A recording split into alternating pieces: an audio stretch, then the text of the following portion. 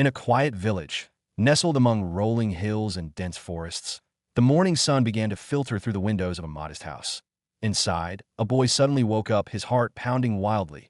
Sweat drenched his entire body, soaking the thin sheets beneath him, and his breath came in ragged gasps, as if he'd been running for his life. "What happened?" he muttered, his voice hoarse and trembling as he grabbed at his body, feeling for injuries. "Am I alive?" The boy was Lucas. He had already died twice before. The first time, he had perished on modern Earth, only to find himself transmigrated to this fantastical world. The second time, he had met his end in a trap set for him while he prayed at his sister's grave. Anger surged through Lucas as he recalled the treachery that had led to his demise. His face twisted in a scowl, and he clenched his fists so tightly that his knuckles turned white. "Democrat Minnesota," he spat. "To think those people would be so shameless as to attack me at my sister's grave." His mind raced with memories of the betrayal, the faces of his enemies flashing before his eyes. But then, a new thought struck him, and his anger gave way to confusion. "Is this my third life?" he wondered aloud. "Is this the same world, or—" He trailed off, uncertainty gnawing at him. The room around him was familiar yet different. The wooden walls, the simple furniture, the smell of fresh bread wafting from the kitchen downstairs. It all felt like home. But could it really be? Suddenly, the door to his room creaked open, and Lucas's heart skipped a beat. He turned to see his sister, Lucy, standing in the doorway. The soft morning light framed her figure, casting a gentle glow on her face and highlighting her warm, caring eyes. "Lucas, are you all right?" Lucy asked, concern etching lines on her forehead. "I heard you shouting." Lucas's heart leaped with joy at the sight of her. Words failed him as he lunged forward. Wrapping his arms around her in a tight embrace, he could feel the warmth of her body, the steady beat of her heart, and the familiar scent of lavender in her hair. For a moment, everything else faded away. Lucy, though puzzled by his reaction, returned his embrace warmly. "Hey, what's gotten into you?" she asked with a gentle laugh, patting his back. "It's just me. I thought I'd lost you." Lucas murmured, his voice thick with emotion. I thought you were gone." Lucy pulled back slightly, enough to look him in the eyes. "I'm right here, Lucas," she said softly, her eyes filled with reassurance. "I'm not going anywhere." Lucas nodded, a lump forming in his throat that he reluctantly released her, wiping away the tears that had escaped his eyes. "I'm sorry," he said, forcing a smile. "I just had a really bad dream." Lucy smiled back, though her eyes still held a hint of worry. "Well, you're awake now, and I've got some good news to cheer you up. Dinner is ready." "Dinner?" Lucas echoed, glancing at the window. The light suggested it was still morning. He realized it must have been a long time since he had eaten. "Yes, dinner," Lucy confirmed with a playful roll of her eyes. "You must have been out cold for a while. Come on, I made your favorite stew." "Okay," Lucas replied, feeling a bit more grounded. He watched as Lucy turned to leave, her steps light and carefree. "I'll wait for you downstairs," she called over her shoulder with a smile before disappearing down the hallway. As he watched her go, a surge of determination filled Lucas's heart. He clenched his fists, the weight of his past failures and vows pressing down on him. This time, he whispered to himself, "I will not let them harm you anymore, I swear it.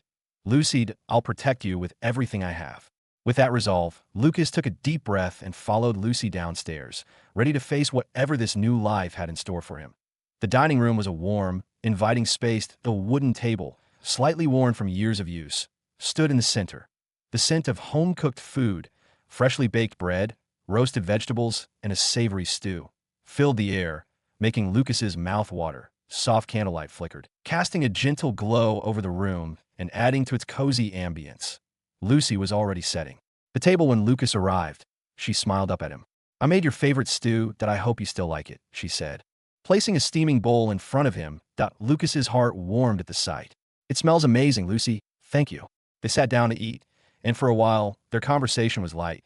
They talked about the village, the people they knew, and the little events that had happened while Lucas was away. "Mrs. Greenwood's cat got stuck in a tree again," Lucy said with a laugh. "It took 3 people to get it down." Lucas chuckled. "Some things never change, huh?" "No, they don't," Lucy agreed, her eyes twinkling with amusement. "And old Mr. Thompson finally fixed that hole in his roof. He said it only took him 3 years." 3 years? Lucas shook his head, smiling. He must have been really busy. They continued to share stories, and Lucas found himself relaxing. He savored each bite of the meal, the flavors bringing back memories of simpler times. The warmth of the food, combined with the comfort of his sister's presence, made him feel at peace, if only for a moment. After dinner, Lucas pushed his chair back and sighed contentedly. "That was delicious, Lucy. Thank you." "You're welcome," she said, beginning to clear the table. "I'm just glad you're home." Lucas helped her with the dishes, their conversation drifting to lighter topics. But as the last dish was dried and put away, a sense of urgency returned to him. "I think I'll head back to my room for a bit," Lucas said, trying to keep his tone casual. "There are some things I need to think about." Lucy looked at him with concern. "Are you sure you're okay, Lucas? You seem different." "I'm fine," he assured her, forcing a smile. "Just a lot on my mind." "All right," she said softly, touching his arm. "But if you need to talk, I'm here." "I know. Thanks, Lucy." Lucas gave her a reassuring nod and made his way back to his room. Once inside, the weight of his thoughts returned full force. He knew the people who had targeted Lucy before, and this time, he had to be prepared. The enemy would be more dangerous, more cunning. He couldn't afford any mistakes. As he paced the room, trying to form a plan, a sudden, ethereal glow filled the space. Lucas froze, eyes widening as a translucent screen appeared before him, displaying the words "Divine Mask." "What the heck is this?" Lucas muttered, reaching out to touch the screen. It felt both real and unreal under his fingers, like a ripple in the air. Lucas stared at the glowing system screen beside him, his heart pounding in his chest. The room was dim, the only light coming from the ethereal glow of the screen, casting eerie shadows on the walls. His eyes widened in disbelief as he took in the sight before him. "Is this my cheat?" he whispered, his voice barely audible. Trembling with a mix of hope and fear, he reached out a trembling hand, almost afraid to touch the screen, as if it might disappear if he did. "I can't believe it," he murmured, his voice breaking. "After all this time, after everything I went through." Tears welled up in his eyes, blurring his vision. Think that the cheat he had desperately longed for during his second life, a life filled with struggle and hardship, would finally appear in his third. The realization was overwhelming, and he let out a shaky breath, a mixture of relief and joy flooding over him. "It's real," he whispered to himself, a small smile forming on his lips.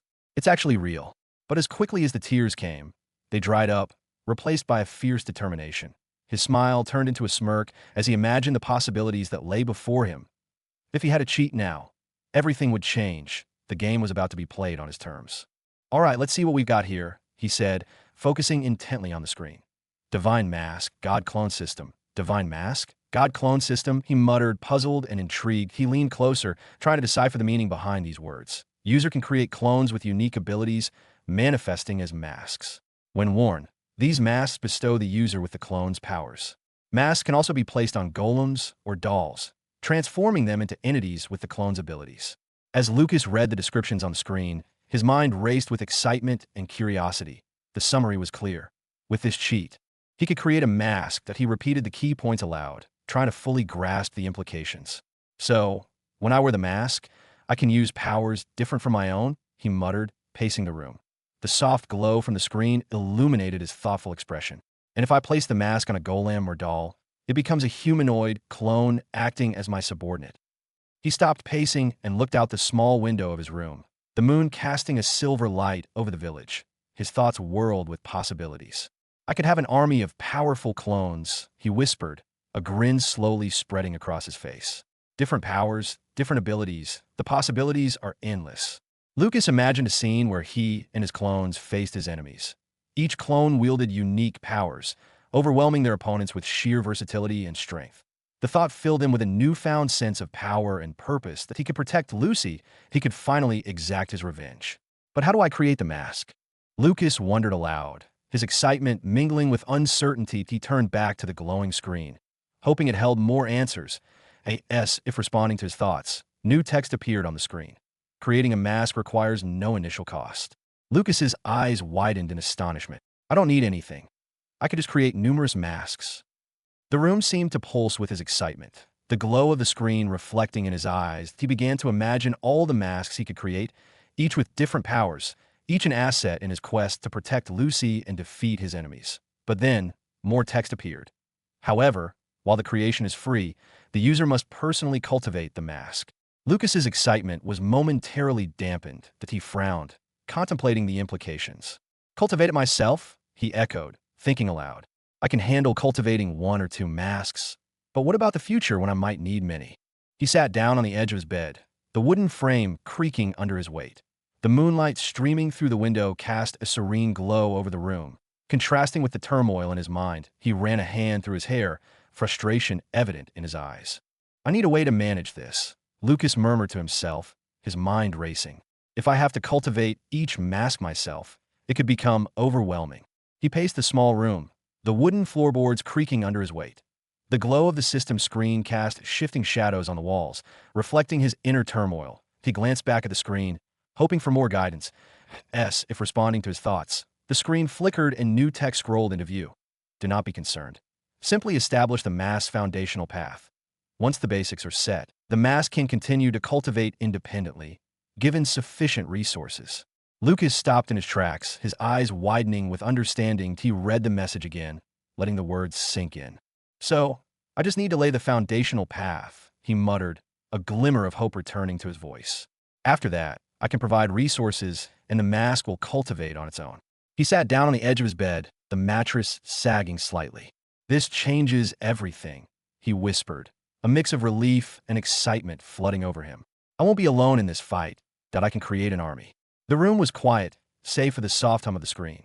Lucas leaned back, staring at the ceiling, lost in thought. With this power, I can protect Lucy. That I can finally take the fight to those who wronged us. He stood up, his resolve hardening. All right, let's see how this works, he said, determination clear in his voice. That he turned back to the screen, ready to take the first step. System, he called out. How do I create my first mask? The screen flickered again, displaying a simple command. To create a mask, focus on the desired power and will it into existence. Lucas took a deep breath. Closing his eyes, he envisioned a mask, focusing on the power he wanted it to possess. Lucas sat on the edge of his bed, deep in contemplation. The soft light of the setting sun filtered through the window, casting long shadows across his modest room. His thoughts were consumed by the kind of mask he should create first. The world he lived in wasn't a typical magical fantasy realm. The IT was a unique fusion of a magic fantasy world and a wuxia world. A place where ancient arts and mystical powers coexisted. In this world, cultivation manuals were as common as they were essential. Unlike the wuxia novels he had read in his first life, where cultivators harnessed qi, here they used mana. The system of cultivation was divided into two main paths, warriors and mages. Warriors were formidable fighters who used weapons and mana to cultivate their bodies, enhancing their physical strength and resilience. Mages, on the other hand, cultivated their mana, hearts, enabling them to cast powerful spells and control the elements. In essence, mages were akin to elemental qi cultivators, while warriors were similar to body cultivators. Lucas's gaze drifted to the horizon, remembering his past life. Occasionally, there were also magic warriors, an elite class of cultivators who could harness both physical prowess and magical abilities. However, magic warriors were rare, requiring not only a top-tier cultivation manual, but also an exceptionally talented body. In his second life, Lucas had been one such rare magic warrior. Known far and wide as the Demon King, he had fought, killed, and plundered countless enemies. Among his spoils was a transcendent tier cultivation manual for magic warriors, a rare and powerful artifact. Though he had forgotten its exact name, he remembered it was a Thunder Element cultivation manual. Recalling the powerful transcendent tier cultivation manual he had obtained in his previous life, he decided to consult the system about its potential use. System, he called out, breaking the silence. Can the mask learn any cultivation manual? A familiar, mechanical voice echoed in his mind. Affirmative, the mask can assimilate and cultivate any type of cultivation manual. Lucas's face broke into a wide smile, his eyes sparkling with newfound hope and determination. Perfect, he murmured to himself. He closed his eyes, recalling every detail of the Thunder Element cultivation manual, a relic that had granted him unparalleled power before. With focused intent, he began the process of creating his first mask. Energy swirled around him as the mask started to materialize. It was a blank canvas, waiting to be filled with the power he would bestow upon it. The room seemed to hum with anticipation. The system's voice interrupted his thoughts. Instruction, wear the mask, and commence cultivation as per the chosen manual. The mask will autonomously integrate the cultivation progress. Taking a deep breath, Lucas picked up the newly formed mask. It felt cool and smooth in his hands. He put it on, feeling a slight tingle as it adhered to his face. Immediately, he could sense a connection to the mask, a conduit for his cultivation. He began to cultivate, drawing mana from the air around him into his body. The air crackled with energy as he channeled the mana, following the intricate methods outlined in the manual. He could feel the raw power of the thunder element flowing through him. Just like old times, Lucas whispered to himself, a hint of nostalgia in his voice. He concentrated on converting the ambient mana into thunder mana, a process described in the manual. The exchange rate was harsh, 10 units of regular mana for a single unit of thunder mana. Despite the slow pace, Lucas knew the effort was worth it. Thunder mana was exponentially more powerful, providing strength that far surpassed ordinary cultivation. Focus, he told himself, slow and steady. Lucas directed the thunder mana into his cells, feeling them invigorate and strengthen. The mana coursed through his veins, reinforcing his very essence. His muscles, bones, and skin absorbed the energy, becoming denser and more resilient. The hallmark of a warrior's path, at the same time, the thunder mana in his blood worked to enhance his heart and veins, boosting his internal mana flow. This was the essence of a mage, the ability to wield powerful magic, the dual cultivation method of a magic. Warrior allowed him to harness both physical and magical strength. He remembered his days as the Demon King, using this very manual to dominate his foes. The power to crush my enemies. It's all coming back, he mused, a grin forming on his lips. Hours passed as Lucas continued his cultivation. The room was filled with a faint, electric glow, evidence of the thunder mana he was absorbing. Eventually, he felt a shift as the mask began to draw the cultivated mana from his body.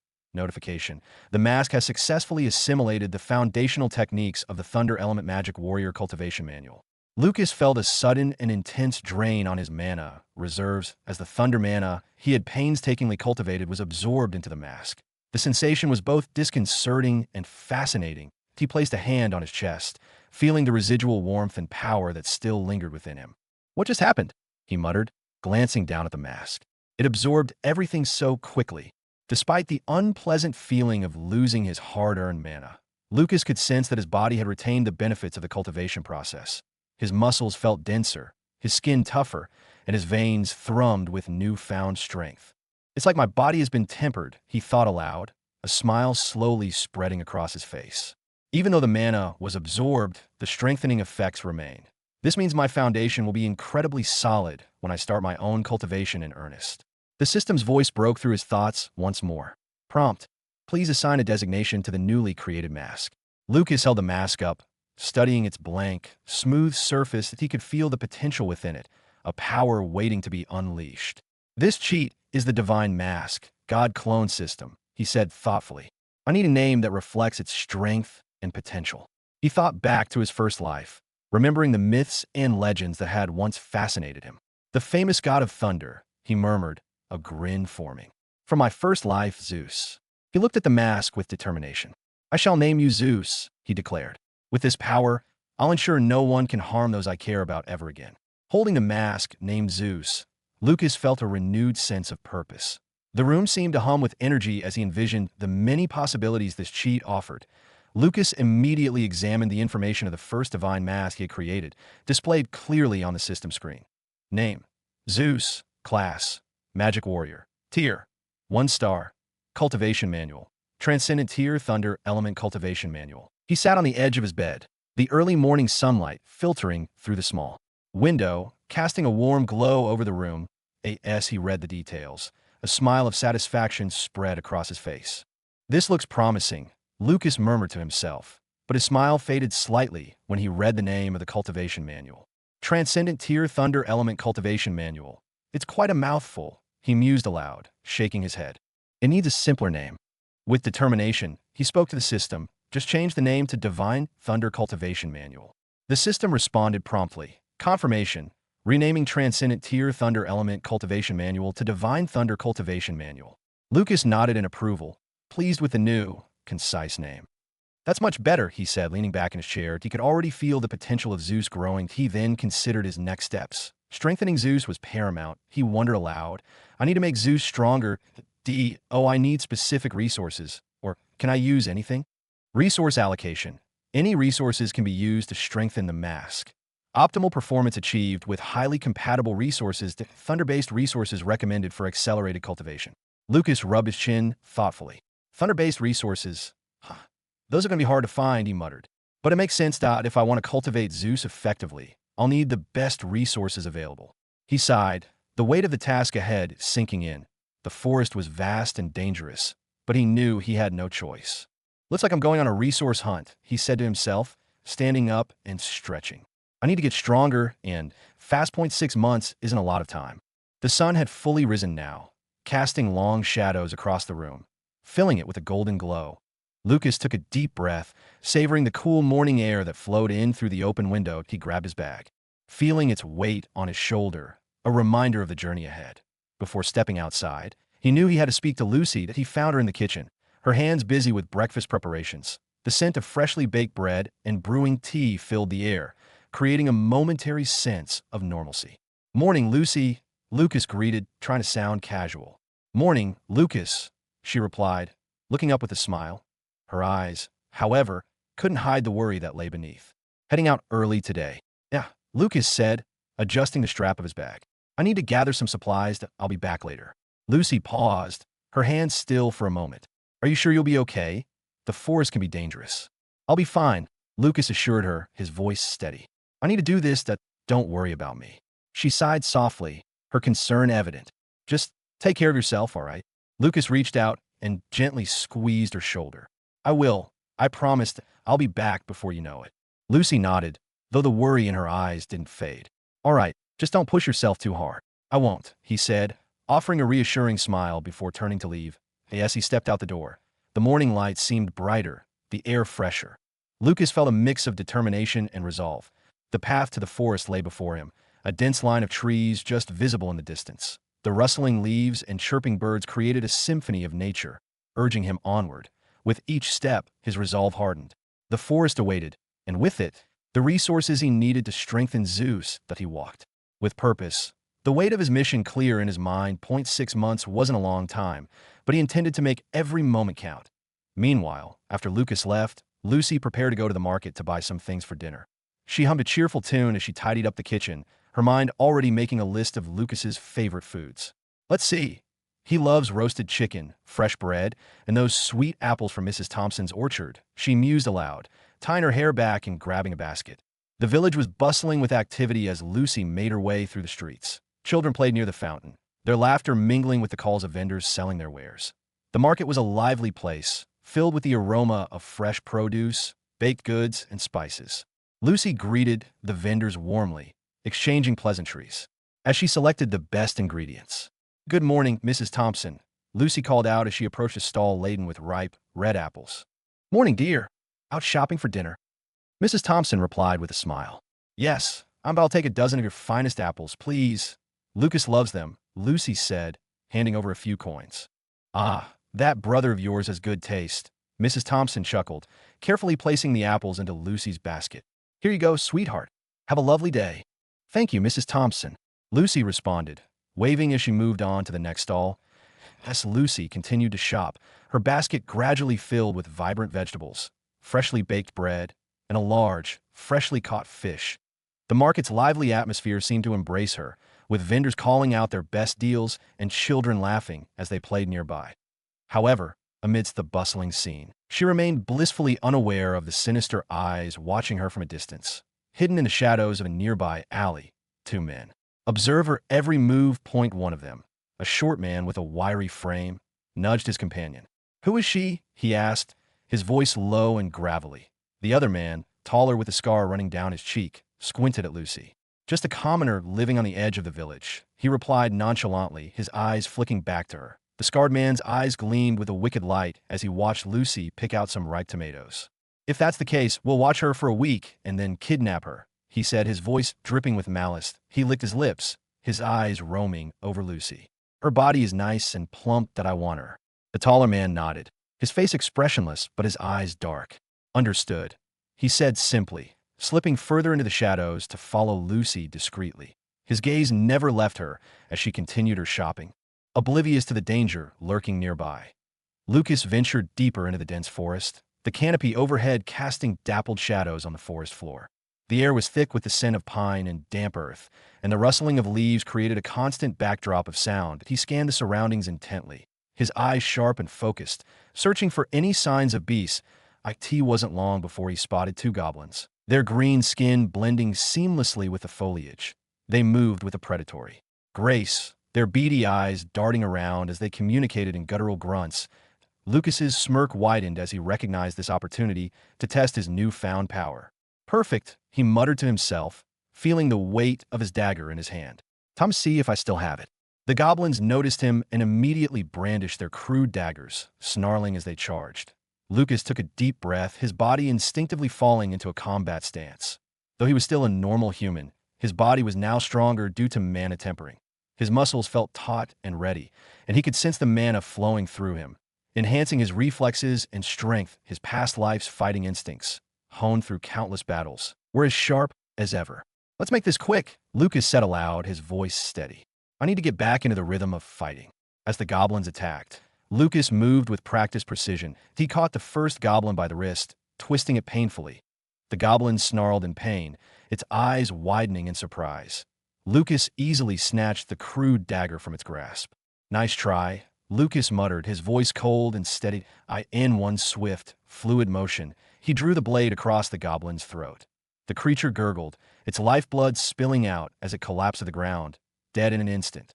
The second goblin, witnessing this brutal display, froze in terror. It sputtered something in its guttural language, but Lucas couldn't understand a word. Still, the fear in its eyes was unmistakable. What's the matter? Scared? Lucas taunted, his eyes narrowing. The goblin's survival instincts kicked in, and it turned to flee. Lucas's reflexes were lightning fast. He hurled the dagger with deadly accuracy, the blade slicing through the air and embedding itself squarely in the goblin's head. The creature dropped like a stone, lifeless. Lucas took a moment to survey the scene, a satisfied smile tugging at his lips. The two goblin corpses lay still, their once green skin now pale and bloodied. The forest seemed to hold its breath in the aftermath of the quick but violent encounter. Suddenly, a system screen appeared before him, its ethereal glow cutting through the forest shadows. The screen hovered silently, casting an otherworldly light on the surrounding foliage. Goblin corpses detected. These can be utilized to provide experience to the divine mask. Lucas blinked, his eyes widening in surprise. I can use goblin corpses? He asked aloud, unable to hide his incredulity. Affirmative. Any corpse containing mana can be absorbed by the divine mask to gain experience. The amount of experience gained is proportional to the mana content of the corpse. He furrowed his brow, deep in thought. But these goblins, they don't seem to have much mana, he murmured, glancing down at the lifeless bodies. Correct. The goblins possess minimal mana, resulting in a modest experience gain for the mask. Despite the small contribution, every bit of experience is valuable. Lucas nodded slowly, digesting the information as he began to pace around the corpses, the gears in his mind turning. So, let me get this straight, he said, his voice steady. I can use any corpse with mana, no matter how little, to gain experience for the mask. Affirmative. A new thought struck him, and he turned sharply to face the screen, his eyes glinting with a mix of curiosity and something darker. Even human corpses? He asked, his tone probing. Yes, human corpses containing mana can also be absorbed by the divine mask to provide experience. Lucas's lips curled into a sinister grin as the implications sank in.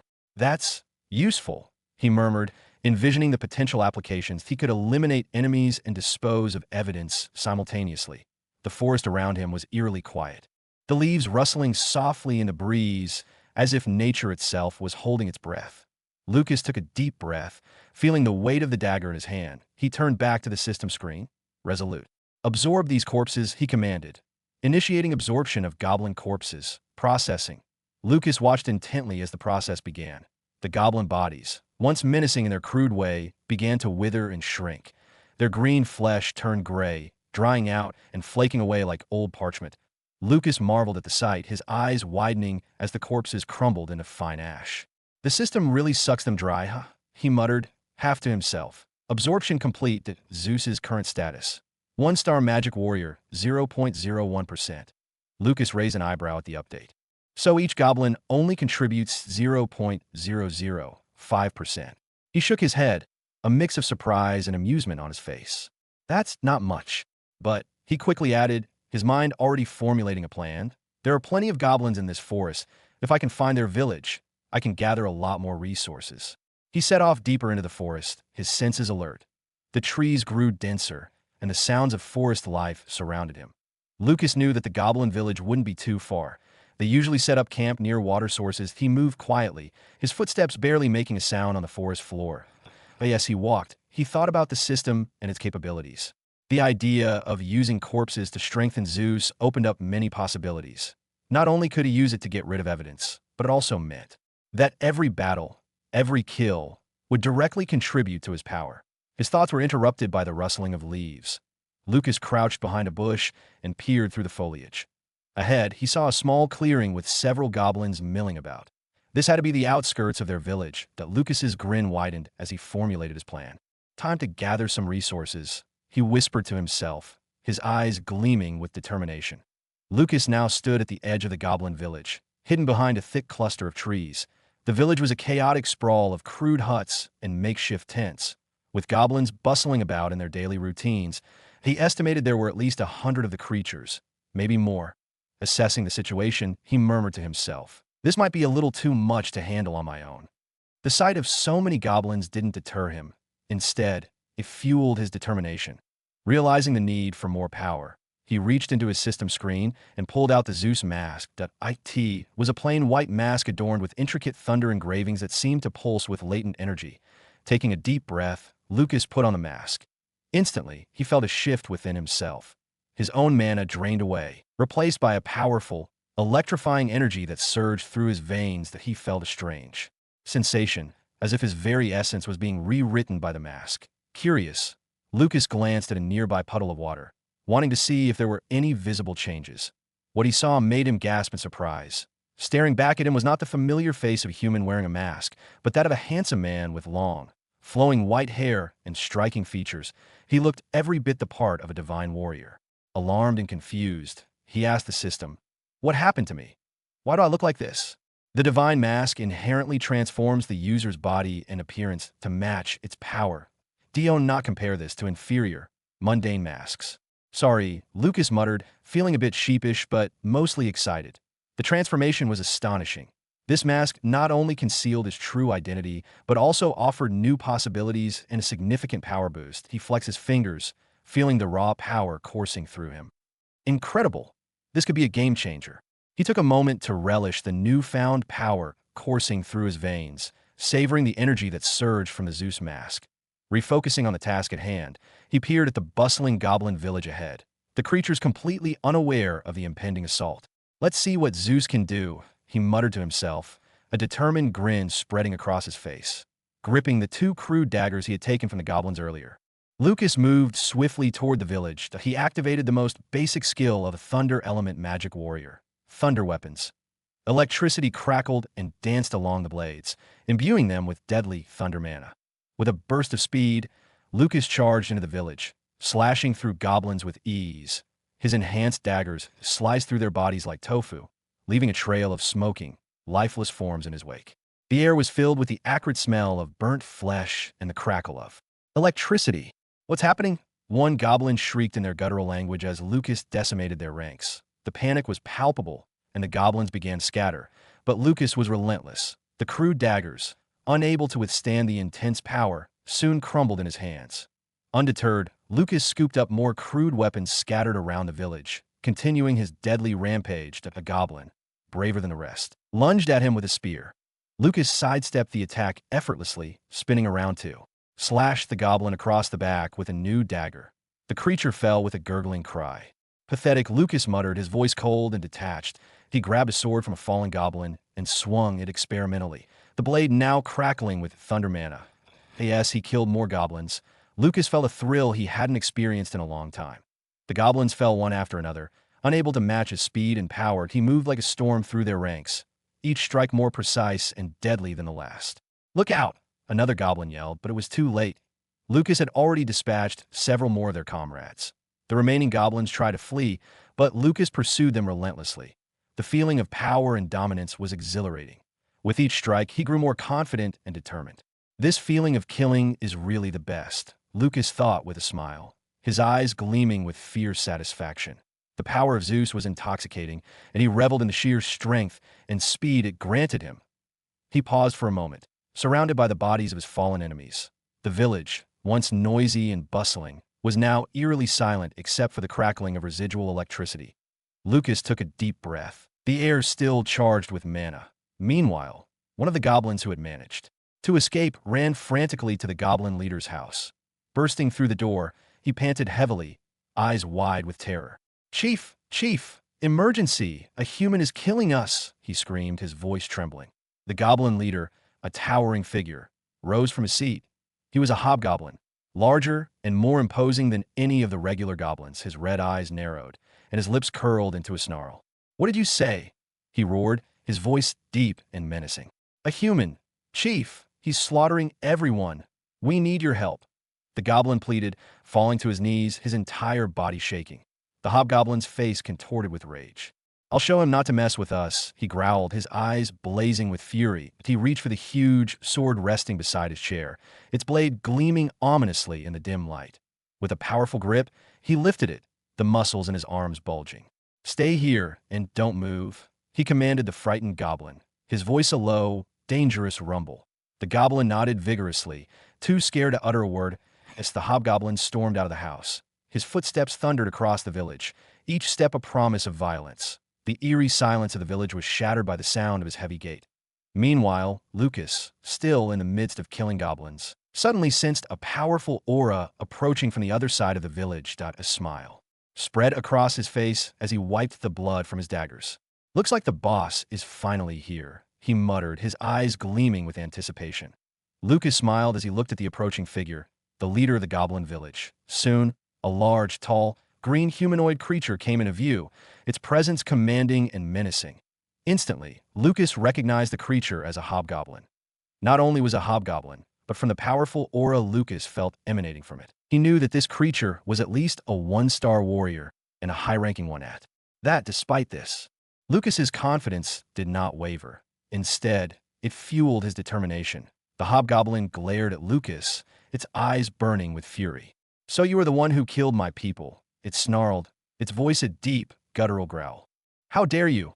I will make you pay with your life." Though the hobgoblin's words were in a language foreign to Lucas, the tone and body language made the meaning clear. Lucas could sense the raw anger and intent to kill.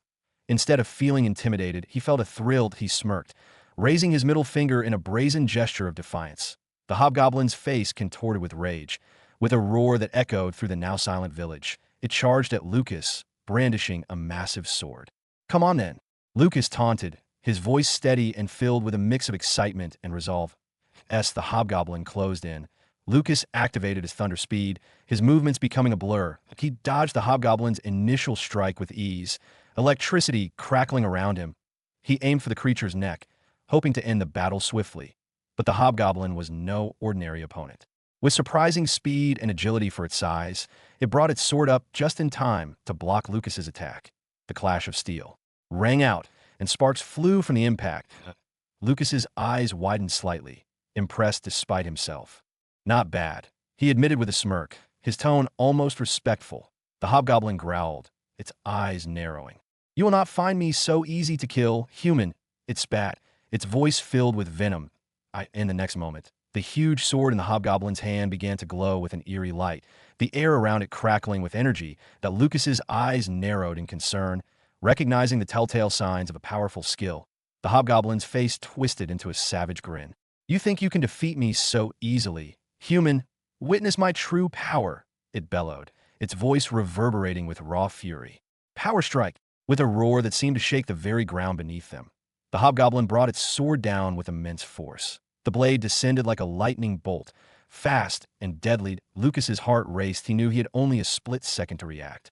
"Democrat Minnesota it," he cursed under his breath, bringing up his two daggers in a desperate attempt to block the oncoming strike. The hobgoblin's skill-enhanced speed was overwhelming, leaving Lucas no time to dodge. The clash was explosive. The thunder-imbued daggers met the glowing sword with a resounding crash, sparks flying in all directions. Lucas gritted his teeth, feeling the sheer power of the attack vibrate through his arms. His eyes locked onto the hobgoblin's, seeing the ruthless determination in its gaze. "Is that all you've got?" the hobgoblin taunted, its voice dripping with contempt. "You'll need more than that to stop me." Lucas could feel the strain on his weapons. The thunder-imbued daggers, though powerful, were no match for the sheer force of the hobgoblin's power strike.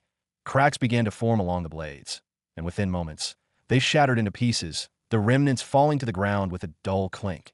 The hobgoblin's eyes glinted with triumph as it smirked, readying itself for another strike. "You won't survive this," it bellowed, lifting its massive sword high. Lucas's heart pounded in his chest. He knew he had only seconds to ACT as the hobgoblin prepared to bring its sword down again. Lucas seized the moment, his instincts kicking in.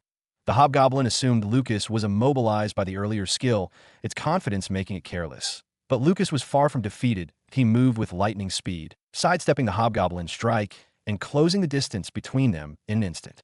"What?" the hobgoblin growled, its expression turning from confidence to shock as Lucas's hand shot forward, grabbing the creature's head with a vice-like grip. "You underestimated me," Lucas hissed, his voice low and dangerous. His eyes burned with determination as he channeled the last of his remaining mana, and a sphere of electrified energy began to form in his hand, crackling with intensity. "Thunderball!" Lucas shouted, the air around them vibrating with the power of the spell. The hobgoblin's eyes widened in terror as the electrified sphere made contact. The thunderball burned through its head, sending jolts of electricity through its body. The hobgoblin convulsed violently, its muscles seizing under the onslaught of energy. It tried to scream, but the sound was lost in the crackling roar of the thunderball. Lucas's face was a mask of grim determination, sweat beading on his forehead from the effort. He could feel the hobgoblin's strength waning, its resistance fading with each passing second.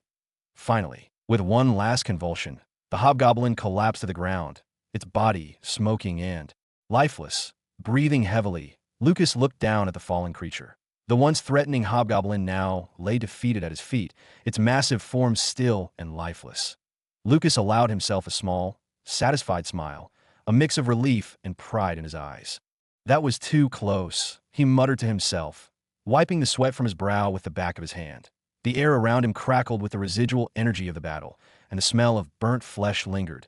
The village was eerily silent now, the goblin's chatter replaced by the faint hum of dying electricity.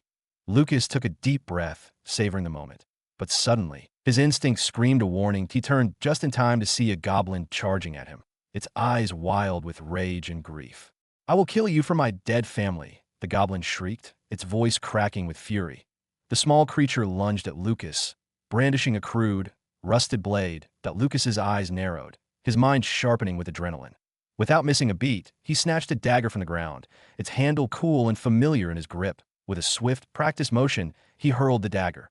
The blade spun through the air, glinting briefly before it embedded itself in the goblin's forehead. The goblin's eyes widened. In shock, its momentum halting abruptly, It toppled forward, landing with a dull thud. Lifeless. Lucas watched it fall, his expression unreadable. "I guess that's your answer," Lucas muttered to himself. He didn't understand the goblin's words. Their language was an unintelligible string of sounds to him. But the intent was clear enough. As he stood over the fallen goblin, he felt a mix of exhaustion and grim satisfaction. Then a broader smile spread across his face as he realized the opportunities ahead.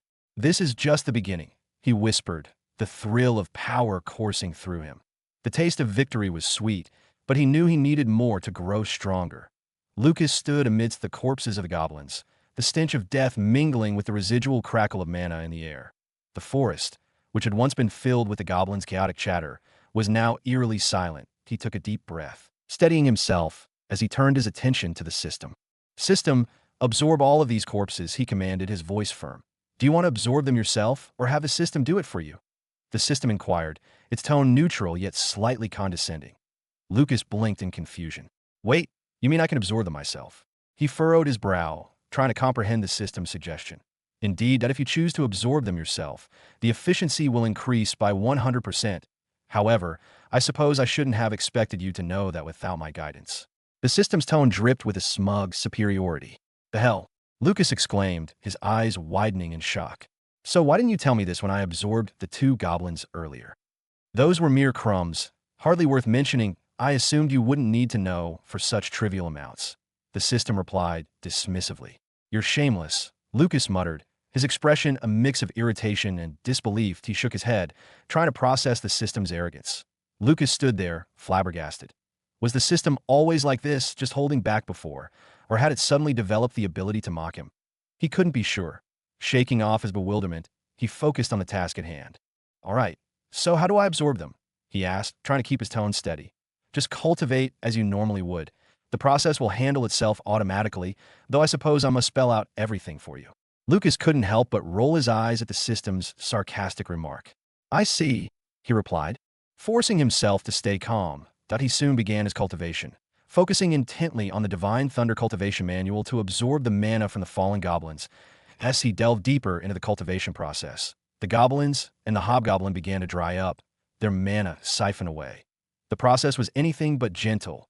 Lucas felt a sharp, searing pain as his body struggled to absorb and purify the raw mana, converting it into thunder mana. Lucas groaned, the pain coursing through his veins like liquid fire. Each pulse of mana felt like thousands of tiny needles piercing every cell in his body. The electricity surged within him, raw and untamed, as if he were channeling a storm through his very being. It was excruciating, an agonizing ordeal that tested his limits. He grit his teeth and persevered, his determination unyielding. The sensation was unlike anything he had ever experienced. Every nerve ending felt as though it were being electrocuted, each muscle fiber straining against the overload of energy. Time seemed to stretch on indefinitely as he endured the torment. Minutes felt like hours, and the seconds dragged on with agonizing slowness. The goblins' bodies began to wither and crumble, turning to dust as their life force was completely drained. Lucas's breathing grew labored, each inhale and exhale a struggle against the relentless pain tearing through him. Despite the agony, Lucas forced himself to continue, drawing more and more mana into his body. His vision blurred, and his muscles spasmed uncontrollably, but he refused to stop. He needed this power. He needed to become stronger. Finally, after what felt like an eternity, the last of the mana was absorbed. The goblin's remains had disintegrated entirely, leaving only fine ash drifting away on the breeze. Lucas collapsed to his knees, panting heavily, his body drenched in sweat. The pain from the intense absorption and cultivation process still lingered, a dull ache in his muscles that reminded him of the ordeal he had just endured. With a shaky hand, he wiped the sweat from his brow and glanced at the level of his divine mask. Zeus. 1-star magic warrior, 5%. Lucas's eyes widened in disbelief. Only 5%? How can that be? The hobgoblin I absorbed was almost a peak 1-star beast, he exclaimed, frustration evident in his voice. The hobgoblin, while formidable to commoners, is merely a low-tier beast in the grand scheme. Its mana was weak and diluted, leading to a less significant boost.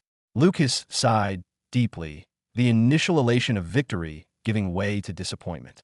"That's disappointing," he muttered under his breath, feeling the weight of the long road ahead. Disappointment is a matter of perspective. You wouldn't compare the mana from a 1-star hobgoblin to that of a 1-star dragon, would you? Expecting the same results would be naive. Lucas couldn't help but feel a bit chastised by the system's matter-of-fact tone. He rubbed his temples, trying to alleviate the growing headache. "I understand that, but it doesn't make it any less frustrating that I thought the hobgoblin's mana would make a bigger difference." While the hobgoblin might seem formidable to someone at your current level, in the grand hierarchy of beasts and cultivators, its power is almost laughably insignificant. Reaching higher levels demands far more substantial and potent sources of mana. Lucas let out another sigh, his breath visible in the cool evening air of the forest. The setting sun cast long shadows, painting the scene with an orange glow. He looked around at the remains of the goblins, now reduced to dust and ash, scattered by the gentle breeze. So, even the top hobgoblin only amounted to almost 4%, and that was because I cultivated it myself, Lucas reflected, speaking more to himself than the system. It seems reaching 2 stars will take a long time. Patience and perseverance, if you can manage them, are key. The path to power is never swift or easy, especially for someone like you. Each small victory, each tiny fragment of mana absorbed, nudges you ever so slowly closer to your goal. Try to keep up. Lucas could hear the faint rustling of leaves and the distant calls of forest creatures as night began to fall. He stood up, dusting off his clothes, and took one last look at the scene of his triumph and struggled. He started to walk back through the forest, the soft crunch of leaves underfoot accompanying his thoughts as he navigated the familiar path back home. The moonlight filtered through the canopy, casting a silvery light on the ground. Lucas surveyed the aftermath of his battle with the goblins. The village now eerily silent and filled with the scent of charred flesh. The moon cast a pale light over the scene, illuminating the scattered treasures and crude weapons among the fallen goblins. Kneeling down, Lucas picked up a finely crafted dagger, its blade glinting in the moonlight. "This will come in handy," he murmured to himself, tucking it into his belt. Moving methodically, he gathered a small pile of valuable items. A few gemstones, a pouch of coins, and several more weapons, each more worn than the last. As he held up a particularly ornate sword, a memory flashed through his mind of battles he had fought and won in his past life. Some things never change, he mused, placing the sword among his growing collection. Once he had collected everything of value, Lucas headed toward a nearby cave he had discovered earlier. Hidden behind a thick curtain of vines, the entrance was barely noticeable, which made it the perfect hiding spot. Pushing the vines aside, he stepped into the cool darkness of the cave.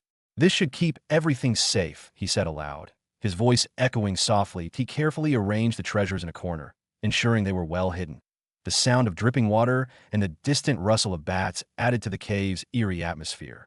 With his loot safely stashed, Lucas took a deep breath, feeling a sense of accomplishment. "All set," he muttered, dusting off his hands as he made his way back to the village. Lucas felt the weight of the Zeus mask on his face. The transformation it provided was powerful, but it also served as a reminder of the new life he was leading. Nearing the edge of the forest, he paused, his hand hesitating on the mask. "Time to return to normal," he whispered, pulling off the mask. His features shifted back to those of his true self, the sensation both familiar and strange. As Lucas approached the small cottage he called home, the warm glow of lamplight spilled out from the windows, casting a welcoming aura over the garden. The scent of home-cooked food wafted through the air, making his stomach growl in anticipation. Pushing open the wooden door, he was greeted by his sister, Lucy, who looked up from her knitting. With a smile, "Lucas, you're back," she exclaimed, setting her needles aside and walking over to him. "How was your day?" "It was eventful," Lucas replied, offering a tired but genuine smile as he shrugged off his cloak. "How about you? How was the market?" Lucy sighed, leading him to the dining table where a simple but hearty meal was laid out.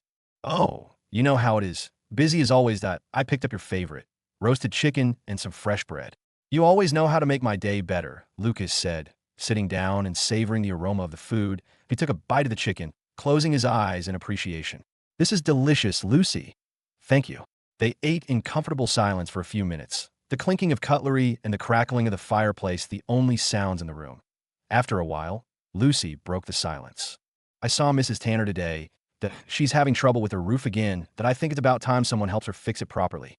I'll see if I can lend her a hand tomorrow," Lucas replied between bites. "And I heard old man Garrett is looking for someone to help with the harvest. Maybe I can earn a bit of extra coin." Lucy nodded, pleased. "That would be nice that we could use some extra money for the winter supplies." As they finished their meal, Lucas leaned back in his chair, feeling the weight of the day's events catch up to him. "I think I need to call a night," he said, stifling a yawn. "It's been a long day." Lucy smiled, her eyes reflecting her own fatigue. "I'm tired too. Let's both get some rest. Good night, Lucas." "Good night, Lucy," he replied, giving her a quick hug before heading to his room. Once inside his small, dimly lit bedroom, Lucas's smile faded.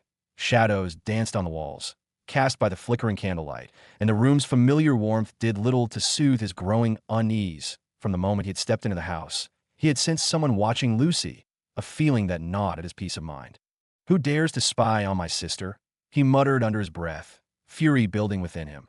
The very thought made his blood boil, that he moved swiftly, covering himself with a blanket for concealment as he donned the Zeus mask.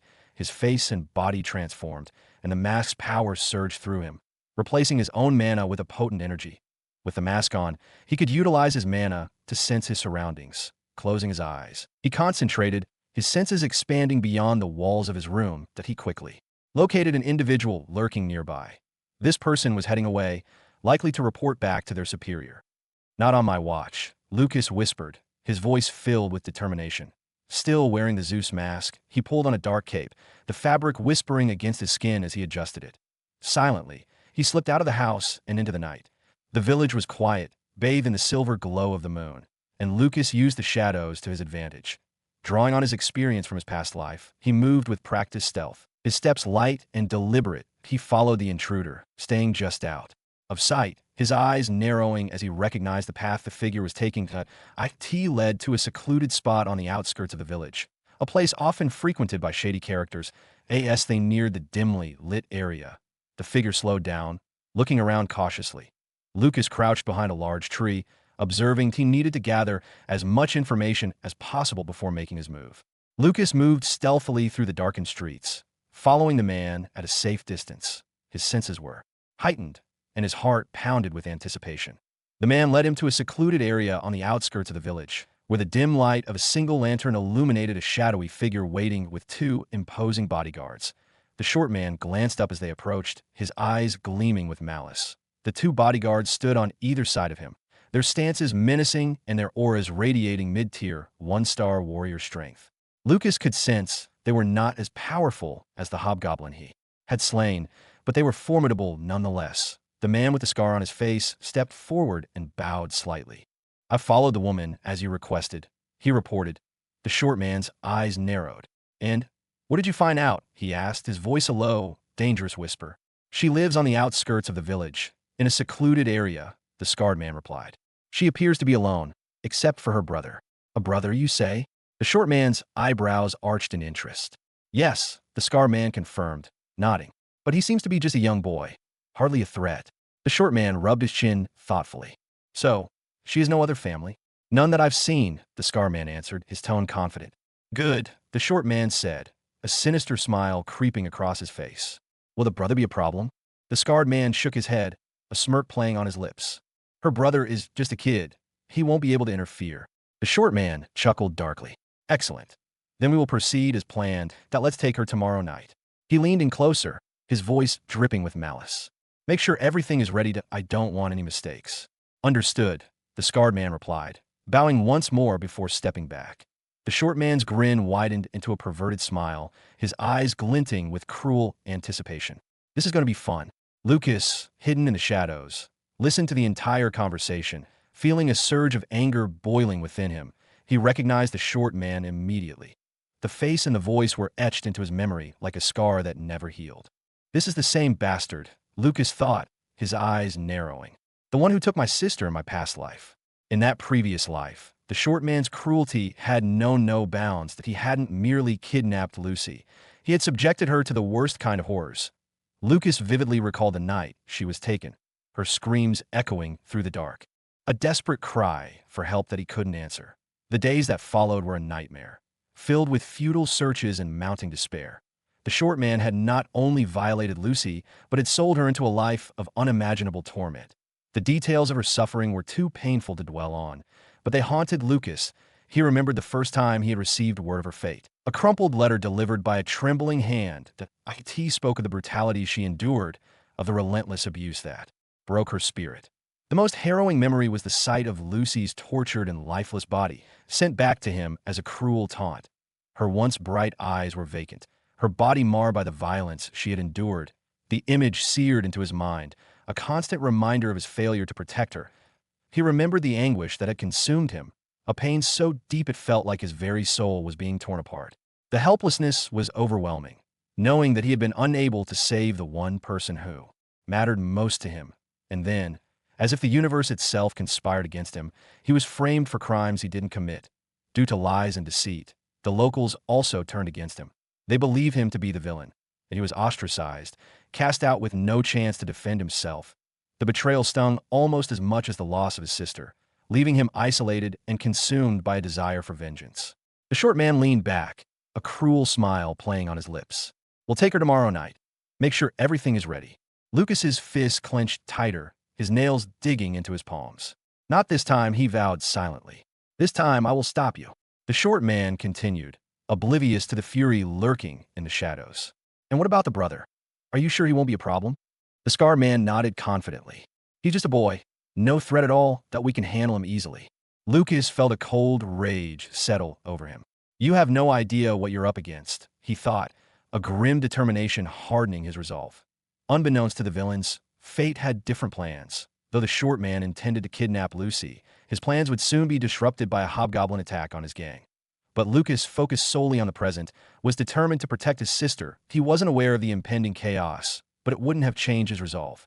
With the Zeus mask, Lucas felt a newfound confidence. The mask would conceal his identity, allowing him to move without fear of recognition.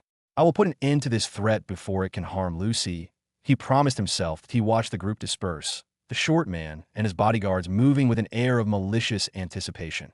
Lucas waited until they were out of sight before slipping away, his heart pounding with a mix of anger and resolve.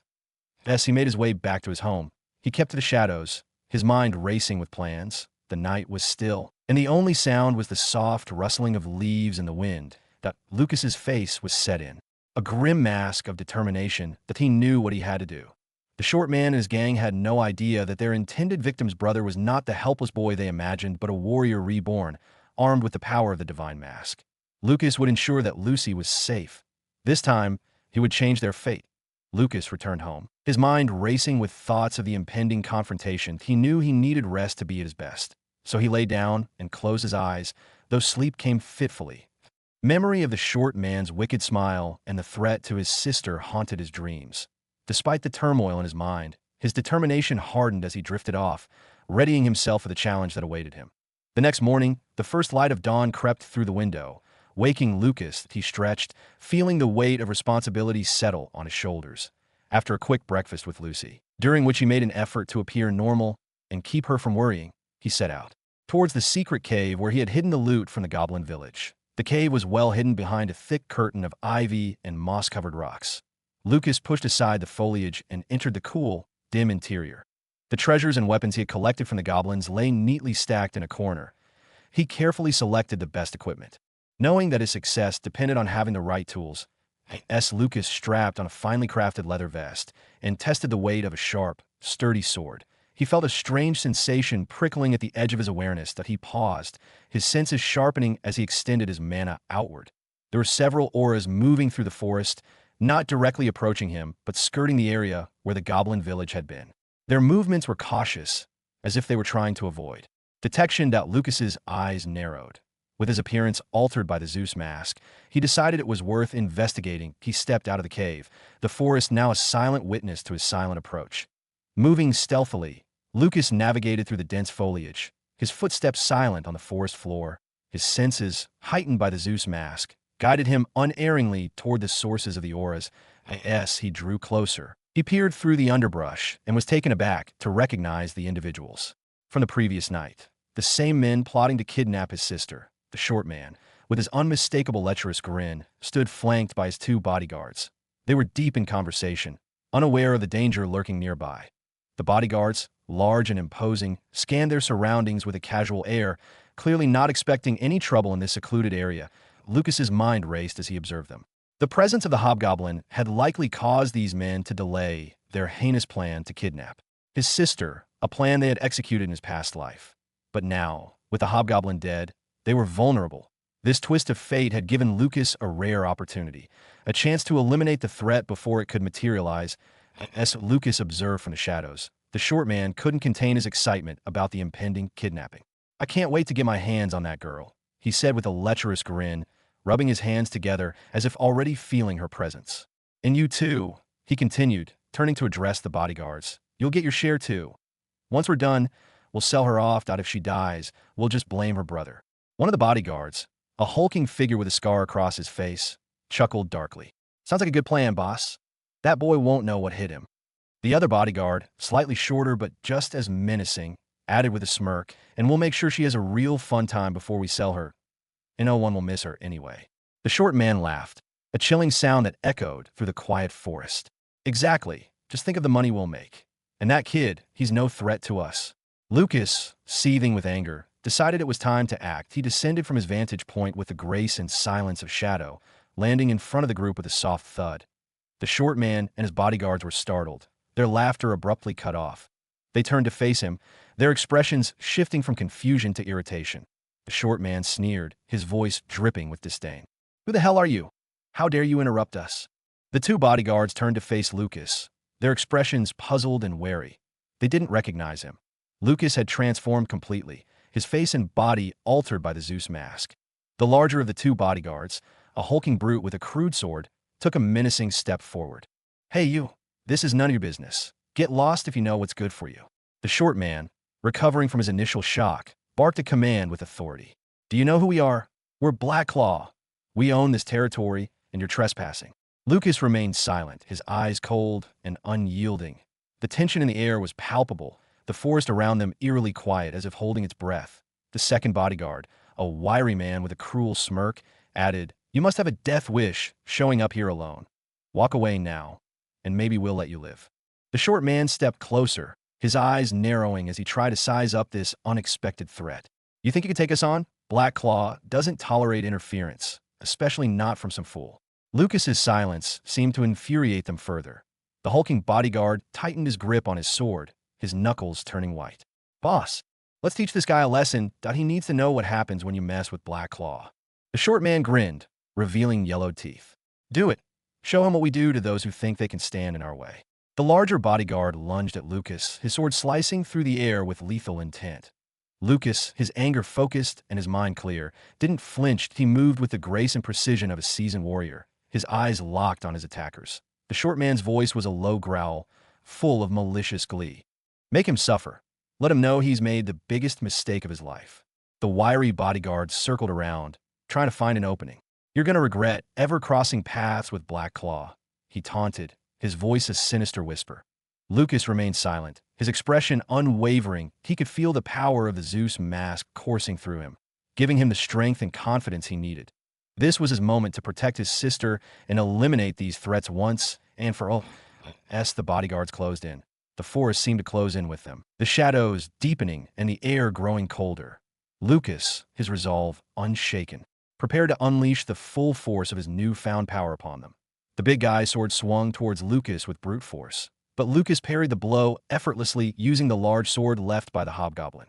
The clang of metal against metal echoed through the clearing, and the big guy stumbled back, taken aback by the sheer strength of the parry. "You must be lucky," the big guy snarled, his voice dripping with disbelief and irritation. He steadied his grip on his sword, eyes narrowing in determination as he prepared for another strike. Lucas remained silent, his eyes focused and unwavering, the flicker of a smirk playing on his lips. The big guy growled in frustration. Feeling mocked by Lucas's silence, he lunged forward again, this time with more precision and power. "Power strike!" he roared, his sword cutting through the air with deadly intent. Lucas met the attack head-on, blocking the strike with a resounding clash. In the next instant, his sword began to crackle with thunder, blue arcs of electricity dancing along the blade. The big guy's eyes widened in horror, his bravado faltering. "It can't be. You're a magic warrior," he exclaimed, his voice shaking with fear. "Too bad you realized it too late," Lucas replied, his tone cold and mocking. His smirk widened as he felt the thrill of battle surge through him. With a swift, fluid motion, he slid his sword along the big guy's blade, sparks flying, before cutting through his neck. The big guy gasped, dropping his sword as he clutched his neck, blood seeping through his fingers. His eyes were wide with disbelief, unable to fathom that he had encountered a magic warrior in this remote place. But he staggered, his strength fading rapidly.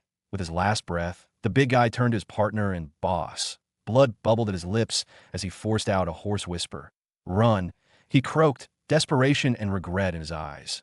Then his body collapsed to the ground, lifeless and stilled on the other side. The short man watched the scene unfold, his face contorting with a mix of fear and rage. "Democrat, Minnesota. To think he's a magic warrior," he spat, his voice trembling, his hands clenched into fists, but his bravado was quickly crumbling. "Boss, we need to get out of here," the bodyguard urged, panic seeping into his tone as he grabbed the short man's arm. "He's too strong." The short man, still reeling from shock, nodded numbly. His legs felt like lead, and he could barely muster the will to move. Right, let's go," he stammered, allowing himself to be pulled along. But before they could make any real distance, Lucas's figure blurred, moving with the speed and precision of a deadly shadow in the dim light. In an instant, he appeared beside the fleeing bodyguard, his presence almost ghostly. "Leaving so soon?" Lucas's voice was cold and mocking, sending a shiver down the bodyguard's spine. The bodyguard barely had time to react, his eyes widening in shock. "Wah," he started to say, but the words died in his throat as Lucas's sword sliced through his neck with lethal precision. The bodyguard's hands flew up to his throat. Trying to stem the flow of blood, he gurgled, his eyes filled with terror and disbelief. Blood poured through his fingers, staining the ground beneath him. He staggered for a moment, his body fighting a losing battle against the inevitable. With a final, pitiful gasp, he collapsed to the ground, lifeless. The short man, who had been dragged along, tumbled beside him, eyes wide with fear. Lucas straightened, his expression unreadable as he looked down at the short man. "You really thought you could escape?" he said softly, the menace in his tone unmistakable. "How pathetic." The short man's heart pounded in his chest, his breath coming in ragged gasps. He looked up at Lucas, his eyes filled with sheer terror. Please, he whimpered, crawling backward in a futile attempt to get away. I didn't mean to silence. Lucas interrupted, his voice icy. He took a step forward, towering over the trembling man. The moonlight cast harsh shadows on Lucas's face, making him appear even more formidable. Your words mean nothing to me. The short man tried to scramble to his feet, but his legs betrayed him, leaving him in a crumpled heap. He sobbed openly, the realization of his imminent demise too much to bear. Please, mercy, he begged, his voice barely a whisper. That Lucas's eyes narrowed, his smirk widening. Mercy, he repeated, his tone dripping with sarcasm. Did you show my sister any mercy in my past life? The short man's eyes flickered with confusion and terror. I don't know what you're talking about, he whimpered, desperately trying to scoot backward, but his body refused to cooperate. Lucas took a step forward, his presence overwhelming.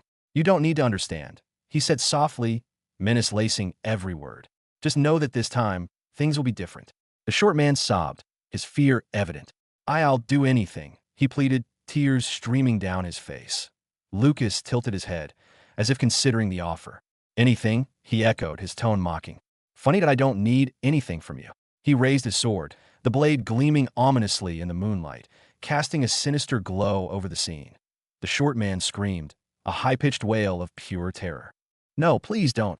His eyes darted frantically, looking for an escape that wasn't there. But Lucas's face remained impassive, cold and unyielding. That Lucas's first strike was swift and precise, severing the short man's right arm at the elbow.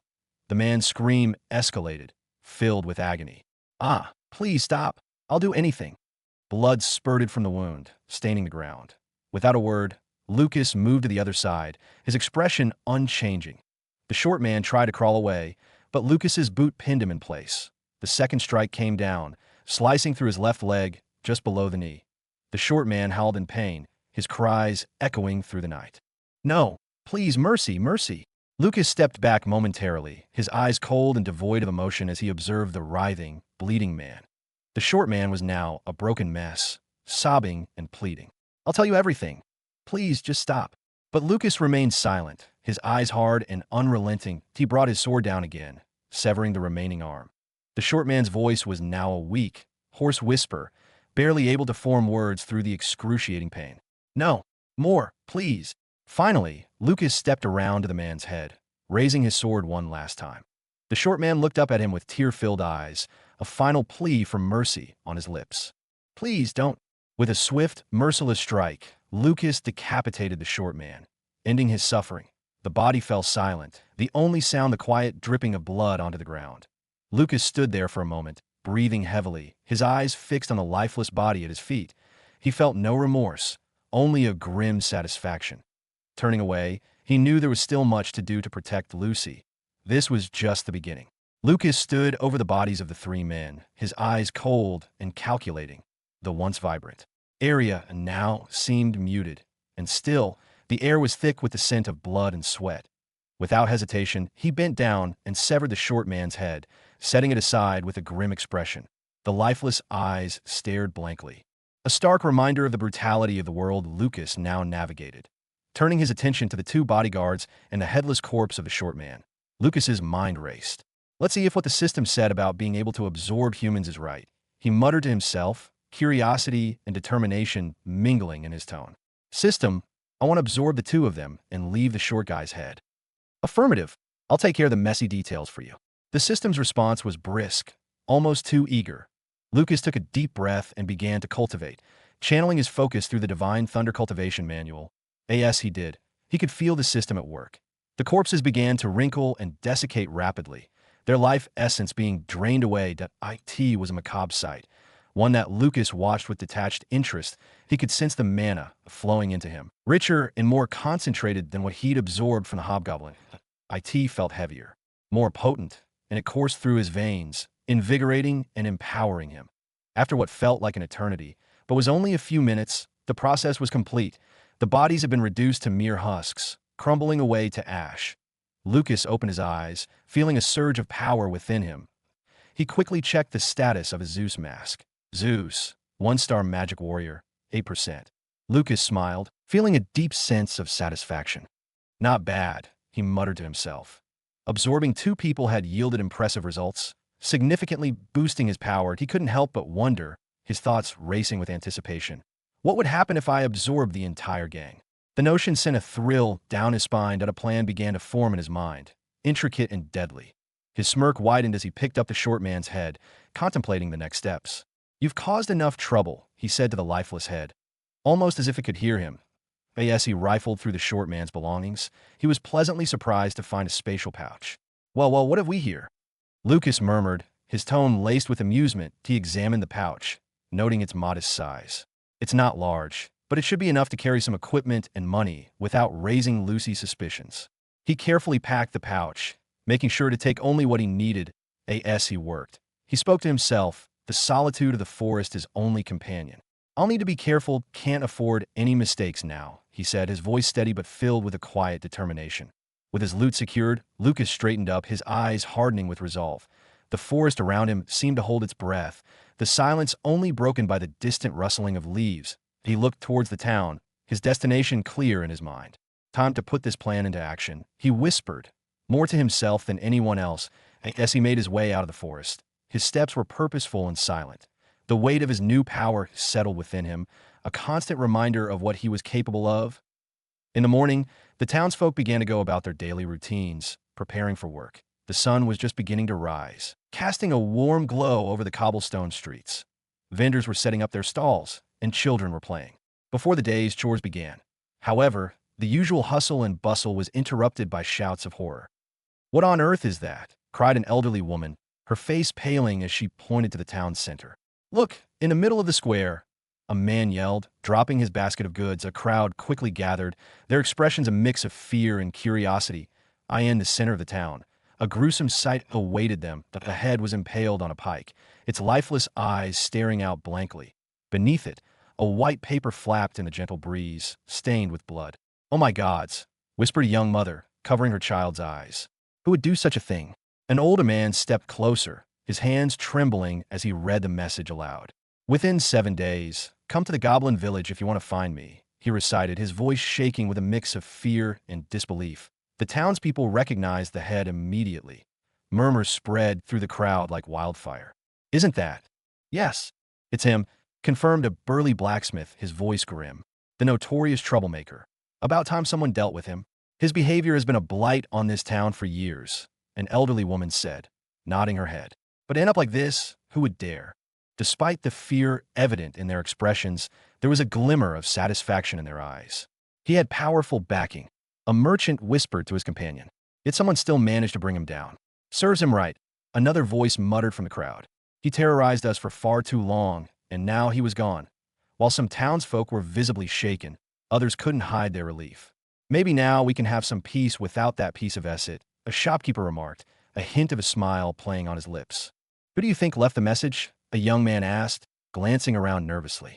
"Are they a friend or another foe?" "Doesn't matter," the blacksmith replied, his jaw set in determination. "Whoever it is, they've given us a chance to see justice served."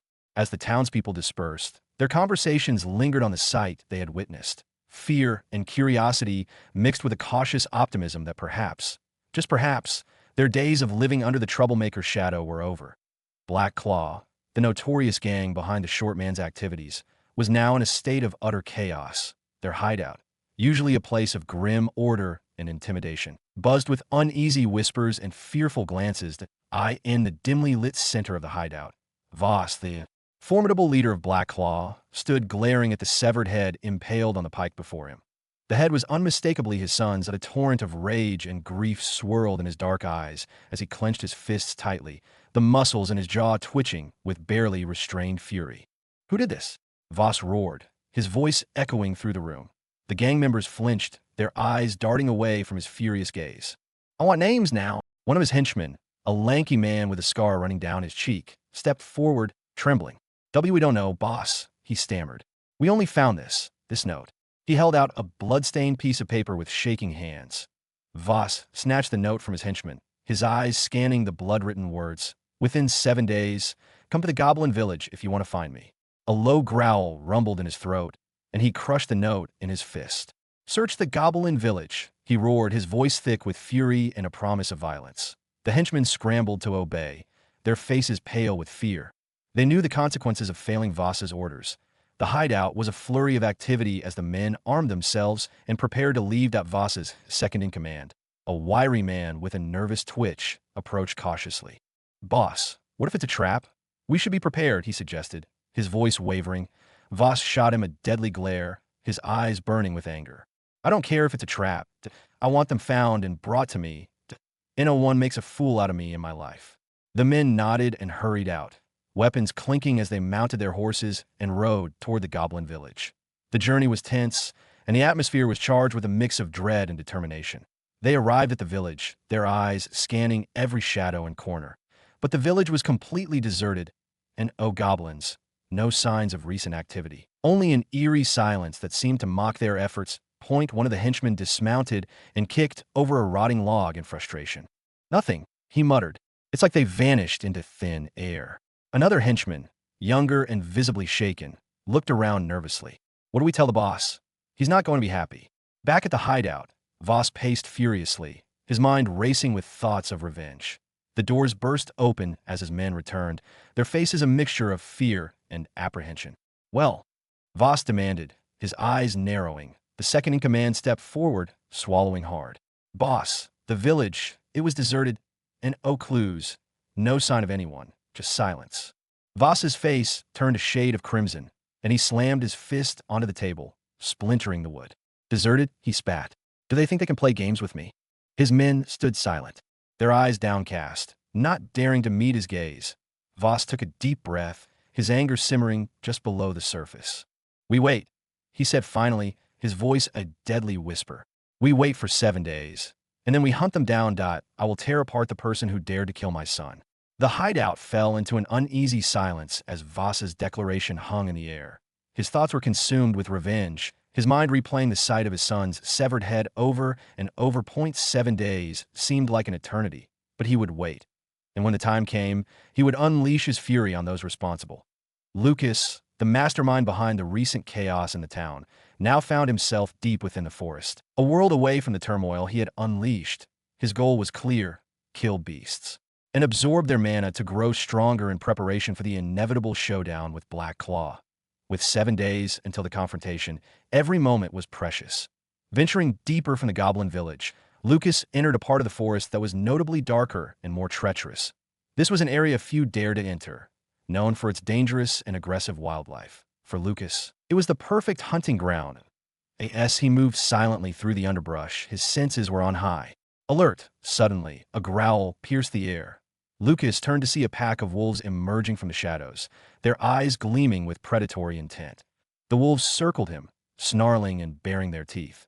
Lucas smirked, his hand tightening around the hilt of his sword. With swift, calculated movements, he struck. His blade, charged with crackling thunder mana, sliced through the wolves with ease. The air was filled with the sharp smell of ozone and the sound of thunderous impacts. Each strike was precise, felling a wolf in a single blow. As the last wolf fell, Lucas knelt to absorb their mana, feeling the energy surge through him. He continued deeper into the forest, the foliage growing thicker and the atmosphere more oppressive. The sounds of smaller creatures faded, replaced by the eerie silence that heralded the presence of something more formidable. It wasn't long before Lucas found what he was looking for. A peak 1-star beast, a massive bear with fur as dark as the night and eyes that glowed with primal fury. The bear roared, its powerful voice echoing through the forest. Lucas felt the ground tremble beneath his feet as the beast charged. He met the bear head-on, his movements a blur of speed and agility. The bear swung its massive paws, but Lucas dodged with ease, countering with lightning-fast slashes that left trails of crackling energy in the air. The battle was intense and prolonged, the bear's strength and resilience proving to be a formidable challenge that Lucas's heart pounded as he ducked and weaved, his blade dancing in the dim light. With a final, powerful slash imbued with thunder mana, he struck the bear's neck. The beast let out a final, mournful roar before collapsing to the ground. Breathing heavily, Lucas stood over the fallen bear, its lifeless body a testament to his growing power. He knelt once more, placing a hand on the bear's thick fur and closing his eyes as he absorbed its mana.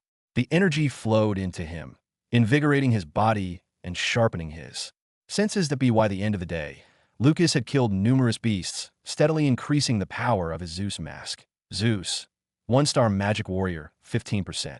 He stood in a clearing, the setting sun casting an orange glow across the forest floor. Sweat dripped from his brow as he surveyed the aftermath of his hunt.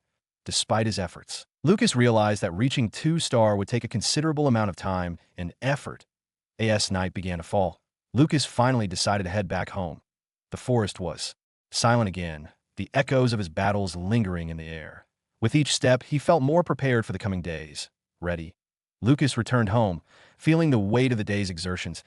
As usual, he sat down to eat dinner and chat with his sister, Lucy. The conversation flowed easily, but tonight's topic was different. Lucy couldn't stop talking about the head of the notorious short man that had been displayed in the town center. "I saw something strange in the town square today," Lucy said, her voice laced with curiosity and a hint of excitement. "Oh," Lucas replied, feigning ignorance as he took a bite of his food. "What was it?" "It was that awful man, the one everyone hates," Lucy said, her eyes widening. "His head was on a pike. Can you believe it?" Lucas nodded, encouraging her to continue. "Really, what did people say about it?" "Most people were shocked at first," Lucy admitted, her expression a mix of confusion and satisfaction. "But honestly, it seemed like a lot of them were secretly happy. I don't know how to feel about it myself. He was such a terrible person, always causing trouble. Everyone knew about his misdeeds." She paused, her eyes searching Lucas's face. "It almost feels good that he's gone. Did I ask that wrong?" Lucas put down his fork and looked at her seriously. "It's not wrong to feel relieved when someone who caused so much pain is no longer around. The IT sounds like the town is safer now." Lucy nodded slowly, her expression thoughtful. "I guess you're right. It's just so strange to think about that I never expected something like this to happen here." Lucas shared her sentiment, but kept his thoughts about his own involvement to himself. He was pleased that the townsfolk, including his sister, felt a sense of relief and justice. After dinner, Lucas pushed back his chair and smiled at his sister. "I'm going to turn in early tonight." "Lucy, it's been a long day." Lucy nodded, her eyes reflecting a mix of curiosity and understanding. "All right, sleep well, Lucas." Lucas made his way to his room, the weight of the day's events settling on his shoulders.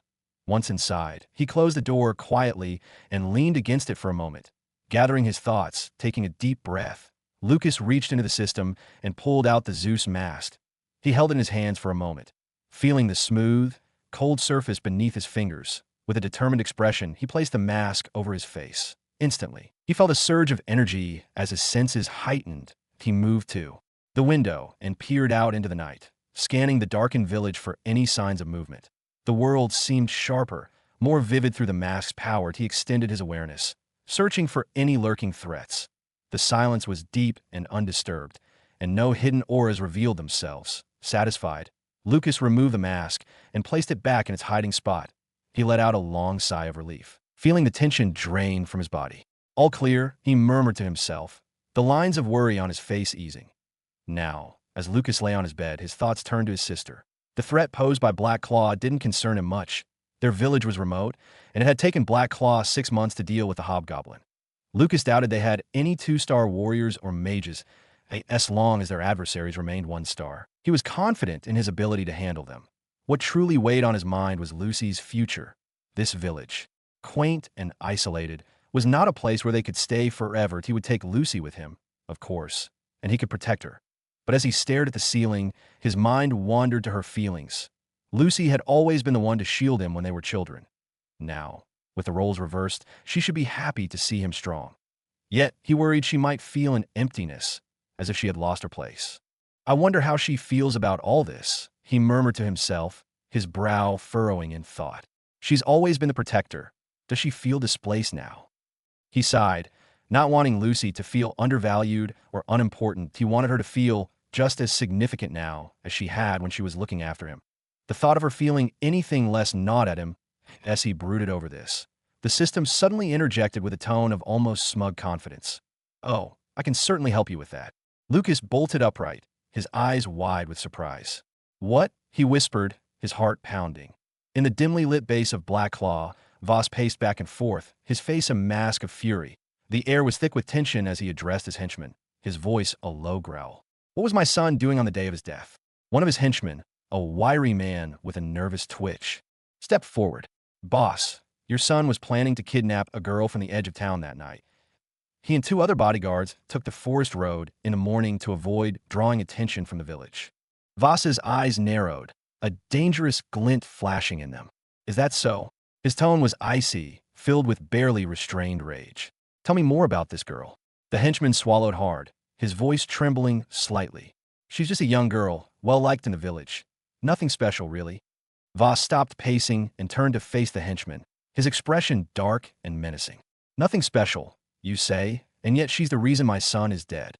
The henchman flinched under Voss's glare, nodding quickly. Why, yes, boss, that IT seems that way. Voss's lips curled into a sneer as he processed the information. I see. Then bring her here tomorrow. I want to see the girl who caused my son's death. Whether she was responsible or not, just bring her. The henchman nodded vigorously, eager to avoid his leader's wrath. Understood, boss. Voss dismissed him with a wave of his hand, returning to his thoughts, his mind already plotting his next move. The room fell silent, the weight of Voss's anger palpable as his henchman hurried to carry out his orders. Lucas was taken aback by what the system had said. What do you mean you can help me? He asked, his voice tinged with a mix of curiosity and skepticism. Isn't it obvious? Just make her cultivate. The system's response was almost nonchalant, as if the solution was glaringly simple. Lucas sighed, shaking his head. If it were that simple, I would have done it already. The problem is that my sister has some unknown disease, he explained, a note of frustration creeping into his tone as he paced the room, his mind racing with thoughts of his sister. She can't absorb mana at all, he continued, his voice softening with concern. She's already 20 years old by this age. Most people can feel mana and start cultivating. But for her, it's like there's a barrier she can't cross. The system's tone shifted to one of mild amusement. Ah, I see. Then why don't you diagnose her condition yourself? You have memories from a past life, don't you? Surely, you must know something. Lucas's frustration flared. Do you think it's that easy? He snapped, his voice tinged with exasperation. He began pacing the room, his hands clenching and unclenching as he tried to rein in his emotions. I searched for answers in my past life, he continued, his tone becoming more strained. I consulted experts, scoured ancient texts, and even ventured into dangerous territories looking for a cure. But I found no clues, no one with the same condition as her. He paused, looking out the window at the moonlit landscape, his eyes reflecting a mix of helplessness and determination. If I knew what was wrong and how to fix it, I would have made her cultivate already, he said softly, his voice barely above a whisper. The room fell silent, the weight of his words hanging in the air. Lucas turned back to the system, his expression a mixture of hope and skepticism. Is there really something you can do that I haven't tried? He asked, his voice tinged with a desperate edge. The system seemed to chuckle, exuding an air of superiority. What you couldn't achieve doesn't mean I can't. Allow me to demonstrate my capabilities. Lucas raised an eyebrow, intrigued yet skeptical. You can check her condition. Naturally, the system responded, its tone brimming with confidence. I am the almighty system, there's nothing beyond my reach. Lucas paused, letting the weight of those words sink in. The system's unwavering assurance gave him a glimmer of hope, something he hadn't felt in a long time. All right then, he said, his voice tinged with cautious optimism. So what do I need to do? Simple, the system replied. Provide me with her DNA, especially her blood, as it contains the most information. Lucas nodded thoughtfully, his mind already racing with ideas on how to obtain his sister's blood without alarming her. I see, he said, determination edging his voice. I'll see what I can do. With a plan forming in his mind, Lucas finally settled into bed. The weight of the day's revelations easing off his shoulders, he fell asleep quickly, his mind already strategizing for the challenges ahead. Morning sunlight streamed through the window, casting a warm glow over Lucas's room. He woke up feeling unusually refreshed and determined. The events of the previous day played in his mind as he dressed and made his way downstairs. The scent of breakfast wafted through the air, mingling with the sound of sizzling from the kitchen.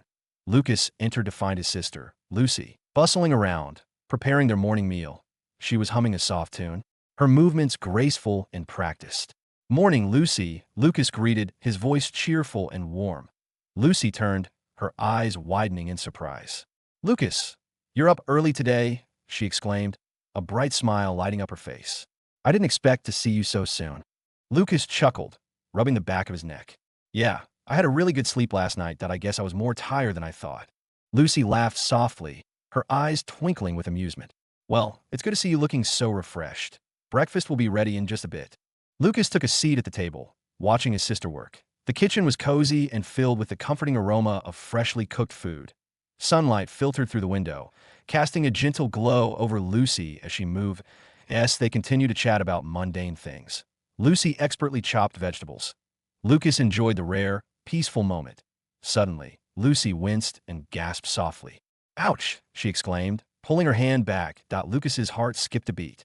"Lucy!" he exclaimed. Jumping to his feet, he saw a thin line of blood welling up on her finger. "Are you okay?" Lucy tried to smile through the pain, but her eyes betrayed her discomfort. "It's just a small cut," she said, though her voice was strained. Without a second thought, Lucas grabbed a small handkerchief from a nearby drawer and rushed to her side. He gently took her hand in his, the warmth of her skin contrasting with the cold, white cloth as he pressed it against the cut. "You need to be more careful," he said softly, concern lacing his words. Lucy nodded, her expression softening. "Thank you, Lucas," she said, her smile returning despite the pain. "I'll be more careful next time, I promise." Lucas held her hand for a moment longer, ensuring the bleeding had stopped before letting go. "Let's get this cleaned up properly," he said, leading her to the sink to rinse the wound. Once they had taken care of the cut, they sat down to eat breakfast together. The kitchen table was set with a simple yet hearty meal, and the warm light made everything seem almost idyllic. Lucas couldn't help but feel a deep sense of gratitude for this moment of normalcy. Yes, they ate. Lucas's mind kept drifting back to his plan, but he decided to stay home that day, wanting to use the opportunity to check Lucy's condition with the system. He needed to understand her ailment if he was going to help her cultivate. After breakfast, Lucas excused himself and headed to his room. He took a deep breath, clutching the handkerchief stained with Lucy's blood. The room was quiet, and the weight of his intentions filled the space. He was ready to begin the analysis. Lucas sat in his room, the dim light casting shadows across his face as he stared at the handkerchief stained with Lucy's blood. His mind raced with possibilities. "System, take this," he instructed, his voice a mix of curiosity and determination. "Sure, just give me a minute to analyze this." As he waited, the blood on the handkerchief began to dissipate, dissolving into nothingness. Lucas watched intently, his heart pounding in his chest. After what felt like an eternity, the system screen flickered to life before him. Name: Lucy Luxoria. Age: 20. Gender: female. Race: human. Seeing these top lines, Lucas felt a pang of nostalgia at the sight of his family name. Despite its uniqueness, it was still just a commoner surname, a humble reminder of their simple origins. His eyes then moved to the next set of information. Physique: Volcanic Titan's molten lava core physique. Class: none. Tier: 0-star. Cultivation manual: none. What the hell is Volcanic Titan's molten lava core physique? Lucas muttered, his brows furrowing in confusion and disbelief. He had never heard of such a physique. The concept of special physiques was entirely new to him, something beyond his extensive knowledge and past experiences. "System, what kind of physique is this?" he demanded, his tone sharp with urgency. There was no immediate response. The silence stretched, filling the room with a tense atmosphere that Lucas's patience wore thin as the seconds ticked by. Frustrated, he slammed his fist on the table, causing the wood to shudder. "Answer me. D a minute," he shouted, his voice echoing off the walls. "Hold your horses, I'm checking." This is surprising even for me. The system's tone was unusually flustered, which only added to Lucas's anxiety. Lucas's anxiety only grew with the system's unexpected tone. What could it be? He wondered aloud, his pacing becoming more frantic. He imagined every possible scenario, each more fantastical than the last. After what felt like an eternity, the system spoke again, this time with a mix of awe and amusement. Well. Your sister hit the jackpot, didn't she?" Lucas stopped in his tracks, his heart pounding. "What do you mean?" he asked, his confusion evident in the furrow of his brow and the narrowing of his eyes. "Your sister is one of the most powerful physiques in the universe. Lucky her, right?" The system's voice held a hint of incredulous admiration. Lucas's jaw dropped in disbelief. "One of the most powerful physiques? What does that even mean? And what is this physique in the first place?" The system's voice was thick with incredulity. "Wait a second, you don't know about special physiques? Seriously?" The disbelief in its tone was almost palpable. Lucas felt a flush of embarrassment and frustration. "No, I don't," he admitted, rubbing his temples as he tried to process the information. "Unbelievable," the system scoffed. "Here you are living your third life with all these past memories, and you don't even know about special physiques?" There was a mocking edge to the system's voice that made Lucas grit his teeth. "Well, maybe if someone had told me." Lucas snapped back, irritation creeping into his voice. I didn't exactly have a guidebook for my second life, you know? Excuses, excuses, the system mocked. You had all that time, all those opportunities, and yet you remain ignorant. It's almost impressive in its own way. Lucas's fist clenched, and he took a deep breath to calm himself. Okay, fine, just explain it to me. What is this physique, and why is it so important?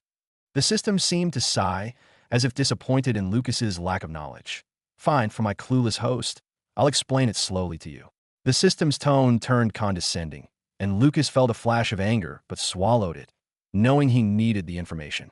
Go on then, he muttered, clenching his fists. Special physiques are rare and extraordinary, like built-in superpowers, the system explained, a note of excitement in its voice.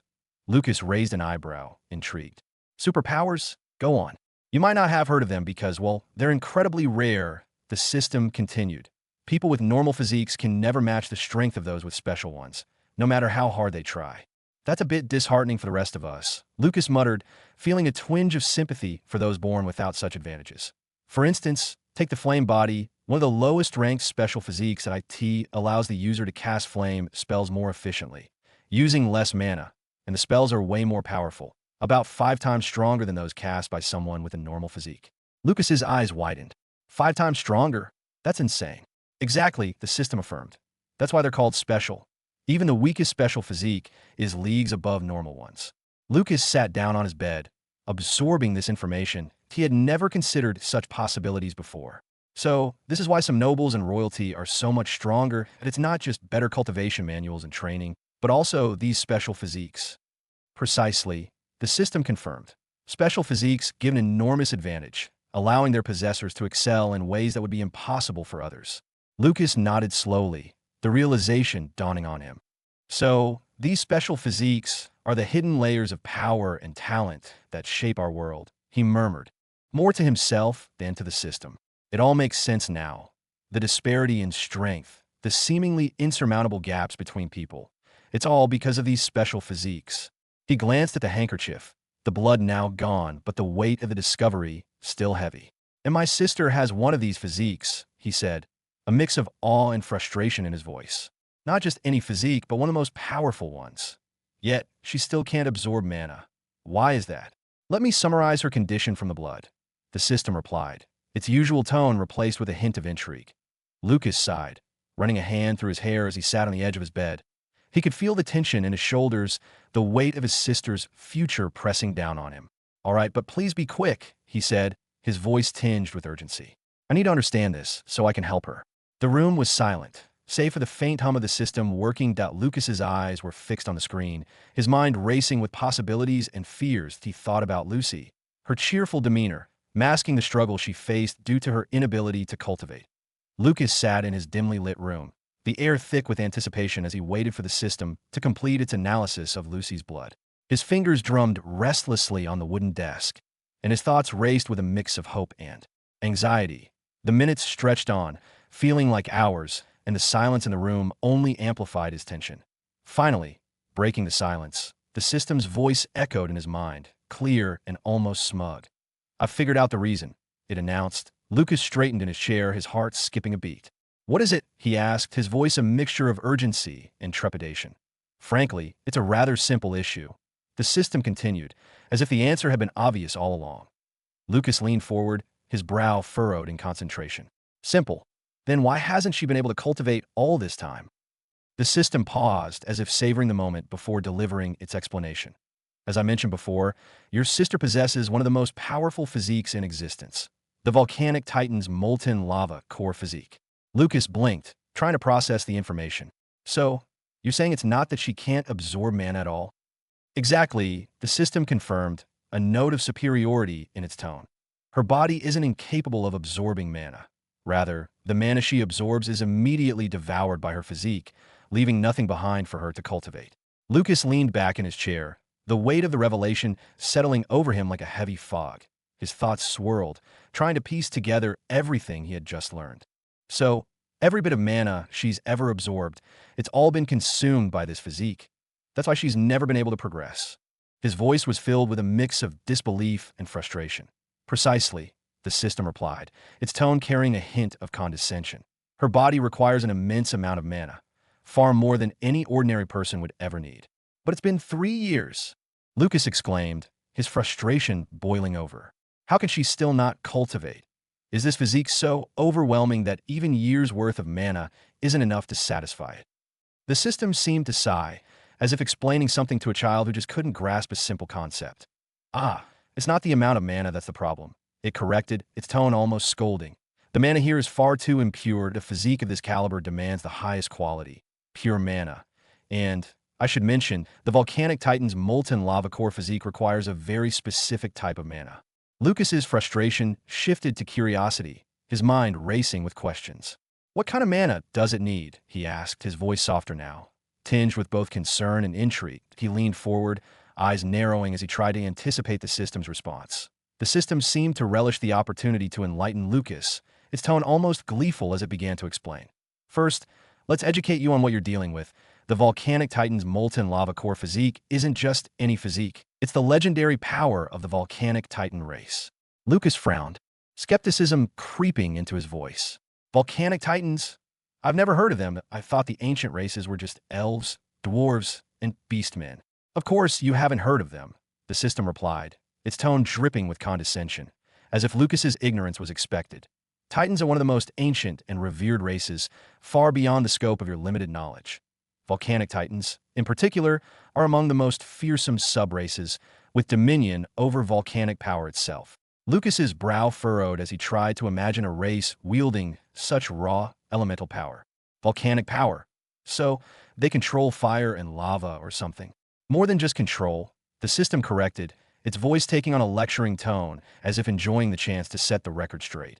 Ordinary volcanic titans might possess the burning lava physique or lava core physique, which are powerful in their own right, but on rare occasions, a truly extraordinary and mutated physique emerges, what you know as the molten lava core physique.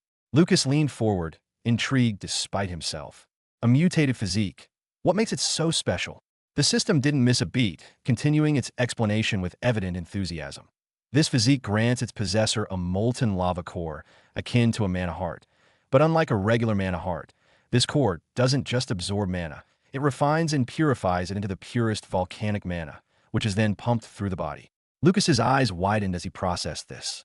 So, it's like having a personal forge inside you, constantly refining mana. Exactly, the system affirmed, pleased with Lucas's understanding. But it's not just about refining mana.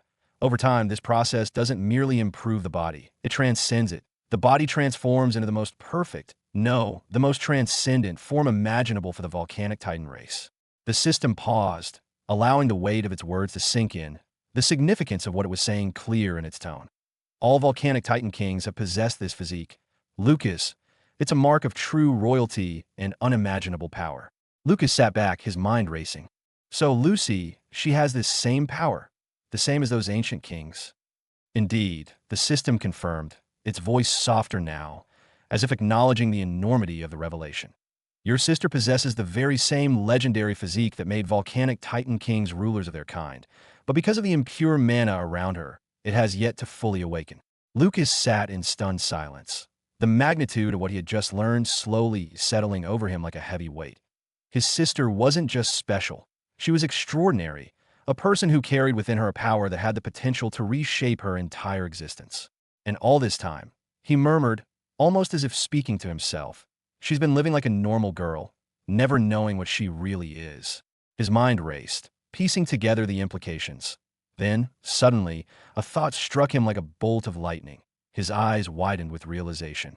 Wait, you know all of this, don't you? So, you must know how to activate her physique, right? Even with our current situation? His voice was steady, despite the shock still coursing through him, as he focused on the one solution that could change everything. The system responded immediately, and Lucas could almost hear the pride in its tone. Naturally, I know. Who do you think I am? Lucas leaned forward, his heart pounding with a mixture of hope and urgency. Then tell me, he demanded, his voice filled with determination. He needed to know how to unlock the potential that had been dormant within his sister for so long. Lucas paced around his room, growing more impatient by the second. His mind was racing with possibilities, but he needed answers, and he needed them now. The silence stretched on, until finally, the system's voice broke through his thoughts. I can't believe how dense you are sometimes. The system scoffed, its tone dripping with Condescension. Lucas froze mid-step, his brows knitting together in irritation. What do you mean by that? He snapped, the tension in his voice unmistakable. Let me ask you this. What exactly is your so-called cheat? The system pressed, as if speaking to a particularly slow student. Lucas clenched his fists, his annoyance bubbling to the surface. Divine mask, keep it out.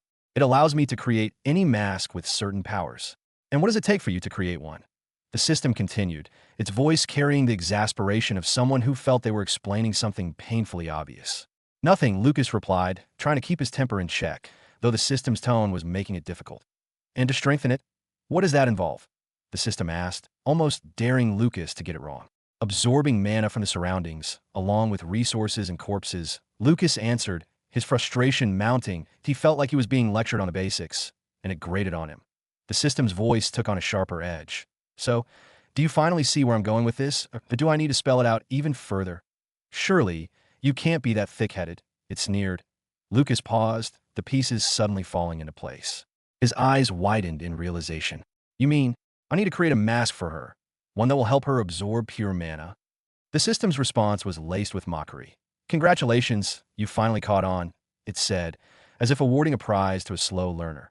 Lucas smirked, feeling a small sense of satisfaction, but then a thought struck him, wiping the smirk from his face. But it seems you're the one who's missed something here. The system's voice faltered, surprised by Lucas's retort. What do you mean by that? It demanded, the usual condescension replaced by a note of defensiveness. It's true that the system absorbs mana, Lucas began, his tone measured as he paced the room, gathering his thoughts.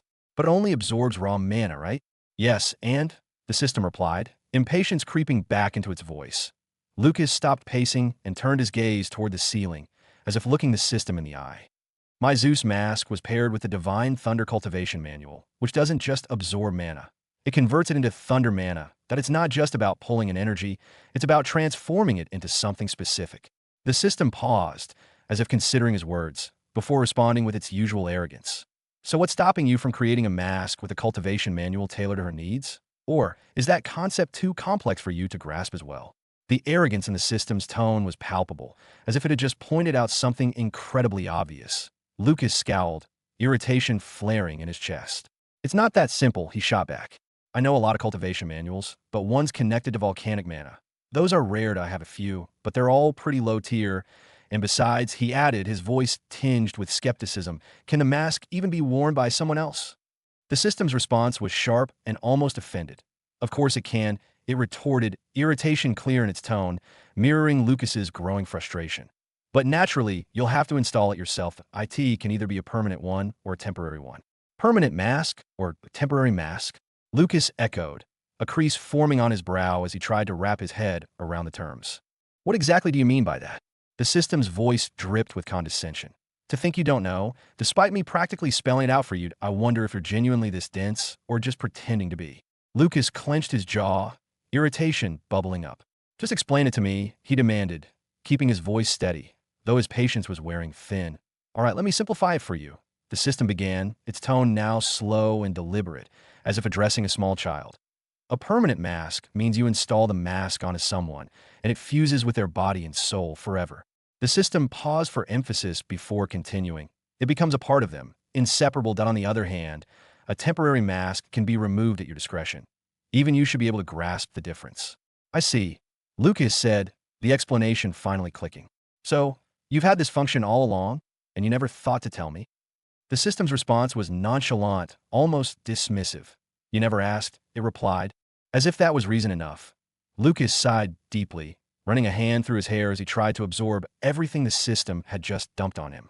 You're something else, you know that? He muttered under his breath, more to himself than to the system, though he knew it would hear him. The system, as expected, ignored the remark. Shall we move on to the next step then? It prompted, a hint of impatience creeping into its tone. Lucas nodded, pushing his irritation aside. All right, so how exactly do I create a permanent mask? To create a permanent mask, you need to meet a few basic criteria. The system began, its tone almost condescending, as if humoring a particularly slow student. First, you must be close to the target, both physically and emotionally. Given that she's your sister, we can easily check that box. Lucas nodded, feeling a bit more reassured by this. And what's the next step? Second, you need complete and accurate information about the target. Thanks to the blood sample you provided, we've already got that covered as well. The system continued, its tone smug, as if proud of its efficiency. So, we can create it now? Lucas asked, his interest piqued despite himself. Yes, we can, the system confirmed, but then its tone shifted, almost teasing. But let me ask you this. Are you sure you want to do it now? It was as though the system was questioning his readiness, testing him. Lucas shook his head, the realization hitting him. No, not yet. That I still don't have a good cultivation manual for her. I can't rush this. The system responded with a tone that was suddenly more serious, almost as if it were about to bestow some great favor. Ah, finally using your brain, I see. Luckily for you, I can assist with that as well. Lucas tensed, his wariness returning at the system's sudden shift in demeanor. What do you mean? He asked, his voice cautious as he prepared himself for whatever the system was about to suggest. Lucas sat in his room, the tension gnawing at him as he waited for the system's response. His fingers drummed restlessly against the wooden desk, the only sound in the otherwise silent room.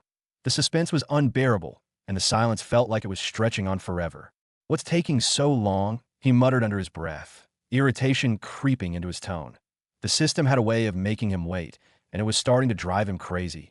Surely, it knew how much he hated waiting. He stared at the walls, his mind racing with possibilities. But the longer the silence dragged on, the more his patience frayed. He clenched his fists, his knuckles whitening. The suspense was turning into frustration, a simmering annoyance that bubbled just beneath the surface. Finally, the system's voice cut through the tension like a knife, its tone annoyingly casual. I could whip up something better by mixing a few cultivation manuals together. Lucas blinked in surprise, his irritation momentarily replaced by confusion. Wait, you can do that? His voice was laced with skepticism, but there was a flicker of hope in his eyes. Obviously, the system replied, a hint of smugness in its tone. What do you think you're dealing with? Lucas felt a mix of relief and exasperation. The system's arrogance was as infuriating as it was reassuring. Then stop wasting time and do it already, he snapped, the impatience clear in his voice as he leaned forward, his hands gripping the edge of the desk. He didn't have time for the system's games. The system responded with a faint, almost teasing chuckle, its tone dripping with confidence. All right, I don't need to get all worked up. That I'll get started, but don't expect miracles. That I still need a solid foundation to work with. Lucas leaned back in his chair, trying to steady his racing thoughts, his brow furrowed as he considered the system's words. You've got more than enough to work with, he said, his tone more controlled now. My mind is full of cultivation manuals I plundered in my past life. Just use them. You're finally making some sense, the system quipped, a trace of amusement evident in its voice. I'll dive in and see what I can piece together from that treasure trove in your head. As the system got to work, Lucas could almost feel it sifting through the vast reservoir of knowledge stored in his mind. The minutes dragged on, and Lucas found himself drumming his fingers against the arm of his chair, the suspense gnawing at him once again. When the system finally reappeared, it didn't miss the opportunity to jab at him. I have to say, for someone who's a bit slow on the uptake, you've got a decent stash of manuals in that thick skull of yours. Lucas couldn't help but smirk, leaning back with a mix of pride and satisfaction. Of course, I plundered a lot from my enemies in my past life. They had some pretty valuable stuff. Well, give me about 10 minutes to process everything, the system said, its tone dripping with sarcasm. Try not to get too anxious in the meantime. Lucas rolled his eyes, but couldn't suppress the flicker of anticipation that sparked within him as much as the system's attitude grated on him. He knew that when it made a promise, it delivered. All he could do now was wait and see what the system would produce, hoping it would be something truly extraordinary. After what felt like an eternity, the system finally returned, its tone as smug as ever. So, I've got news point, one good, one bad. Which do you want first, almighty host? Lucas felt a twinge of anxiety prick at the edges of his thoughts. The system rarely gave mixed news, and it made him uneasy. What do you mean by bad news? Did you mess up? He asked, trying to keep his voice steady. Please, as if I'd ever fail. But there was a tiny hiccup during the fusion process, the system admitted, its tone annoyingly nonchalant. Lucas's stomach tightened. I see, he said slowly, bracing himself for the worst. Let's hear the bad news first. Might as well get it over with. The bad news? The system paused, as if savoring the moment. Well, the manual I cobbled together is incomplete, that it'll only get Lucy to 3-star cultivation max. The system's tone was almost playful, as if it reveled in the shock it knew would follow. Lucas's eyes widened in alarm, his heart skipping a beat. What the hell? That's not just bad news. That's a disaster. He could feel the panic rising, the weight of disappointment pressing down on him. The system, unfazed by his reaction, responded in a tone that bordered on amusement. "Oh, relax. You haven't even heard the good news yet." It seemed to relish in his anxiety, drawing out the suspense. "The good news is that what I created isn't just a cultivation manual." Lucas blinked, his anger giving way to confusion. "What do you mean? If it's not a cultivation manual, then what is it?" His mind raced, trying to understand what the system was hinting at. "It's a divine scripture," the system declared with unmistakable pride. Lucas was taken aback, completely baffled by the revelation. "A divine scripture? What's the difference?" The system's tone turned almost mocking, as if the answer should have been obvious. "Seriously? The name itself should clue you in, divine scripture that's leagues beyond your average manual. While it might only elevate Lucy to a 3-star level for now, when fully cultivated, it'll give her the power of a 5-star magic warrior, at the very least." The system's boast was laced with superiority, as if it was proud of its own creation. Lucas stared into the space before him, stunned by the implications. "That powerful," he whispered, the disbelief clear in his voice. "Indeed," the system affirmed, its tone dripping with self-satisfaction. "Divine scriptures are in a whole different class. Far more precious, far more powerful." There was a pause, and then, as if savoring the moment, the system added, "And guess what? There's even more good news." Lucas was caught off guard, his eyes narrowing as he processed the words. "There's more?" he asked, a mixture of curiosity and cautious hope in his voice. "Of course there is," the system replied, clearly enjoying his reaction. "Even though it's incomplete, I can help you level it up in the future." Lucas felt a spark of hope igniting within him, a lifeline in the midst of his earlier despair. "You can. What do I need to do?" he asked, his tone shifting from desperation to determination. The system's response was almost smug. "It's simple. Really," it said, as if the solution was the most obvious thing in the world. "Just keep reading more cultivation scriptures so I can use them as references. Not that hard, is it?" "I see," Lucas replied, his mind already racing ahead, planning his next steps. Despite the system's condescending tone, he couldn't help but feel a renewed sense of hope. This wasn't the end. It was just the beginning. "Good," the system finished, sounding almost pleased with itself. "Now stop fretting, and let's get to work." Lucas nodded to himself, the earlier dread fading as the possibilities unfolded before him. The good news was indeed very good, and he was ready to take full advantage of it. Lucas sat in his room, the tension in the air almost palpable as he waited for the system's response. His mind raced with possibilities, and his curiosity was overwhelming. Finally, he couldn't take it anymore. "So, what kind of divine scripture did you make?" Lucas asked, his voice tinged with eagerness and a hint of anxiety. His eyes narrowed slightly as he leaned forward, fully focused on the answer.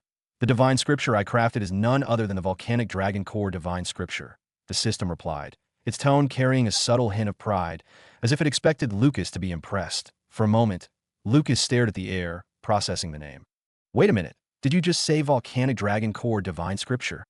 His voice was laced with surprise, his brows furrowing in confusion. He sat back slightly, trying to reconcile the unexpected name with what he knew. "Obviously, that's what I said," the system retorted, the words sharp and slightly biting, as if Lucas's surprise was an affront to its capabilities. Lucas blinked, momentarily taken aback by the system's tone. "But why did you choose this?" he pressed, his voice growing firmer. "From what I know, Lucy has the volcanic titan's molten lava core physique. Shouldn't her divine scripture be something like the molten lava core divine scripture?" His tone was insistent, his confusion deepening as he tried to understand the system's reasoning. There was a brief pause, as if the system was taking a moment to gather its thoughts, or perhaps its patience. Then, it responded, its tone dripping with condescension.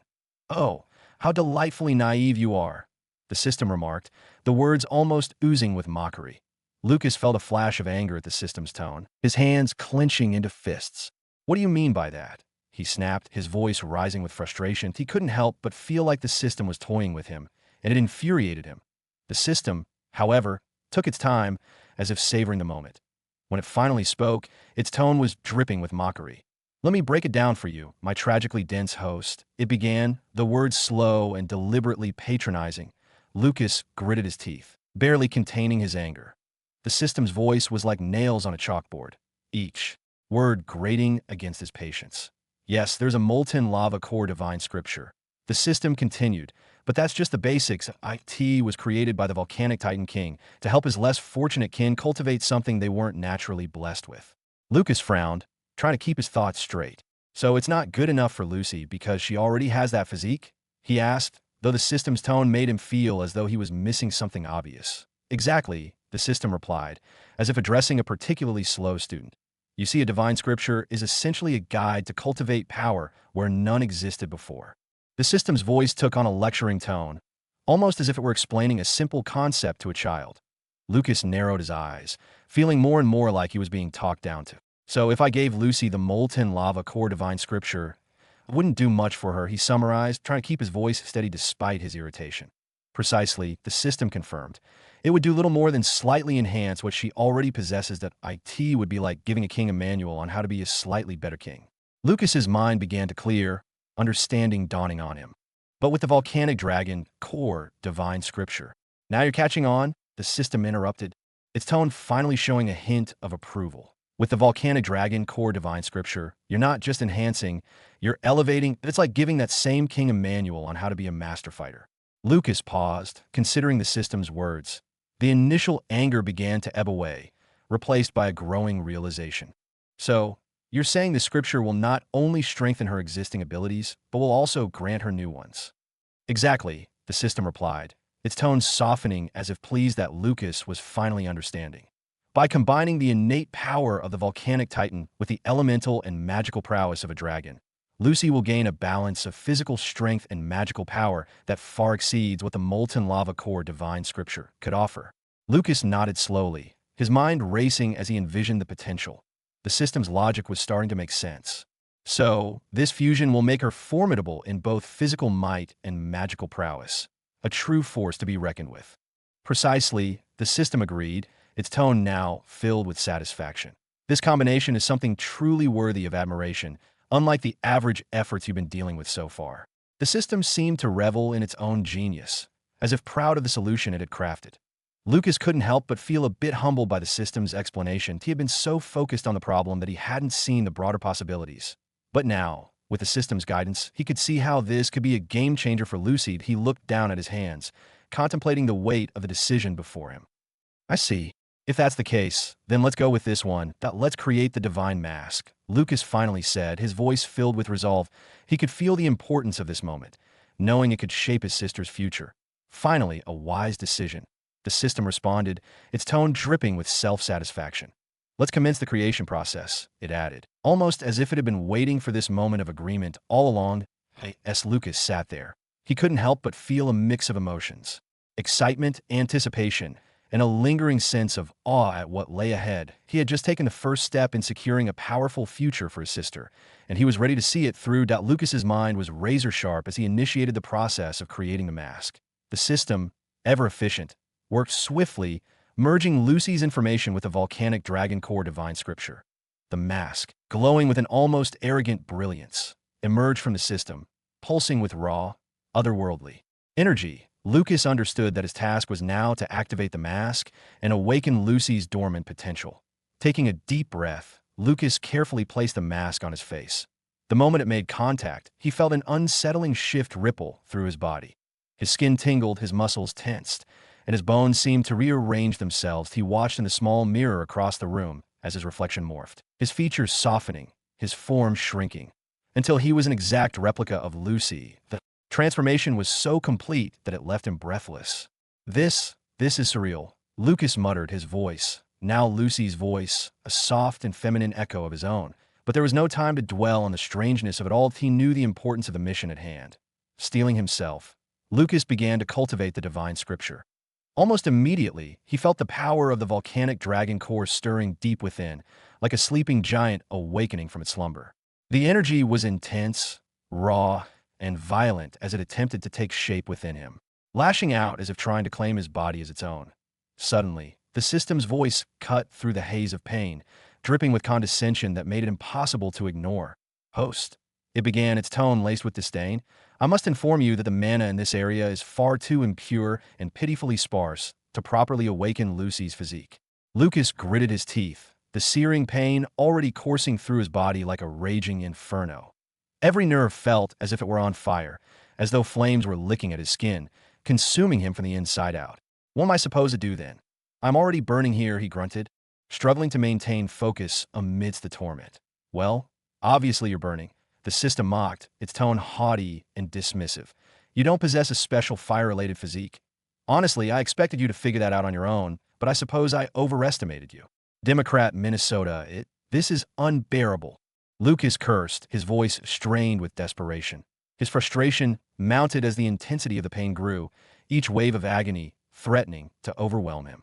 But if I stop now, all my effort will be wasted. The system sighed, as if burdened by Lucas's inability to handle the situation. Humph. I suppose I'll have to save you from your own incompetence. It sneered, the sarcasm in its voice unmistakable. I can transfer mana from the divine mask, Zeus. Although it's thunder mana, it's infinitely purer than the garbage floating around here. IT will suffice. Lucas's eyes flickered with a glimmer of hope, though the pain made it difficult to think clearly. Find.do it. Drain Zeus dry, he ordered, his voice tinged with desperation and resolve. He could barely manage to keep the words steady, his body trembling as it fought against the burning sensation that threatened to consume him. Consider it done, the system replied with a tone of exaggerated nonchalance, as if the task were a minor inconvenience. Lucas clenched his fists, bracing himself as the system began to siphon the pure thunder mana from Zeus. The difference was immediate and stark.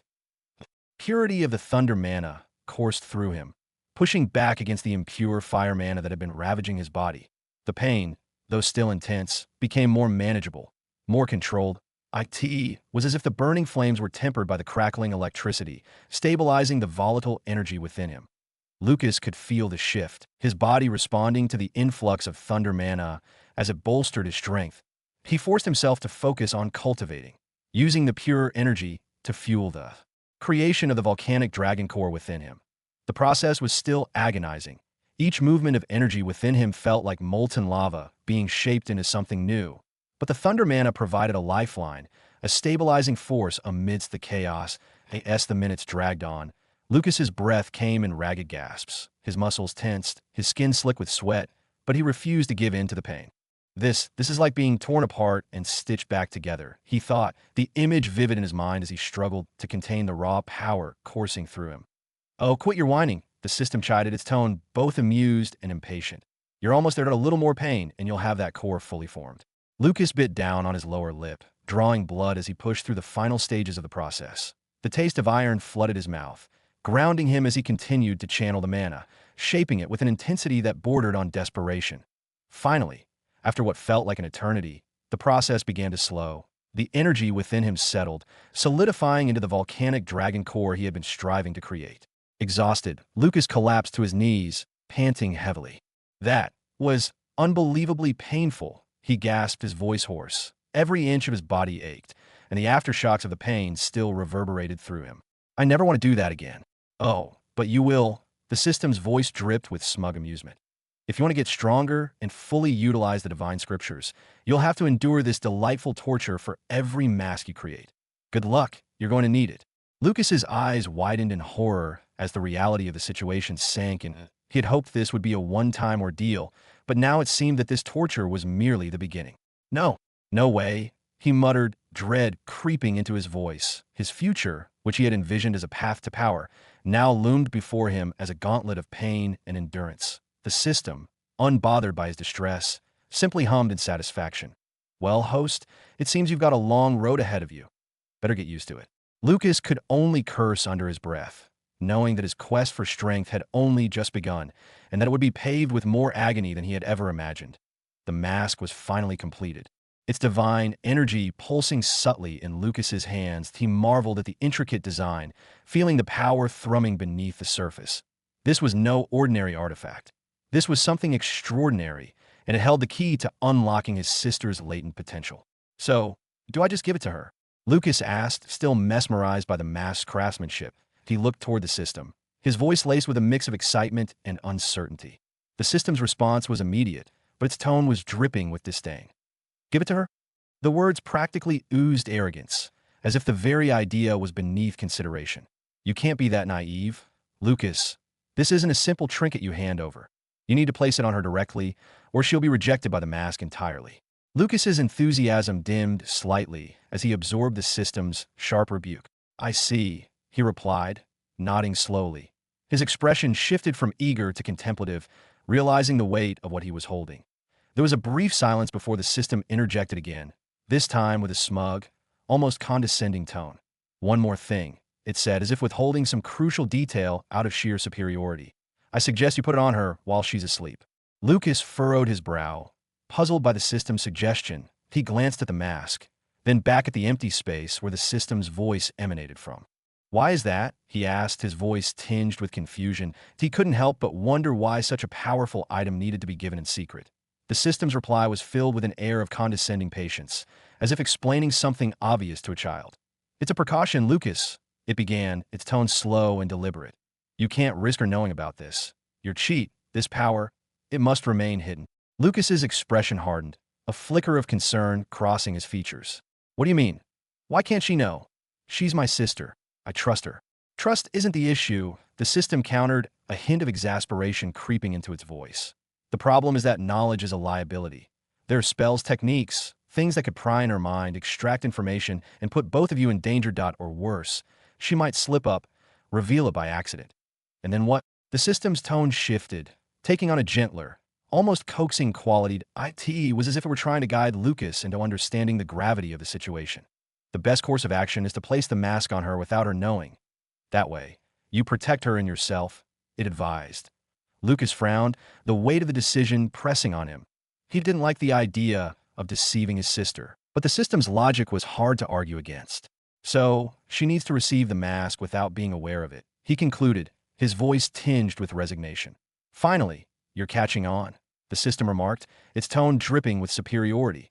The smugness in its voice only added to Lucas's frustration. He exhaled sharply, pushing down the irritation that flared up inside him. "Let's see what she's doing first," Lucas muttered, more to himself than to the system. He headed toward the kitchen, his footsteps soft on the wooden floor. As he entered the kitchen, he was met with a surprising sight. Lucy was asleep at the table, her head resting on her folded arms. She looked peaceful, completely unaware of the turbulent thoughts swirling in her brother's mind.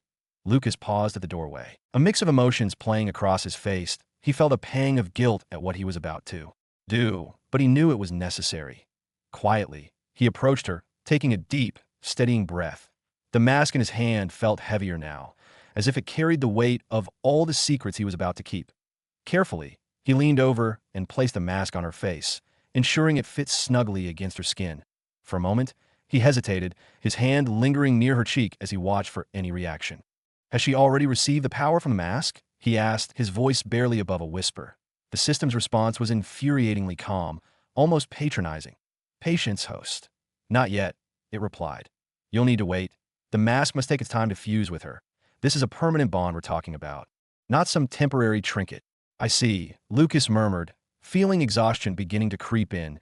The intense effort of cultivating the mask had drained him, and now, with the task seemingly complete, he felt the fatigue settle heavily on his shoulders.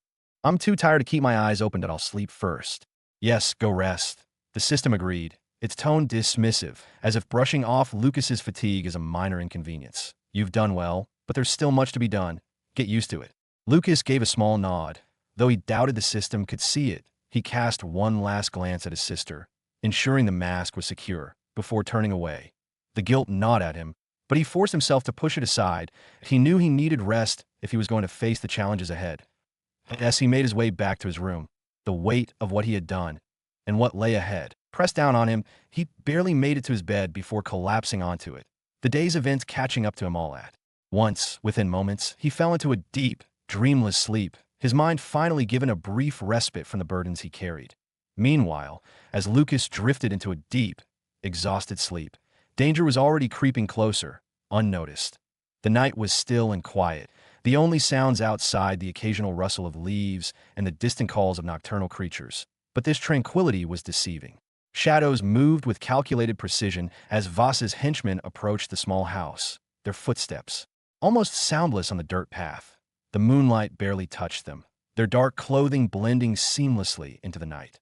The leader of the group, a tall, wiry man with a scar running down the side of his face, motioned for the others to halt as they reached the edge of the property. He scanned the house, his eyes narrowing as he took in the surroundings.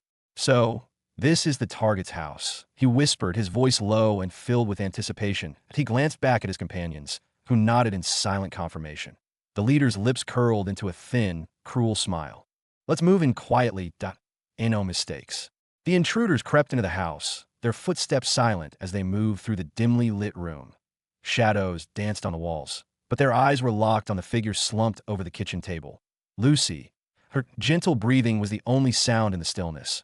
Unaware that danger had come for her, one of the men, a tall figure with a scar running down his cheek, grinned wickedly as he spotted her. "There she is," he whispered, his voice laced with perverse excitement. "The boss wants her brought in front of him, and I can see why." Another man, shorter and stockier, stepped closer, his eyes roaming over Lucy's delicate features with a lecherous gleam. "She's a beauty, all right, just like the young master's last conquest. Too bad she's caught the boss's wrath without even knowing why. Shame she angered him, even if the boss's son died for reasons that had nothing to do with her." The scarred man chuckled darkly. "Ignorance won't save her. She should have known better than to get involved, even by accident. But now, well, the boss will have his fun." They exchanged a glance, both clearly enjoying the thought of Lucy's fate. The shorter man pulled out a small pouch, shaking it lightly before opening it. "Let's make sure she doesn't wake up. Wouldn't want to spoil the boss's plans, now would we?" He sprinkled a fine, glittering powder over Lucy, watching as it settled on her skin. The powder took effect immediately, ensuring that she would remain in a deep, dreamless sleep. The men smirked as her breathing deepened, oblivious to the danger. The scarred man leaned in closer, brushing a strand of hair from Lucy's face with a touch that was anything but gentle. "She really is a shame. Too bad she crossed the wrong people." Satisfied that Lucy wouldn't wake up, the men carefully lifted her from the chair, their movements deliberate and practiced. Every step was calculated, ensuring they made no noise that could alert anyone to their presence. As they carried her towards the door, one of them, a lanky man with a sneer permanently etched on his face, glanced around the room and muttered, "What about her brother? We leave him here." The other, a burly brute with a cruel glint in his eyes, smirked. "That little whelp? He's nothing, but let's make things interesting. Leave him a message. Tell him to come to the Goblin Village. It'll be amusing to see him stumble into a trap, thinking he can play the hero." The lanky man chuckled darkly. "He'll probably come running like a fool, thinking he can save his precious sister. Too bad for him, though. He'll be walking right into our hands." With a twisted grin, the burly man quickly scribbled a note and placed it conspicuously on the table, where it would be easily seen. "This should set the stage nicely," he said with a low chuckle. "We'll see if the boy's got any fight in him, though I doubt he'll last long."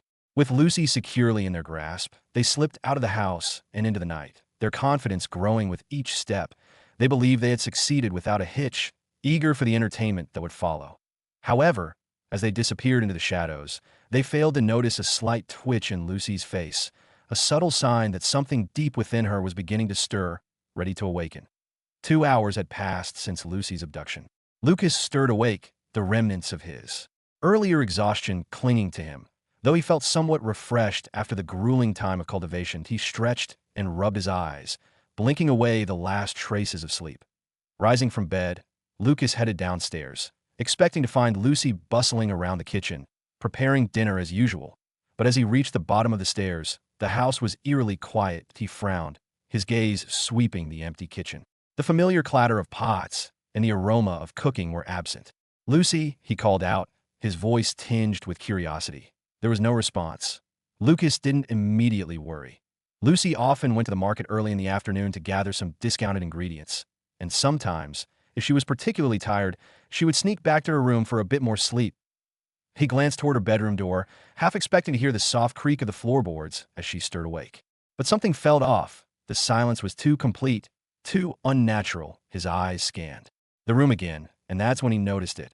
A piece of paper lying on the kitchen table, standing out starkly against the wooden surface. The sense of unease settled in his gut as he walked over and picked it up.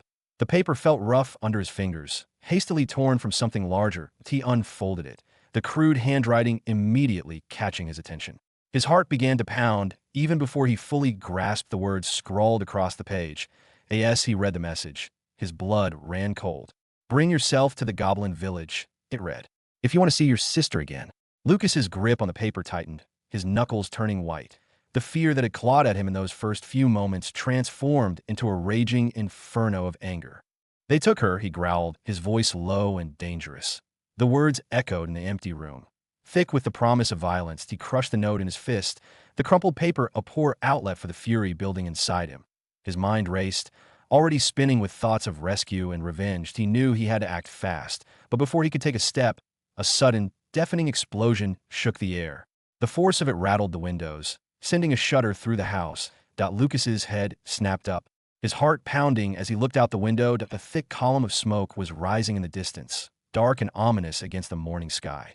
His breath caught his throat as he realized where it was coming from. The direction of the goblin village. For a moment, everything seemed to freeze. Then, without a second thought, Lucas bolted from the house, his legs moving on instinct as he sprinted toward the village. His heart pounded in his chest, driven by a mix of rage and fear that gnawed at his insides, urging him to move faster. "Hold on, Lucy," he whispered to himself, the words barely audible over the rush of wind in his ears. "I'm coming, but I won't let them hurt you." He ran as if his life depended on it. But in truth, it wasn't his life he was concerned about. It was hers, and nothing, not even the searing pain in his muscles or the burn of his lungs, would stop him from getting to her. No matter the cost, he had to save his sister. An hour ago, Lucy was dragged before Voss, the ruthless leader of the Black Claw gang. The dim light in the shabby, makeshift headquarters cast eerie shadows across the room as Voss stared down at the unconscious girl laid out before him. His eyes narrowed, his expression a twisted blend of anger and something darker. Voss's fingers drummed impatiently on the armrest of his chair, his mind swirling with thoughts of vengeance and desire. "My son," he muttered under his breath, his voice low and simmering with rage. "You died because of your foolish obsession with this girl. You wanted her so badly that you let your guard down, and one of my enemies ambushed you." His tone grew more venomous with each word, the loss of his son still a raw wound. But as his gaze lingered on Lucy, something shifted within him. The anger that had initially consumed him began to fade, replaced by a sickening lust. Voss's lips curled into a cruel smile, his eyes gleaming with a perverse glint. "But don't worry, my dear son," he whispered, his voice dripping with malice. "I'll fulfill your wish. I'll play with this girl, just like you wanted." The room seemed to darken as Voss's thoughts turned more sinister. His once hardened expression softened into something almost affectionate, though twisted by his depravity. At 35 years old, Voss was no stranger to indulging his basest desires, and the sight of the beautiful, defenseless girl before him stoked the flames of his perversion. "Bring her to my tent," he ordered, his voice carrying a tone of cold command mixed with eager anticipation. The henchman who had brought Lucy to him exchanged glances but quickly obeyed, lifting her limp form and carrying her through the dimly lit corridors. As they entered Voss's personal quarters, the air grew thick with an unsettling stillness. The tent was cluttered with trophies of past conquests, a grim reminder of the man's ruthlessness. The henchman laid Lucy on the rough-hewn bed, her chest rising and falling softly as she remained under the influence of the sleeping powder. Voss followed them, his smirk widening with every step. He closed the tent flap behind him, sealing them in an intimate, suffocating darkness. He approached the bed with a deliberate slowness, savoring the moment. His breath hitched with anticipation as he leaned over Lucy, close enough to feel the warmth of her skin. "Let's have some fun, shall we?" Voss whispered, his voice barely more than a breath against Lucy's ear. The words dripped with vile intent, his breath hot and reeking of alcohol as he leaned closer. His sick, twisted grin spread across his face, his eyes gleaming with a hunger that had nothing to do with food. He reached out a hand, rough and calloused, tracing a slow path down Lucy's arm. "Such soft skin," he muttered to himself, his tone almost reverent. "It's a shame you got tangled up with my son, but I'll make good use of you." His voice held a sickening affection, as though he believed he was doing her a favor. As Voss's hand reached her wrist, he felt a faint warmth under his touch, but he dismissed it, too engrossed in his own depraved thoughts. "You'll make a fine trophy," he continued, his lips curling in satisfaction as he imagined the horrors he would inflict. But just as his fingers began to tighten around her wrist, Lucy's eyes snapped open, glowing an intense, unnatural red. The sight froze Voss in his tracks, his hand jerking back as though burned. "What the hell?" he shouted, stumbling backward, his heart hammering his chest. That Lucy's gaze was no longer that of a helpless, unconscious girl, but of something far more terrifying. Her eyes bore into Voss, cold and fiery all at once, as if the very core of a volcano was staring him down. The air around her began to hum with a dangerous energy, the temperature rising rapidly. What is this?" Voss stammered, his voice quivering as he tried to pull away. But it was too late. The air around Lucy began to hum with a dangerous energy, a low, vibrating thrum that resonated deep within the ground. The temperature spiked, rising so quickly that the very air seemed to shimmer with heat. The ground beneath her began to crack and smoke, small fissures opening up as the earth itself seemed to tremble at her awakening. Voss stumbled backward, fear overtaking his perverse intent. "No, this can't be. What are you?" he gasped, his eyes wide with terror as he looked at the girl who was no longer just a girl. Lucy's expression remained unchanged, her fiery gaze locked on Voss, as if it were nothing more than an insect about to be crushed. She said nothing, but the energy radiating from her was answer enough. The ground continued to split apart, the cracks glowing with an intense, molten light. "Stay back! Stay away from me!" Voss screamed, but his voice was drowned out by the deafening roar that suddenly filled the tent. The sheer heat of Lucy's power caused the very rocks around them to explode, sending shards of molten stone flying in every direction. Voss had no time to react. The explosion engulfed him in an instant, his screams cut short as his body was torn apart by the blast.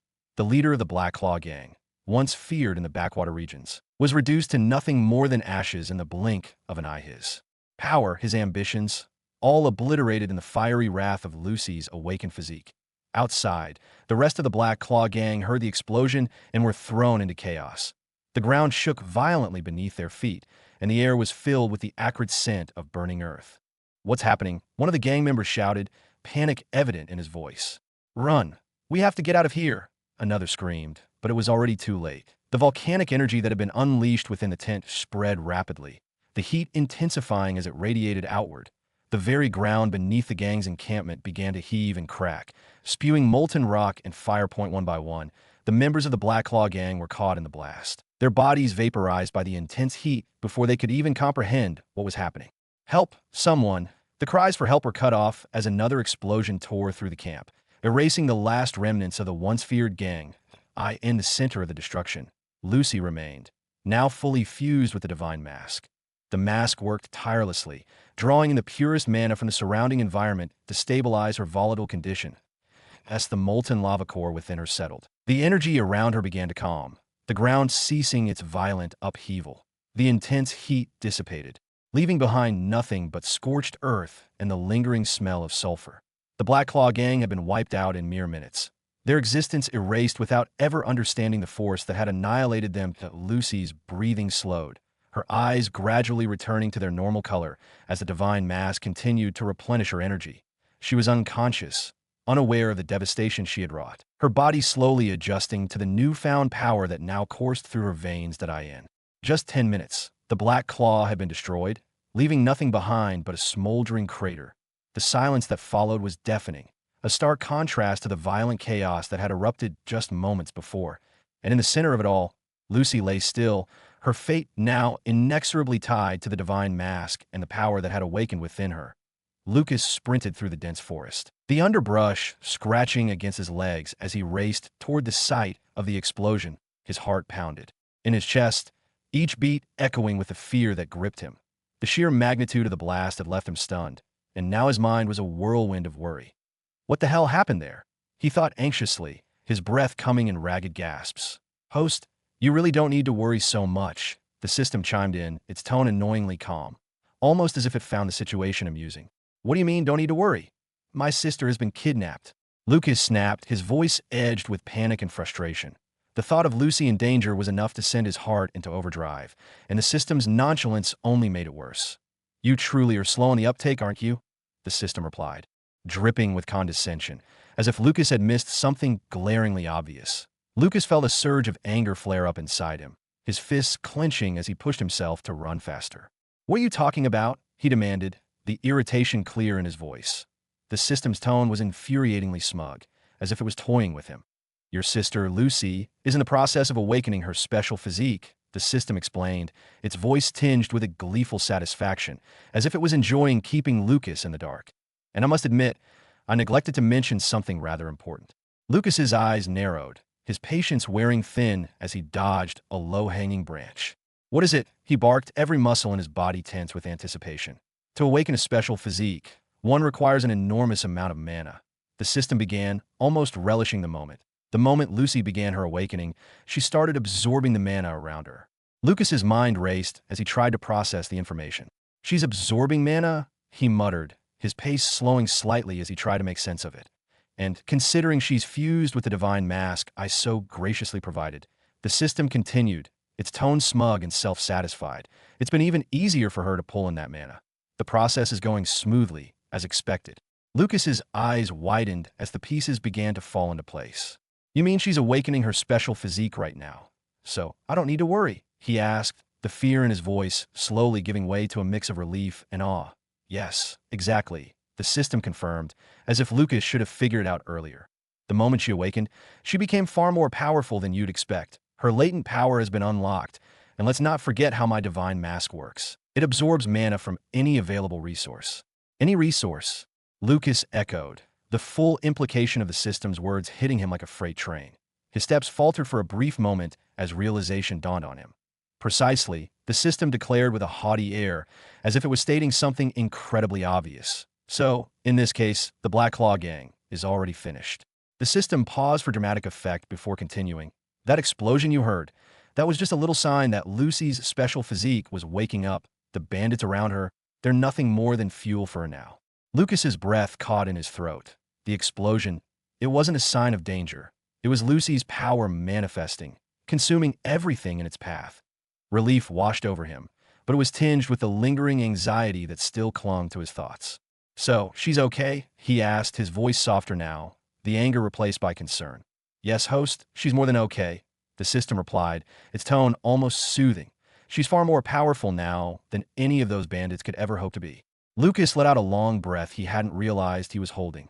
I see, he murmured, the relief settling into his bones like a cool balm. But even as the tension began to ease, a gnawing urgency remained. He had to see her. He had to confirm with his own eyes that Lucy was safe. With renewed determination, Lucas pushed forward, his pace quickening as he neared the site of the explosion. The forest around him blurred, the trees and underbrush becoming indistinct as his focus narrowed solely on reaching his sister. When he finally broke through the tree line and arrived at the goblin village, he came to a sudden halt, his eyes widening in shock. The entire area was a scene of utter devastation. The ground was scorched black, the once thriving goblin village reduced to nothing more than ashes and charred remnants. The acrid scent of smoke and burnt earth filled the air, stinging his nose. My God, Lucas whispered, his voice barely audible. Is this the power of her special physique? There was awe in his tone, mingled with disbelief as he took in the devastation that surrounded him. Obviously, the system replied, its voice carrying a note of impatience. As if the answer should have been clear from the start, Lucas's eyes darted across the ruined landscape, searching frantically for any sign of Lucy, his heart hammered in his chest. Fear gnawing at him despite the system's reassurances. Finally, his gaze landed on a solitary figure lying in the middle of the destruction. Lucy, he breathed, relief flooding through him. She was there, sleeping peacefully amidst the chaos. Her clothes had been completely burned away, likely due to the intense heat generated by her awakening, but her body was unharmed. Lucas hurried to her side, dropping to his knees beside her. Has her awakening finished? He asked, his voice trembling slightly with concern. Despite the devastation around them, the sight of her unharmed brought him some comfort. Yes, it's finished, the system confirmed, its tone almost bored now. The process is complete, she's safe, let's just get out of here now. I've done my job. Lucas nodded, a mixture of emotions swirling within him. Relief, awe, and a growing respect for the power his sister now possessed. Okay, he agreed quietly. He gently draped his cloak over Lucy's body, shielding her from the cold air, before carefully lifting her into his arms. Yes, he stood, cradling her close. He couldn't help but marvel at the power she had unleashed. The journey back home felt surreal. The forest, once a place of danger, now seemed almost serene in contrast to the destruction they had left behind. Lucas moved steadily, his steps sure and measured as he carried his sister through the underbrush, the weight of what had transpired pressed heavily on his mind. I never imagined, Lucas began, his voice breaking the silence. I never imagined she'd be so powerful. If this is what she's capable of, then we have to be careful. Indeed, the system agreed, its tone more serious now. But that power will also protect her. The world is a dangerous place, and she'll need every bit of strength she can muster. Lucas tightened his grip on Lucy, holding her protectively. I'll make sure she's safe, he vowed, determination hardening his voice. No matter what. As they continued their journey back, Lucas couldn't help but feel a deep sense of responsibility. Lucy's awakening had changed everything. The path ahead was uncertain, but one thing was clear. His sister was no longer the vulnerable girl she once was. Lucy stirred awake, her eyelids fluttering as the remnants of sleep slowly left her. She blinked a few times, trying to adjust to the dim light filtering through the window. As her vision cleared, she was surprised to find Lucas lying beside her, fast asleep. Confused, she reached out and gently shook his shoulder. "Lucas, what are you doing here?" she asked, her voice soft and laced with confusion. Lucas jolted awake, his eyes widening as he quickly realized where he was. Without a moment's hesitation, he pulled her into a tight hug, his arms wrapping around her protectively. "Lucy, you're okay?" he whispered, his voice trembling with a mix of relief and lingering fear. "I was so scared, I thought I'd lost you." Lucy, still groggy and disoriented, gently pushed him back enough to look into his eyes. "What do you mean? What happened?" she asked, her brow furrowing in concern. Before Lucas could respond, she absent-mindedly moved her hand, only to feel an odd sensation. The sound of wood splintering filled the room, and to her shock, she saw that she had accidentally destroyed the bedpost with a mere touch. She gasped, yanking her hand back as if it had been burned. "Lucas, what's going on? What happened to me?" she asked, her voice rising with panic as she stared at the broken wood. Seeing her distress, Lucas quickly took her hand in his, squeezing it gently to calm her down. "Lucy, it's okay that you're safe now," he reassured her, his voice steady. "But there's something I need to explain." Lucy's heart pounded in her chest as she looked at him, searching his eyes for answers. "Explain what?" "Lucas, what happened to me?" Taking a deep breath, Lucas began to recount the events. "You were kidnapped by the Black Claw gang," he started, his tone filled with a mix of anger and concern. "They took you because of what happened to their young master in the village center. I went to their base to rescue you, but by the time I got there, everyone was already dead, and you were lying there alone." Lucy's eyes widened, the gravity of his words sinking in. "But how did they die? And what about me?" she asked, her voice barely above a whisper, as if she was afraid of the answer. Lucas hesitated for a moment, carefully choosing his words. "Lucy, I think you've awakened some kind of special power," he said slowly, his eyes watching her closely for her reaction. "When I found you, there were signs, volcanic rocks, intense heat. I think it might be related to flames." "Special power?" Lucy echoed, trying to wrap her mind around what he was saying. "But I've never been able to cultivate. How could I suddenly have power?" "I'm not entirely sure," Lucas admitted, his tone thoughtful. "But it seems like whatever happened, it triggered something deep inside you. Something powerful that I've read about things like this. Rare physiques that grant extraordinary abilities. Maybe that's what you have." Lucy stared at her hand, still trembling from the shock of what she had done. She could feel it now, the raw, untamed power coursing through her veins. After years of being unable to cultivate, of feeling weak and helpless, she now had something real, something tangible. Her eyes welled up with tears, a mix of overwhelming emotions crashing over her. "Lucas," she whispered, her voice trembling with emotion as she looked up at him. "I can finally protect you." She threw her arms around him, holding him tightly as if she feared she might lose him again. Lucas returned the embrace, his heart swelling with a mix of pride and sorrow. "Lucy," he said softly, his voice gentle yet firm. "With this power and everything that happened last night, we can't stay here anymore. It's not safe." Lucy pulled back slightly, nodding as she wiped away her tears. Her expression had shifted to one of determination. "You're right," she agreed, her voice resolute. "We can't stay. I'll start preparing right away." As Lucy began packing, Lucas returned to his room, his mind racing with thoughts. The events of the past hours left him unsettled, and the system's voice interrupted his contemplation.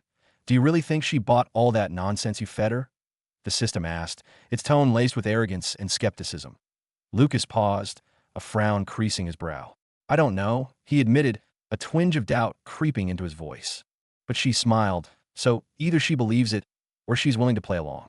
"Oomph, she's probably just humoring you," the system sneered. "But listen carefully, you need to train her properly, and under no circumstances should she ever find out about me. Got it?" Lucas clenched his fists, trying to keep his frustration in check. The system's condescending tone was grating on his nerves. "Yeah, I know," he replied curtly, his voice tight with suppressed annoyance. He didn't need the reminder. He knew how important it was to keep the system a secret, but that didn't make it any easier to lie to his sister. The conversation left him feeling uneasy, but there was no time to dwell on it. Soon, their preparations were complete. Lucas and Lucy stood at the edge of their home, ready to leave the place they had known all their lives. But something caught Lucas's attention. Lucy wasn't carrying much of anything. "Where's all your stuff?" Lucas asked, puzzled as he looked around for the usual bundle of belongings. Lucy turned to him with a playful smile, holding up a small, elegant pouch. I put everything in here, in my spatial pouch. Lucas blinked in surprise. You have that? He asked, his voice filled with astonishment. Lucy's smile widened into a mischievous grin. I was planning to give it to you for your birthday, she explained, her eyes twinkling with a mix of pride and affection. But it seems better to use it now. Lucas chuckled softly, shaking his head in disbelief. You never cease to surprise me, he said, warmth filling his voice as he looked at his sister with newfound respect. Let's go. Lucy nodded, but as they turned to leave, she suddenly paused, her expression shifting to one of seriousness. Before we go, there's something I need to handle first. Lucas tilted his head in confusion. What do you mean? He asked, his brow furrowing. This, Lucy replied, her voice firm and unwavering. She stepped forward, her eyes narrowing with determination as she raised her fist. Without warning, she punched the ground and shouted. Eruption. In an instant, a surge of molten energy erupted from the ground, obliterating their former house. The structure was reduced to nothing but smoldering rubble, the air thick with the acrid scent of burning wood and ash. The sheer force of the destruction left Lucas speechless as the dust settled. Lucy turned back to Lucas with a triumphant smile, her eyes gleaming with satisfaction. Now we can go, she said, her tone light, but with an undercurrent of finality. Lucas stared at the ruins of their home, his mouth slightly agape. How? How can you already do something like this? He muttered, half to himself. The display of raw power was both awe-inspiring and terrifying. I take back everything I said before. The system chimed in, clearly impressed, its usual arrogance replaced with a tone of grudging respect. Forget about training her, just try to keep up. She's a DMN genius, and you're lucky to be in her presence. Lucas could only nod, his mind reeling from everything that had happened. I think so too, he finally said, his voice tinged with a mix of pride, awe, and a hint of nervousness. Lucas and Lucy moved through the dense forest, the soft rustling of leaves underfoot the only sound in the tranquil wilderness. Sunlight struggled to pierce the thick canopy above, casting flickering patterns of light and shadow across their path. Lucas, however, was far from at ease. The shock of Lucy's recent display of power gnawed at him, a constant reminder that his sister was far more than he had ever realized. He had always known she was special, but the sheer magnitude of her strength was something he hadn't anticipated. As they walked, Lucas stole a glance at Lucy. She moved with a calm grace, a serene smile playing on her lips, as if she were merely enjoying a peaceful stroll. Yet, beneath that calm exterior, Lucas sensed a new depth to her, something potent and unfathomable. Lucy, he began, his voice tinged with hesitation, uncertainty lacing his words. How did you know how to use that skill earlier? Lucy turned her head slightly, meeting his gaze with a smile that widened ever so slightly, her eyes sparkling with a hint of mischief. There was a quiet confidence in her expression, as if the answer was so simple it needed no explanation. I just knew, she replied softly, her tone light and almost playful, as though it were the most natural thing in the world. Lucas frowned, confusion clouding his features as he tried to make sense of her response. There was something about her answer, the ease with which she spoke, that left him both perplexed and uneasy. Without a word, he turned inward, addressing the system in his mind. Is this the effect of the divine scripture, or her special physique? Oh, host. The system purred with an air of superiority. I couldn't possibly be expected to know every little detail, but it's likely her strength stems from that special physique of hers. The system paused for effect, clearly savoring its own words before continuing with a haughty tone. Though I must say it's exceedingly rare, almost unheard of, for someone to exhibit such power immediately after awakening. Most would be stumbling over themselves, but not your sister.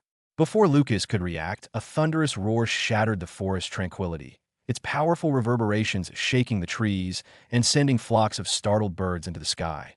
From the dense underbrush, a massive bear lumbered into view, its fur bristling with tension and its eyes glowing with unrestrained rage.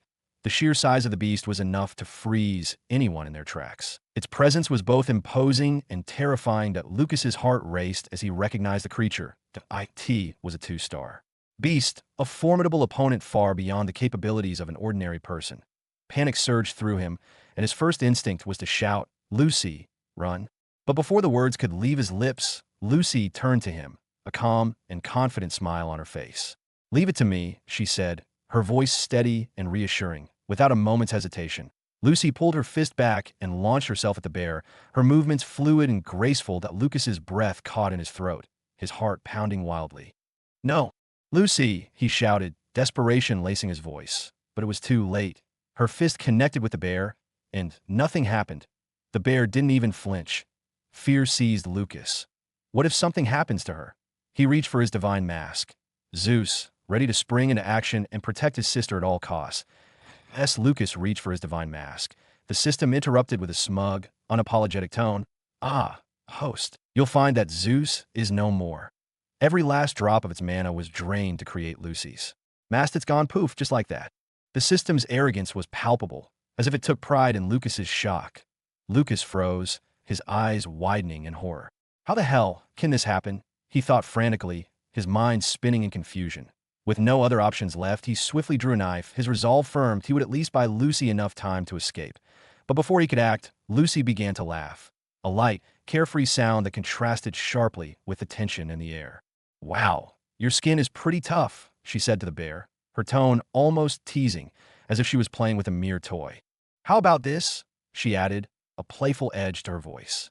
Eruption, Lucy whispered, and in an instant, the bear's massive body began to swell grotesquely to heartbeat later.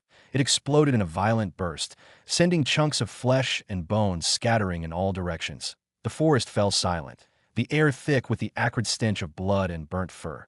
Lucas stood there, utterly dumbfounded, his mind struggling to comprehend what had just happened. Lucy turned to him, her smile bright and innocent, as if nothing unusual had occurred. Little brother, she said cheerfully, the bear is already dead, let's continue. Lucas could only nod, his thoughts a whirlwind of disbelief and as they resumed their walk. He spoke to the system in his mind. Is this really the strength of my sister now? When Lucas questioned Lucy's strength once more, the system's voice was a mix of confused pride and disdain. Honestly, host, I'm not entirely sure what's happening here.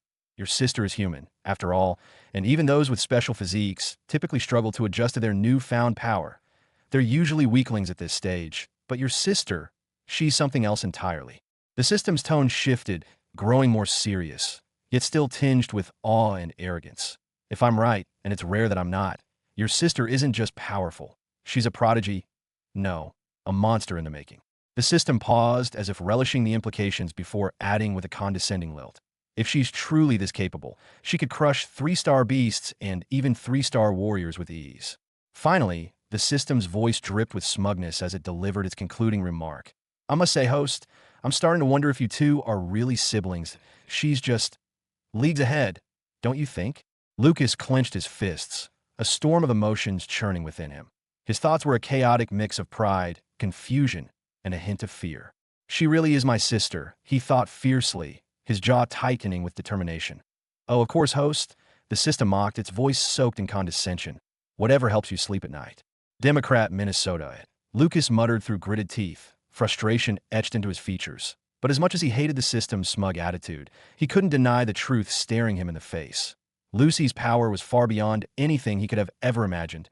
The path ahead was growing more uncertain, the future more unpredictable. But amidst the turmoil, a flicker of happiness warmed his heart.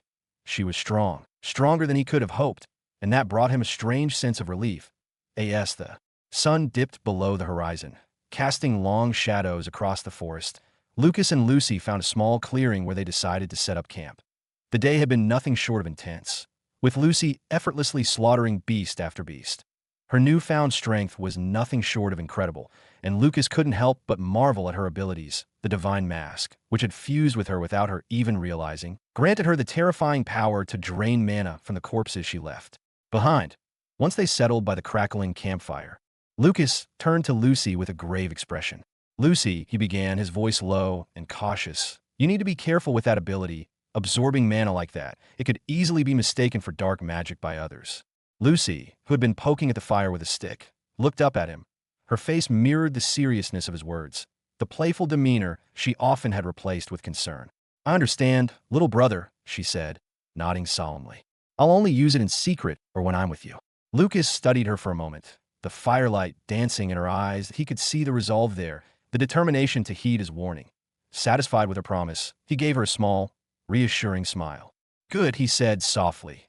The exhaustion of the day quickly caught up with Lucy, and soon, she was lying on the ground, her breathing steady as she drifted off to sleep.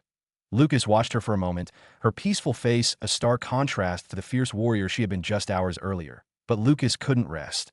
His mind was too active, questions swirling as something new had appeared in the system.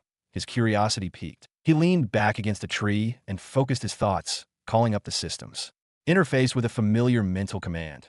Lucas squinted at the glowing words in the system interface, a deep frown creasing his forehead. The label seemed straightforward, but the number troubled him. He needed to understand what it really meant. "Why is the number so low?" he muttered, his voice tinged with concern. "Mana storage, too." The system's response came almost immediately, dripping with its characteristic condescension. "Oh, host, how little you understand," it sneered. "The mana is being purified and condensed into divine-grade mana, the only kind worthy of being used in divine scripture cultivation. You think ordinary mana could suffice for something as exalted as that?" Lucas could almost feel the system's smug satisfaction radiating through his mind. IT paused for a moment, clearly relishing the chance to flaunt its superiority.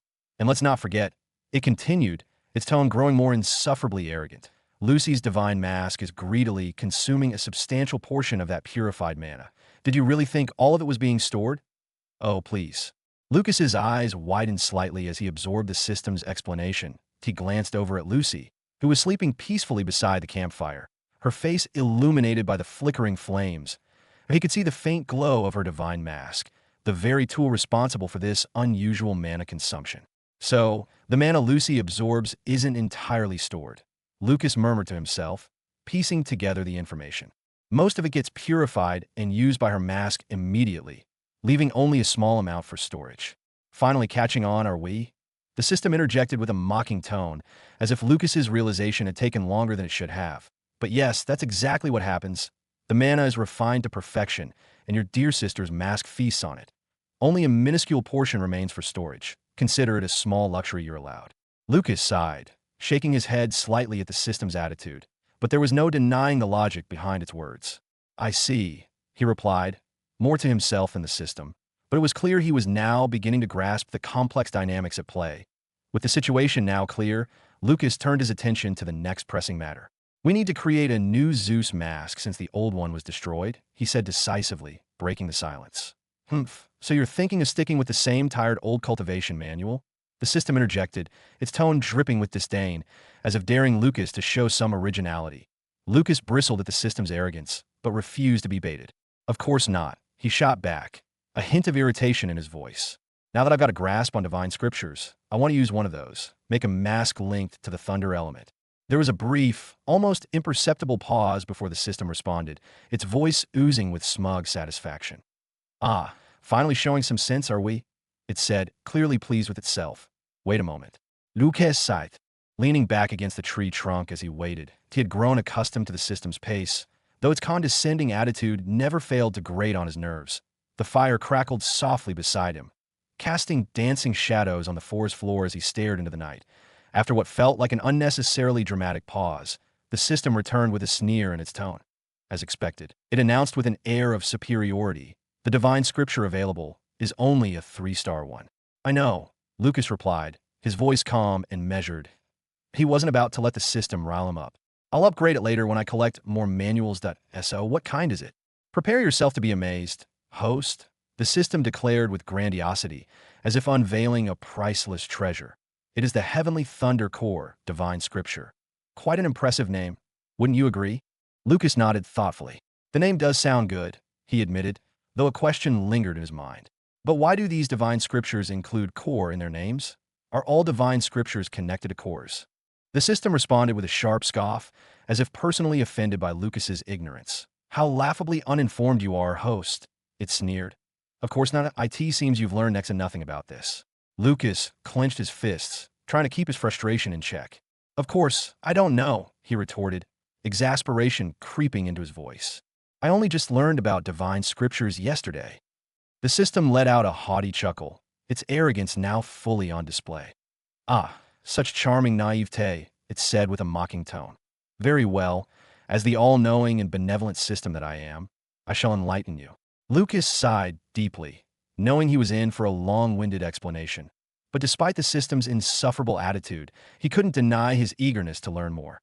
After all, the power of the divine scriptures had already changed his life in ways he never imagined.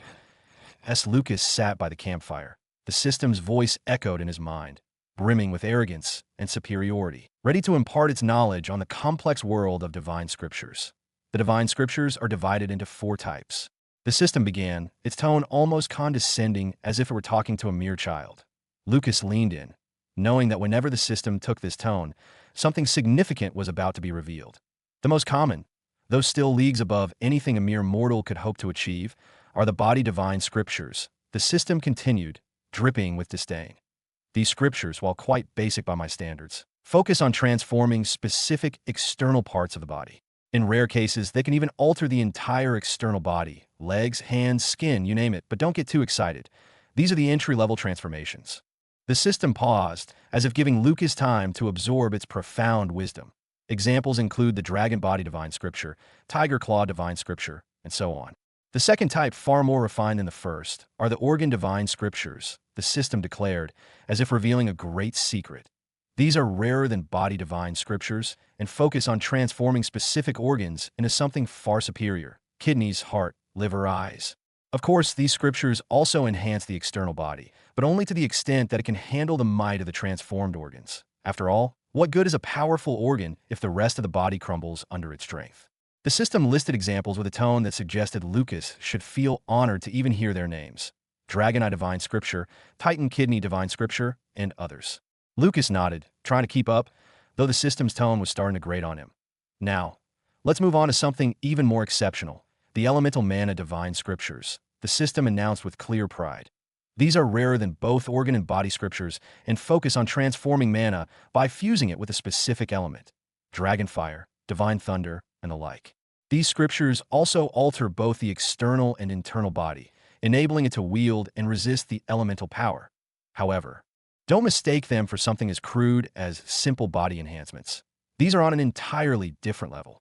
The system seemed to swell with pride as it mentioned examples like Dragon Flame Divine Scripture, Divine Thunder Divine Scripture. Finally, the system's voice grew even more haughty, if that were possible. And now, we arrive at the pinnacle: the core divine scriptures, the rarest and most powerful of them all. It declared, as if this was the ultimate truth of the universe.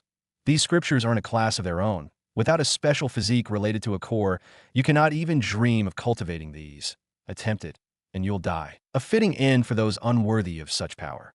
Lucas felt a shiver run down his spine, but the system wasn't done yet. Core divine scriptures work by transforming or fusing with the existing special core within the body, such as a flame core or a lava core, into something far more powerful. For instance, a flaming dragon core can be achieved with the Dragon Core Divine Scripture, the system explained, its tone laced with smug satisfaction. Sensing Lucas's confusion, the system graciously continued, "I must clarify something since it seems you're in the dark about this." Yet again, even though you might think the core functions like the heart, let me enlighten you. They're worlds apart.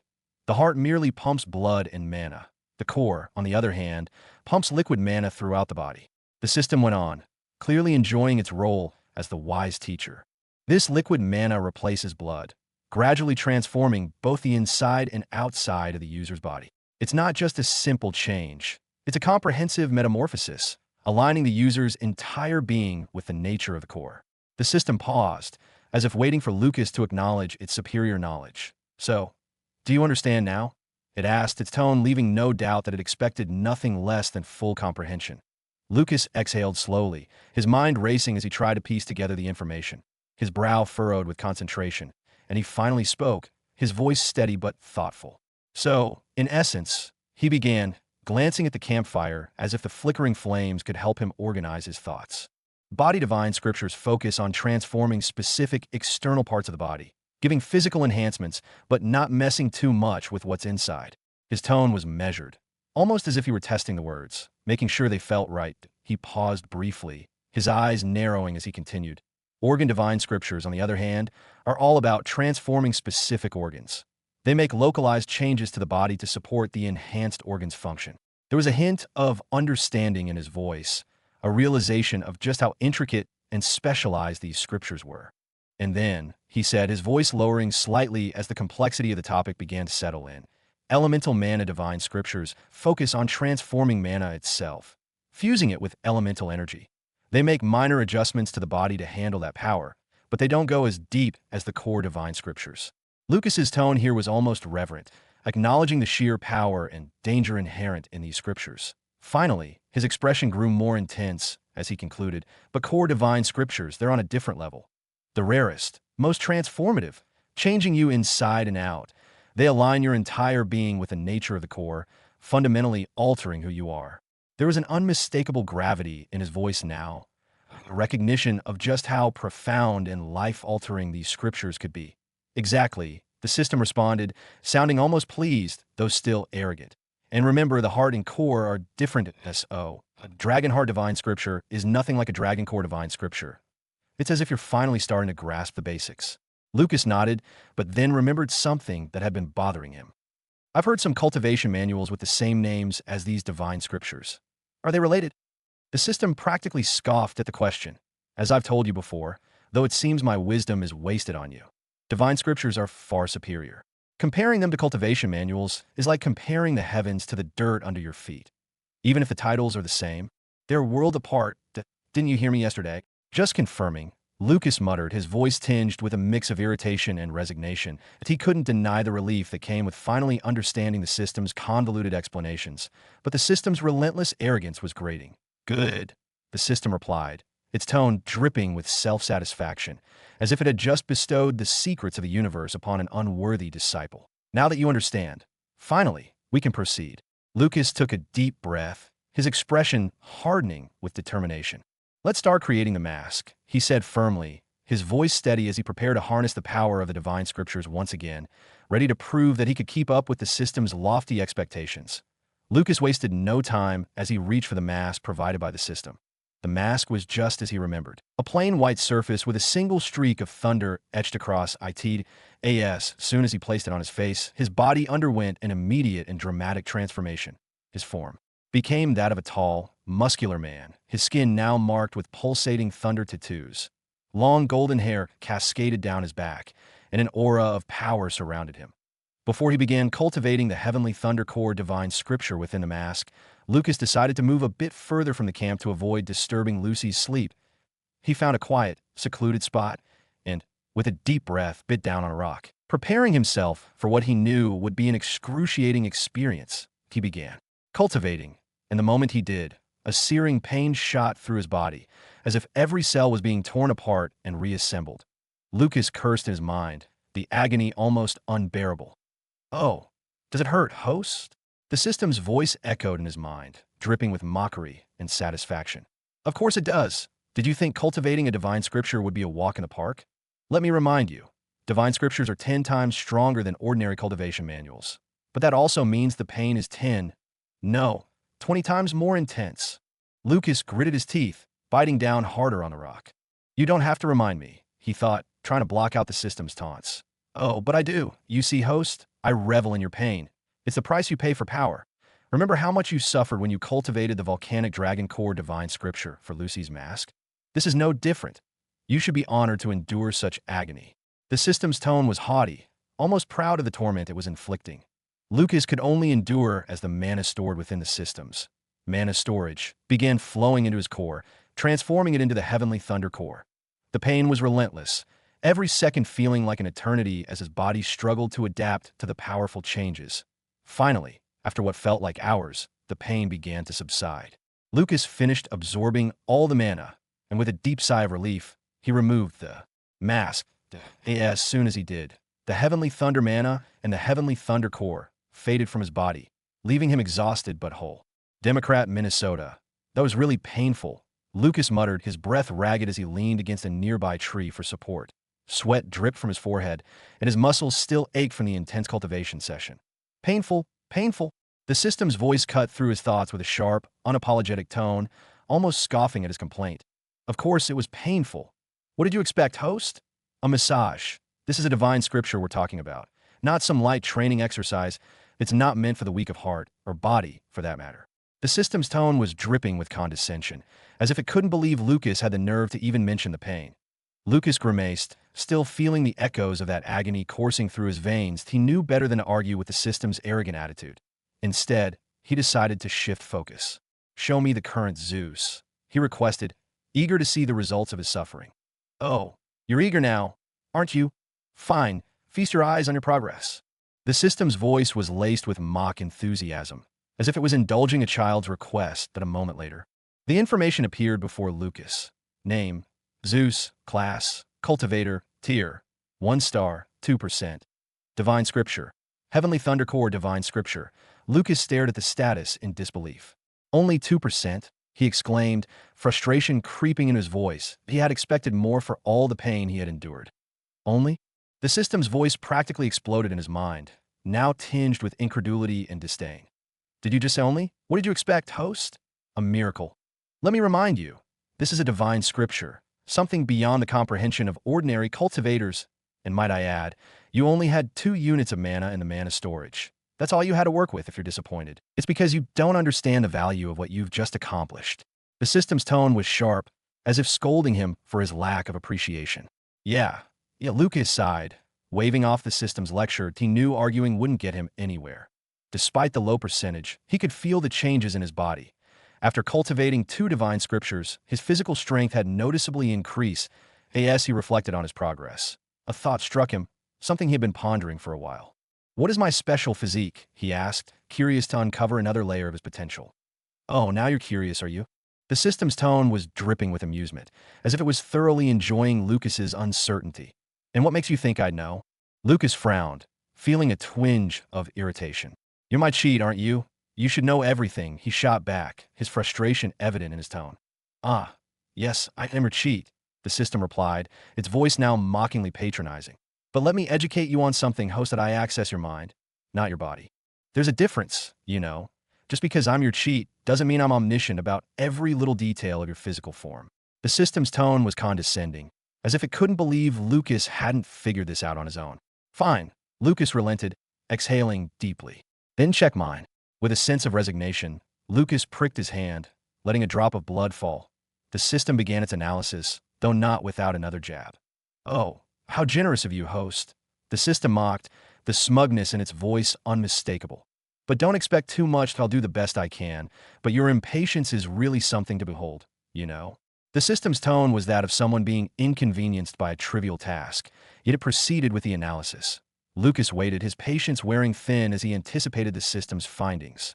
The tension in the air was palpable as he prepared to uncover whatever secrets lay within him, knowing that, despite the system's arrogance, it was his best chance at unlocking his full potential.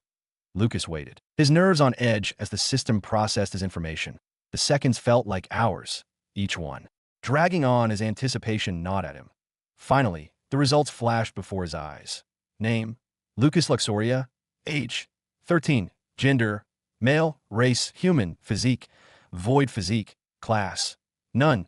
Tier, 0 star.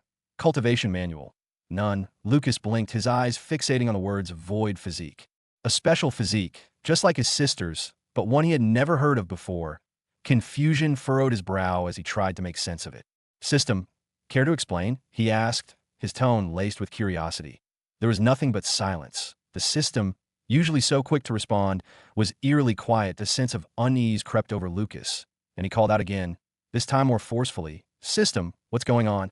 The silence stretched on, intensifying the tension in the air. Lucas's anxiety grew with each passing second. Just when he was about to call out again, the system's voice exploded in his mind, laden with disbelief and indignation. What in the world is this?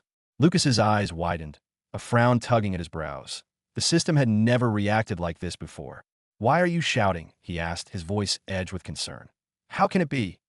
The system almost shrieked, its tone teetering on the edge of hysteria. How can someone like you possess such a physique?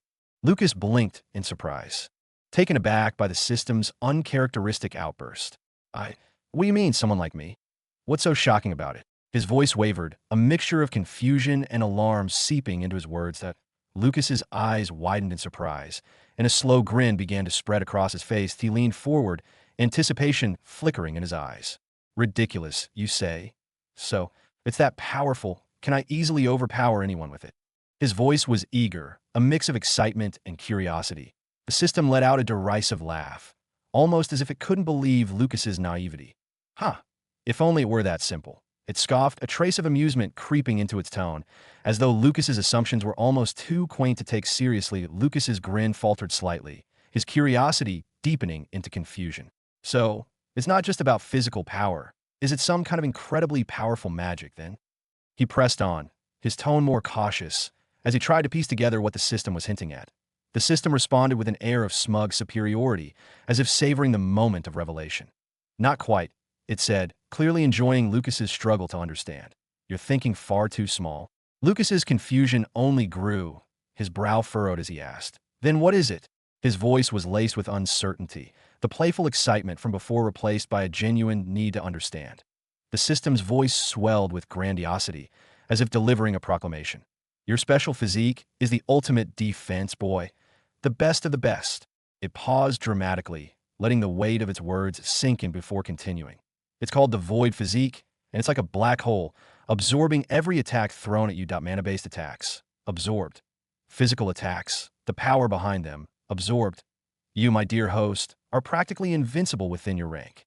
The system's tone was rich with pride, as if it were personally responsible for bestowing this incredible power upon Lucas.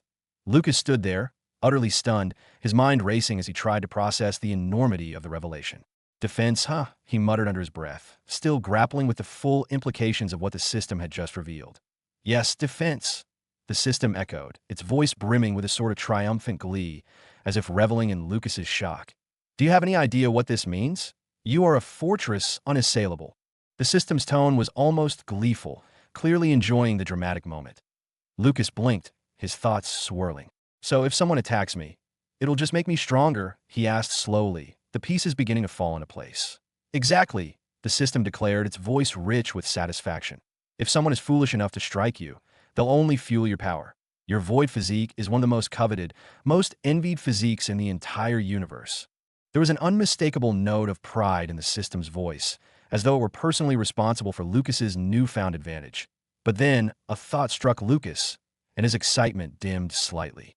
But I don't have a correlated physique like a void core physique, do I? He asked, uncertainty creeping in his voice. The system's response was immediate and explosive, its voice booming with frustration. Ungrateful brat. It snapped, bristling with indignation. How can you even think like that? Do you have any idea what you've been gifted? Your void physique is a treasure beyond measure. Lucas flinched at the system's harsh tone, but the system wasn't done yet. Even though it's called the void physique, it includes a normal core, making you a rare anomaly. The system's voice softened slightly, as if letting Lucas in on a closely guarded secret. There's no record, none whatsoever, of a void core physique being naturally born. You, my dear host, are truly unique. Lucas's eyes widened slightly, the weight of the revelation beginning to sink in. He could almost hear the system basking in its moment of superiority. And unlike your sister's molten lava core physique, which slowly alters the body over time, the system went on, clearly relishing the explanation. Your transformation has already happened. Your body is the void physique, Lucas, and it will only grow more formidable as you ascend in rank. The system's voice grew more intense, almost fervent. Imagine it. Lucas, you will become an unstoppable force, a living void that consumes everything in its path. Lucas absorbed the words, a slow grin spreading across his face as the reality of his situation became clear. So my special physique, it's pretty incredible, isn't it? Incredible? The system nearly scoffed, its tone dripping with shameless pride. Incredible doesn't even begin to describe it. It's a gift from the heavens, a blessing that most could only dream of possessing. You should consider yourself extraordinarily lucky, Lucas. Lucas's smirk widened, a newfound confidence surging through him. With this void physique, he knew that his journey was about to take on an entirely new dimension. The challenges ahead suddenly seemed much less intimidating, and he could already feel the strength within him waiting to be unleashed. Looks like things just got a lot more interesting, he murmured to himself, anticipation flickering in his eyes. Lucas now knew he had a special physique, the void physique, and it was time to cultivate his body rather than just relying on his masks. Although humans usually began to sense mana around the age of 16 or 17, that was typical for commoners. Nobles often started feeling mana around 14 or 15, and in the strongest organizations, some of their youth could sense it as early as 10.so. While Lucas's ability to sense mana at 13 would be remarkable among commoners, it wouldn't raise eyebrows in the upper echelons of society. But Lucas didn't care about their standards. He needed to get stronger and fast. System, Lucas called out, determination clear in his voice. I've got this special physique now, so it's time for me to start cultivating. Oh, naturally, the system responded, its tone dripping with self-satisfaction. I've been waiting for you to realize it. There was a brief pause, as if the system was basking in its own brilliance. I anticipated this moment the second your void physique was revealed. I've already prepared a divine scripture for you, it added with a smug air. Lucas raised an eyebrow, impressed despite himself. You've already got one ready. But of course, the system declared, almost offended at the thought that it might not be prepared. It's a 3-star divine scripture, the Void Core divine scripture. Only the best for someone with a physique as rare and magnificent as yours. The system's voice practically purred with pride. Lucas blinked in surprise, a smile tugging at the corner of his mouth. Wow, that's fast. I wasn't expecting you to have it ready so soon. The system's tone turned haughty, almost as if it were puffing out its chest. Fast? Fast, you say? Of course it's fast. I am the mighty system, after all. There was a shameless boastfulness in its voice. The moment I detected your physique, I crafted the perfect scripture. Efficiency is my specialty, it added, as if it were the most obvious thing in the world. Lucas chuckled, shaking his head. All right, let's get started then. As soon as he spoke, the divine scripture materialized in his mind, vivid and detailed, almost as if it had always been there. Lucas could feel mana beginning to gather around him, drawn by his newfound power, but he knew he needed more. System, I'll need your help to absorb even more mana, he commanded, his tone serious. The system's response was instant, its voice oozing with smugness. With pleasure, host. There was a brief pause, then, in a tone that promised greatness, it added, prepare yourself for an unprecedented surge of power. With the system's assistance, the mana absorption process intensified, flooding Lucas's body with raw energy as he began to cultivate the Void Core divine scripture. But almost immediately, an overwhelming wave of pain surged through him, far beyond anything he had anticipated. His eyes widened in shock, and he bit down hard on the rock in his mouth, the pressure so intense it nearly cracked under his teeth. The pain was excruciating, tearing through every fiber of his being. What the hell is this? He mentally screamed, barely able to hold on. Host, the system responded, its tone unervingly cheerful, almost as if it was enjoying his agony. Did I forget to mention? Even with your invincible body, you can still feel pain. Oh, and not just any pain, mind you, exquisite, amplified pain. Given the nature of your physique, it's 10 times worse than anything you've ever felt.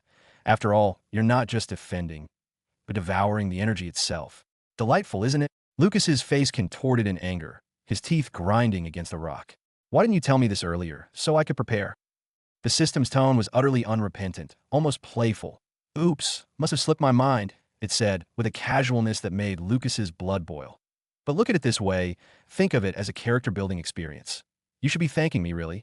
Democrat, Minnesota. Lucas cursed aloud, the words muffled by the rock in his mouth. But he knew there was no turning back now, no matter how much he wanted to strangle the system for its nonchalance. So, the system continued, its tone now dripping with mockery. Are you going to quit? No, Lucas growled, his voice thick with determination. I've started this, and I'm going to finish it. He forced himself to resume cultivating, despite the agony that tore through him with every breath. Every moment felt like an eternity of torture, but Lucas gritted his teeth and pushed through it.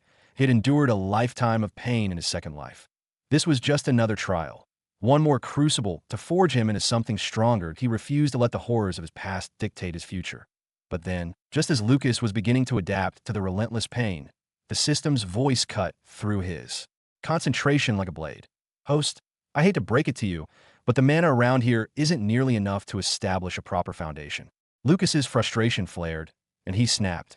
Then just use the 1% of mana from Zeus. His voice was tense, strained by the pain and the mounting irritation at the system's interruptions. The system responded with a tone of exaggerated approval, as if Lucas had just made a genius move. Ah, I see you're finally thinking ahead. Very well, I'll grant you this boon, it declared, as if bestowing a royal favor. Lucas rolled his eyes, gritting his teeth as the system channeled the 1% of mana from Zeus into his body. The moment the energy hit his core, the pain intensified, a fresh wave of agony crashing over him. His muscles tensed, and his grip on the rock tightened. But he forced himself to endure it, focusing entirely on cultivating the Void Core. Slowly but surely, his core began to change, the mana swirling within him, transforming into the essence of the Void Core. Every second felt like an eternity, the pain dragging out each moment. But Lucas refused to give in, that he pushed forward, determined to see the process through. Finally, after what seemed like hours, the transformation was complete. His core had become a one-star void core. Panting heavily, Lucas collapsed onto the ground, utterly drained and soaked in sweat. Democrat Minnesota it, he muttered through ragged breaths. That was too painful. The system's voice returned, utterly dismissive and without a trace of sympathy. Oh, don't be so dramatic, host, that you'll get used to it in time. You might even find it pleasurable. The last word was laced with a twisted sense of amusement. Democrat Minnesota you, system, Lucas grumbled, glaring at nothing in particular. But deep down, he knew the system was right. The pain was a necessary step on his path to power, a trial he had to endure. And no matter how agonizing it was, he would push through it. He had no other choice if he wanted to achieve his goals. Lucas had decided that it was time for him to check his status, that he had basically been enduring the agonizing process of building his perfect foundation, and it was time to see the result. With the system now linked to his body through the blood ritual, accessing his own status, and even Lucy's, was as easy as a thought. System, show me my status, Lucas commanded, his tone calm, but with an underlying edge of anticipation. The system responded instantly, its voice brimming with smug eagerness, as if it had been waiting impatiently for this moment to flaunt its handiwork. At last, let me show you the results of my work. Host, it declared, almost as if it were about to unveil a masterpiece. Name, Lucas Luxoria. Age, 30. Gender, male race, human/void creature. Physique, void physique. Class, cultivator. Tier, 1 star. Divine scripture. Void core divine scripture. Lucas scanned the information displayed before him. Most of it matched his expectations, but something in the race column made him pause. Void creature, he muttered, his brow furrowing in confusion. What does that mean, system? The system's response was immediate, and Lucas could almost hear the smugness dripping from its voice. Oh, it's your new race, dear host. The system chimed, as if it had just revealed a delightful secret. You've awakened the void physique and started cultivating the void core divine scripture. So naturally, your body is evolving into a void creature. Lucas felt a jolt of unease. So, I'm not human anymore, he asked, concern lacing his words as he tried to grasp the full implications. Oh, relax, the system retorted with a mocking chuckle. You're still human for now. It added the last part with a tone that was almost teasing. You haven't fully transformed yet. Lucas pressed on, needing clarity. So, after I fully transform, I won't be human anymore. Of course, yes, the system confirmed, its tone growing more amused. But don't start crying just yet. It sneered, as if finding the idea of Lucas mourning his humanity amusing. Even if you're not human, you'll still be able to keep that pretty little human form of yours. The system wasn't done yet. It seemed almost eager to continue. Besides, a race change comes with perks. If you fully evolve into a void creature, you'll gain extra talents, and all those fancy void abilities of yours will get a nice power boost. Its tone had shifted into something almost boastful, as though the system was proud of the transformation Lucas was undergoing. Lucas, trying to ease the tension he felt creeping in, half-joked, and I won't end up looking like some kind of monster, right? The system's response was immediate, snapping back with a tone that was both sharp and offended. Please, host, how dare you even suggest such a thing? It huffed, as if Lucas had insulted its very core. Don't insult me, you'll keep your current appearance. Then, almost as if it couldn't resist, the system added with a smug undertone. Just better. Lucas let out a slow breath, feeling a small wave of relief wash over him. The system's unwavering confidence, even if laced with arrogance, was oddly reassuring. All right, I was just worried for a moment, he admitted, nodding slightly as he tried to process the implications of his transformation. But as his mind settled, another thought struck him. System, he called out, a new urgency in his voice. Show me Lucy's status. The system perked up instantly, its tone shifting to one of eager excitement, almost as if it had been waiting for this moment. Sure thing, host, it responded, the words practically chirping with delight, as if thrilled to have another opportunity to flaunt its knowledge. Lucas could almost picture the system rubbing its hands together in anticipation as it brought up Lucy's status. It didn't take long before the details materialized before him. Name, Lucy Luxoria. Age, 20. Gender, female. Race, human/volcanic dragon/volcanic titan. Physique, molten core physique. Class, cultivator. Tier, 1 star. Divine scripture, volcanic dragon core divine scripture. As Lucas examined her status, his eyes narrowed.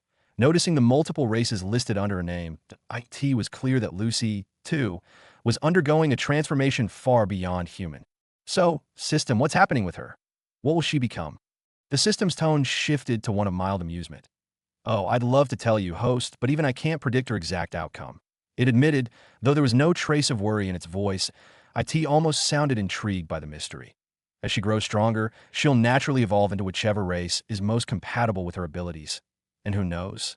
If we're really lucky, she might just mutate and merge all her current races into something entirely new. Wouldn't that be exciting? Lucas considered this for a moment, the wheels in his mind turning. And what about me? Could I do the same? Fuse my human side with a void creature to create some new, powerful race?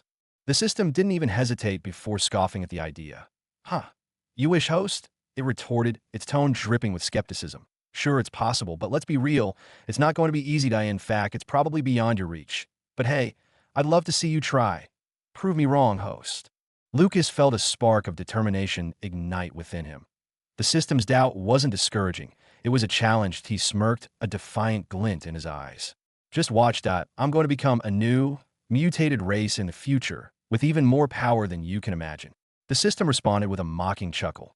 Oh, I'm watching, host. But don't disappoint me that you've got a long way to go before you can even think about pulling that off.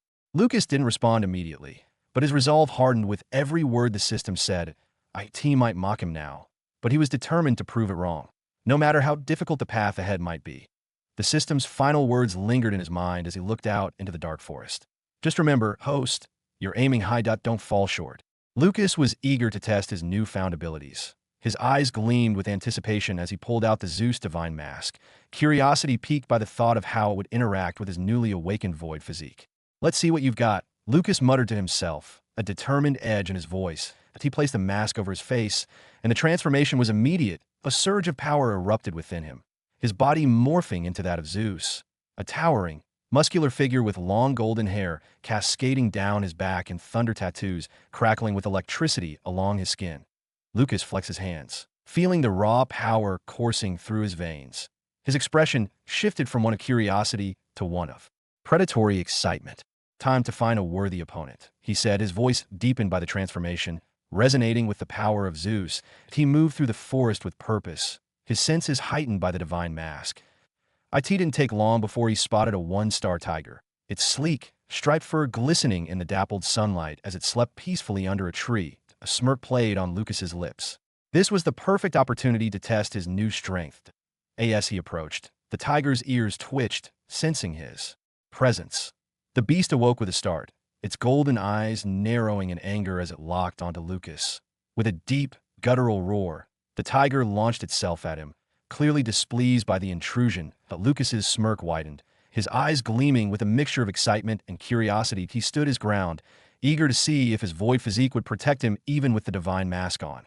The tiger's claws slashed through the air, aiming for his chest. But when they connected, it was as if the beast had struck an unyielding wall. The impact barely registered to Lucas. He felt only the faintest tap. The tiger recoiled, clearly confused by the lack of effect its attack had. Lucas glanced down at his chest, his smirk transforming into a satisfied grin. So, my void physique is still active, even with the mask on. He mused aloud, a note of triumph in his voice. He could feel the energy from the tiger's strike being absorbed into his void core, the power feeding in him like a steady stream. Well, look at you, the system chimed in, its voice dripping with pride. It seems your void physique and void core are working flawlessly. Did you really expect anything less from me? Your all-powerful system. Lucas chuckled at the system's arrogance. I was hoping they'd work together, but it's good to know I can rely on both, even with the mask on. Of course you can, the system replied, almost mockingly. Your void core is devouring the energy from that pitiful tiger's strike. And while you might feel a bit of pain, it's nothing compared to what you've already endured, isn't that right? Lucas nodded. Acknowledging the truth in the system's words, he decided it was time to finish the fight. Clenching his fist, he unleashed a simple, yet devastating attack. Thunder Punch. The force of the blow was immense, and the tiger was instantly obliterated, its body crumpling lifelessly to the ground. Huh. Look at that power, the system crowed, shamelessly basking in the glory. With your void physique and void core's peak defense combined with the raw power of Zeus, you're practically unstoppable. Admit it, you're grateful to have such an amazing system guiding you. Lucas smiled at the system's boastfulness. You certainly have your uses, but I have a question. Are my void core and heavenly thunder core fused together now, or are they still separate? And what happens when I take off the Zeus divine mask? Ah, an excellent question. the system replied, its tone shifting to one of condescending superiority. Your cores are currently being forcibly fused by me. Who else? When you remove the Zeus mask, your core will revert to the Void core. But this isn't just a simple fusion. It's much stronger than that. That's why you're so ridiculously powerful when you use the divine mask at your welcome. Lucas nodded, understanding the explanation. I see. That makes sense. Deciding to test the process, Lucas slowly removed the mask. And yes, he did. A wave of pain shot through his body. The heavenly thunder mana that had filled him was rapidly drawn back into the divine mask, but not before his void core managed to siphon some of it, growing even stronger. Despite the pain surging through his body, Lucas couldn't help but grin. So, not only is the divine mask a powerful tool, but it's also like a battery, constantly feeding my void core when I wear it. That's pretty convenient, he mused, his tone laced with satisfaction. Convenient? The system retorted, its voice dripping with smugness. Please, it's genius. You get stronger, but of course there's a trade-off. Lucas could almost picture the system puffing out its metaphorical chest, reveling in its own brilliance. A trade-off? He echoed, raising an eyebrow. His curiosity piqued. Oh, absolutely, the system continued, its tone taking on a mocking edge. The energy within the divine mass depletes faster, so you'll have to cultivate again to replenish it. But hey, nothing comes for free, right? And let's be honest, a little pain never hurt anyone, at least not you. Lucas let out a heavy sigh, realizing the truth in the system's words. The thought of going through the grueling process of cultivation again made his muscles ache preemptively. Democrat, Minnesota, I guess I'll have to go through the pain of cultivation all over again, he muttered, his voice tinged with resignation. That's the spirit, host. The system chimed in, its tone now playful and teasing. Keep that determination alive. After all, greatness doesn't come easy, and don't worry, you'll get used to the pain, eventually. Lucas couldn't help but roll his eyes at the system's words, though a small smile tugged at the corners of his lips. Democrat, Minnesota U, system, he muttered, shaking his head. The morning sun slowly crept through the canopy of leaves, casting a gentle glow across the forest floor that Lucy's eyelids fluttered as she stirred from her sleep, the warmth of the sunlight gradually rousing her. Yes, she blinked her eyes open.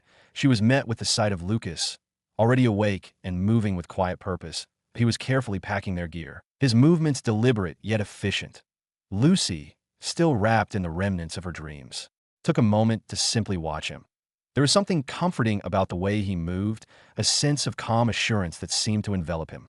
Good morning, Lucas, Lucy finally said, her voice soft but bright with the remnants of sleep. A gentle smile played on her lips, her eyes still heavy with the lingering warmth of rest. Lucas looked up from his task, his expression immediately softening as he met her gaze. Morning, Lucy, he responded, his tone warm and full of a brotherly affection that made her feel safe. Did you sleep well? Lucy nodded, stretching her arms above her head as she tried to shake off the last remnants of sleep. Her movements were slow and relaxed, her eyes still a bit heavy-lidded from just waking up.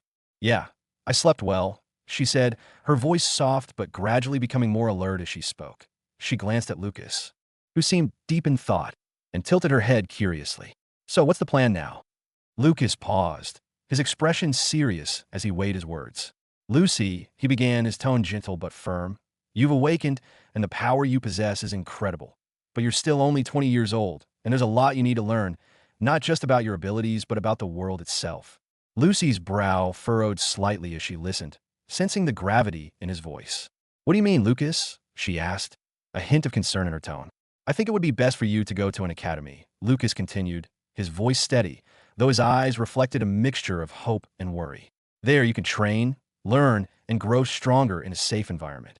Lucy blinked in surprise, her lips parting slightly as she processed his suggestion. An academy? She echoed, her voice tinged with uncertainty. But, which one? We don't really have a lot of money, and I don't even know where to start. Lucas leaned forward slightly, a reassuring smile on his face. You don't need to worry about that, he said, his voice calm and confident. I heard some interesting news recently. If I'm not mistaken, there's a town not far from here that's about to be visited by an envoy from the Celestial Academy. Lucy's eyes widened, her surprise evident. Wait, you mean that Celestial Academy, the one everyone talks about? Lucas nodded, his expression growing more serious. Exactly, the very same. It's the top academy in the entire realm, known for producing some of the most powerful cultivators. Lucas then continued to tell her what she can even do later, if you can pass their test and manage to impress, or even shock them. It could change everything for you. And who knows, they might even allow me to accompany you, even though I'm still technically unawakened. Lucy bit her lip, a mix of excitement and doubt flashing in her eyes. But Lucas, can I really do it? I mean, I've only just awakened, and there's so much I don't know. Lucas's smile softened, and he placed a gentle hand on her shoulder, looking her directly in the eyes. Lucy, you've already accomplished things that most people could only dream of. That you've awakened a rare and powerful physique, and your potential is off the charts. There's no doubt in my mind that you can do this. Lucy's hesitation melted away as his words sank in. Her eyes brightened with renewed determination, and she straightened her posture, her voice growing stronger. You're right, Lucas, I can do this. I won't let fear hold me back. Lucas watched the transformation with a proud smile, his eyes shining with encouragement. That's the Lucy I know, he said warmly. Fear is natural, but it's how we face it that defines us. Lucy nodded, a fierce resolve now in her gaze.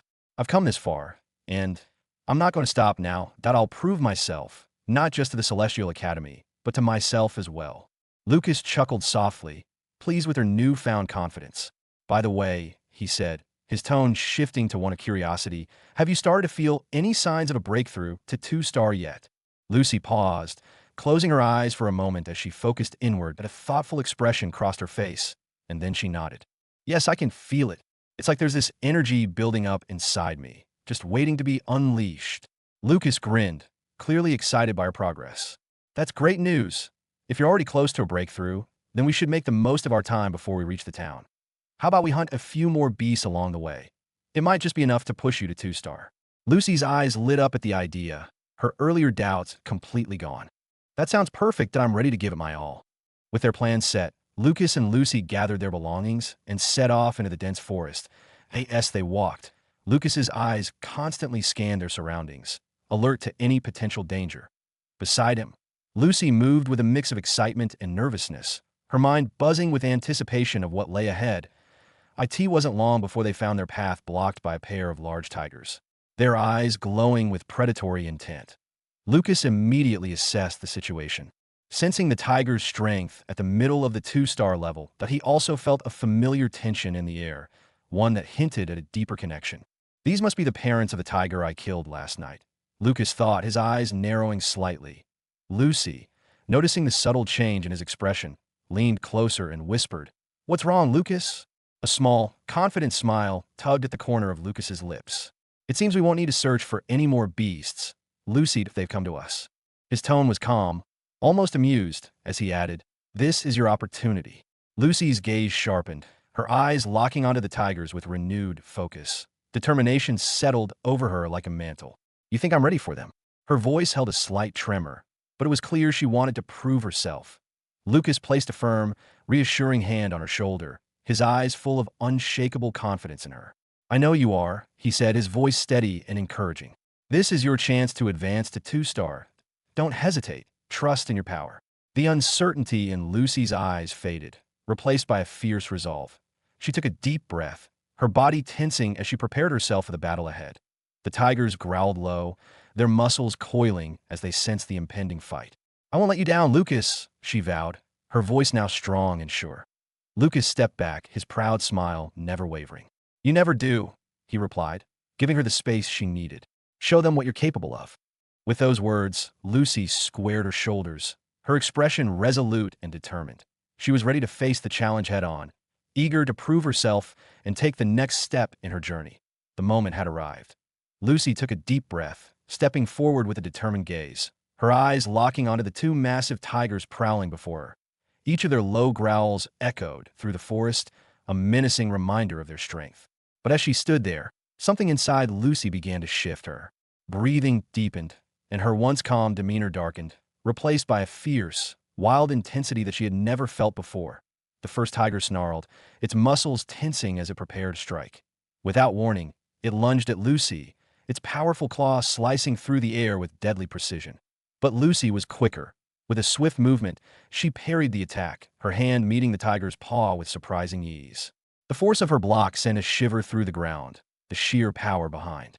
Her movement, leaving the tiger momentarily stunned, that a wicked smile spread across Lucy's face as she looked into the beast's eyes, now filled with confusion. "Is that all you've got?" she taunted, her voice laced with an unsettling calmness. The tiger, undeterred, growled louder, its breath hot and rancid against her face. But Lucy was no longer the same girl she had been moments before. She was something else, something far more dangerous. Her eyes gleamed with a dark excitement as she leaned closer, whispering coldly, "Eruption." In that instant, the world seemed to slow down. The tiger's eyes widened in terror as it felt a sudden, searing heat within its paw, and then, with a violent burst, its right claw erupted, blood and bone splattering in all directions like molten lava from a volcano. The force of the explosion rocked the forest, the ground trembling beneath their feet. The tiger let out a deafening roar of agony, stumbling backward as it clutched its mangled paw to its chest. Its once fierce gaze was now clouded with fear and disbelief. It staggered, wounded and vulnerable, unable to comprehend the sheer power that Lucy had unleashed. The second tiger, its fury ignited by the sight of its mate writhing in pain, let out a ferocious snarl. It quickly assessed the situation, realizing that Lucy was far more dangerous than it had initially thought. With a low, menacing growl, the tiger decided to change tactics. Its eyes narrowed as it shifted its gaze away from Lucy and focused on Lucas, who stood a few paces behind her. The beast. Lucas appeared defenseless, a far easier target. The tiger crouched low, its muscles coiling like springs ready to unleash their deadly force. With a powerful leap, it sprang forward, charging straight at Lucas, its jaws wide open and fangs gleaming. Lucas, caught off guard by the tiger's sudden shift in focus, watched as the beast closed in on him. He felt a flicker of annoyance mixed with resignation. "So, it thinks I'm an easy target," he mused, his expression calm despite the impending danger. "I guess I won't be able to keep my power hidden any longer." But before Lucas could even consider making a move, a voice shattered the tension, slicing through the air like a blade. "You dare to hurt my little brother." The voice was filled with an icy fury, and it was unmistakably Lucy's. Lucas barely had time to register her words before she moved. In a blur of motion, Lucy's speed increased exponentially, her form becoming little more than a streak of light as she crossed the distance between herself and the tiger in the blink of an eye. The tiger, focused entirely on its prey, barely had time to react before Lucy was upon it. Her eyes burned with an intense, almost feral rage as she delivered a crushing punch to the side of the beast. "Eruption," she roared, her voice reverberating with the sheer force of her anger. The impact was immediate and devastating. The second tiger's body convulsed violently as a massive explosion erupted from within, the force of the blast ripping through its flesh and bones in a gruesome display of power. Blood and viscera splattered across the forest floor, painting the scene with the remnants of the beast's life. The tiger's lifeless body crumpled to the ground with a heavy thud, its eyes wide open. In a final expression of shock and disbelief, It had been utterly destroyed, its form unrecognizable from the ferocious predator it had been just moments before. Lucy, now overtaken by an uncontrollable, berserker-like rage, fixed her gaze on the first tiger, still writhing in agony from its earlier injury. Her eyes narrowed, burning with a cold, unrelenting fury that seemed to swallow any trace of the calm demeanor she once had. The tiger, sensing its imminent demise, let out a pitiful growl, but it was too late for any form of defense or escape. Without a moment's hesitation, Lucy launched herself at the beast with terrifying speed. Her movements were fluid yet fierce, her entire body propelled by the raw power coursing through her veins. As she closed the distance, the tiger managed a feeble attempt to raise its head, its eyes filled with a mixture of fear and desperation. That Lucy's voice, dripping with wrath, cut through the air like a thunderclap. "You should have never crossed us," she hissed, her tone as cold as the death she was about to deliver. With a force that seemed impossible for her frame, Lucy's fist connected with the tiger's skull, the impact reverberating through the forest. "Eruption," she screamed, channeling every ounce of her anger into that single word. The effect was instantaneous and brutal. The tiger's head detonated with a violent explosion, the sheer force obliterating it in a grisly display of power. Blood and fragments of bone splattered across the surrounding trees, the air thick with the scent of iron. The once majestic beast crumpled to the ground, its life snuffed out in a grotesque spectacle that left no doubt about Lucy's newfound strength. Lucy stood amidst the carnage, her breath coming in heavy, ragged gasps. Blood dripped from her hands and clothes, staining her from head to toe in a macabre testament to the violence she had unleashed. Her chest heaved as the last remnants of her rage began to subside, leaving behind an eerie silence in the wake of the battle. She looked down at the lifeless body of the tiger, her expression hard, devoid of any remorse. "This is what happens when you threaten my family," she muttered, her voice low but laced with a dangerous edge. Lucas stood there, staring at Lucy, who was now drenched in blood, her eyes still blazing with the remnants of her berserk rage. The transformation before him was almost too much to process. This was his sweet, gentle sister. Yet now she looked vicious, terrifying, a far cry from the loving protector he had always known. His heart pounded in his chest, a storm of disbelief and concern churning within him. What on earth had happened to her? Unable to make sense of it, Lucas quickly reached out to the system. "What happened to my sister?" he demanded, his voice laced with desperation. "Oh, come on," the system responded, its tone dripping with smug satisfaction. "Isn't it obvious?" There was a slight pause, as if the system was savoring the moment. "This is the glorious effect of her special physique at work. Quite the spectacle, don't you think?" Lucas's expression darkened, his eyes narrowing as he processed the system's words. "So, you're telling me that her special physique is messing with her personality? And you didn't think it was important to warn me about this?" His voice was sharp, cutting through the tension in the air. "Warn you?" The system echoed, letting out a derisive laugh. "Oh, please, I didn't tell you because it's so rare that I didn't think it would actually happen." The system's tone grew even more condescending. "Besides, who could have guessed your sister would be the lucky one to trigger this transformation? Consider it a delightful little surprise." The system's words dripped with sarcasm, as if it found the entire situation amusing that Lucas's frustration boiled over, his voice rising as he demanded answers. "How could this happen? My lovely big sister is gone." His agitation was palpable, his desperation clear. The system didn't miss a beat, continuing with its haughty tone. "Oh, there are a few reasons, if you must know," it began, almost as if it were indulging him with an explanation, "but it all comes down to your sister herself. She's been mannerless for 3 years, bottling up all that frustration, and then she had to deal with all that nonsense about the gang. Can you imagine how powerless she must have felt, fearing for her dear little brother?" The system's mock sympathy was barely disguised. IT then let out a mocking chuckle, as if the situation were a joke. "And then, when that tiger decided to go after you, well, it was like poking a dragon's inverse scale. Poof, the sweet, gentle sister you knew is gone, replaced by this lovely little berserker. Isn't it fantastic?" The system's words were laced with cruel amusement, as if it took pleasure in the chaos it had helped create. Lucas felt a cold shiver crawl down his spine, his heart sinking as the implications of the system's words settled in. "So, you're telling me she's going to be like this from now on?" His voice was low, almost disbelieving, as if he was still hoping for some reassurance. "Oh, absolutely," the system replied with gleeful certainty, its tone brimming with mischief. "But don't worry, she'll only be crazy around others. With you, she'll still be her sweet, doting self. Isn't that just perfect?" It teased, as if the situation was some kind of grand joke. Lucas's shock deepened, leaving him almost speechless. "Can't you do something about it?" he asked, his voice tinged with desperation. He needed to know there was some way to bring his sister back to who she used to be. "Do something about it? Why on earth would I?" the system crowed, clearly reveling in the situation. "This is brilliant. You've hit the jackpot, kid." The enthusiasm in its tone was unmistakable, as if Lucas had just won a grand prize. Lucas could almost see the system puffing itself up with pride as it continued. A volcanic-type physique combined with a berserker personality, that's a combination most people would kill for. It paused for dramatic effect, savoring Lucas's discomfort. Her power is going to be off the charts. If she'd stayed her kind, gentle self, there's no way she could have handled this kind of physique. Now, she's perfectly equipped to control it. You should be thanking me. Lucas clenched his jaw, a mix of emotions churning within him. Relief, unease, and a growing sense of dread. He exhaled slowly, the weight of the situation pressing down on him. "So, she'll still be kind to me, but to everyone else, she's going to be like this." His voice was soft, almost resigned, as he tried to reconcile the sister he knew with the one she had become. "Exactly, she'll still be your loving big sister, but anyone else who crosses her, well, let's just say they'll regret it. She's far from an easy target now. And isn't that a good thing?" The system's voice was almost patronizing, as if trying to convince him that this change was for the best.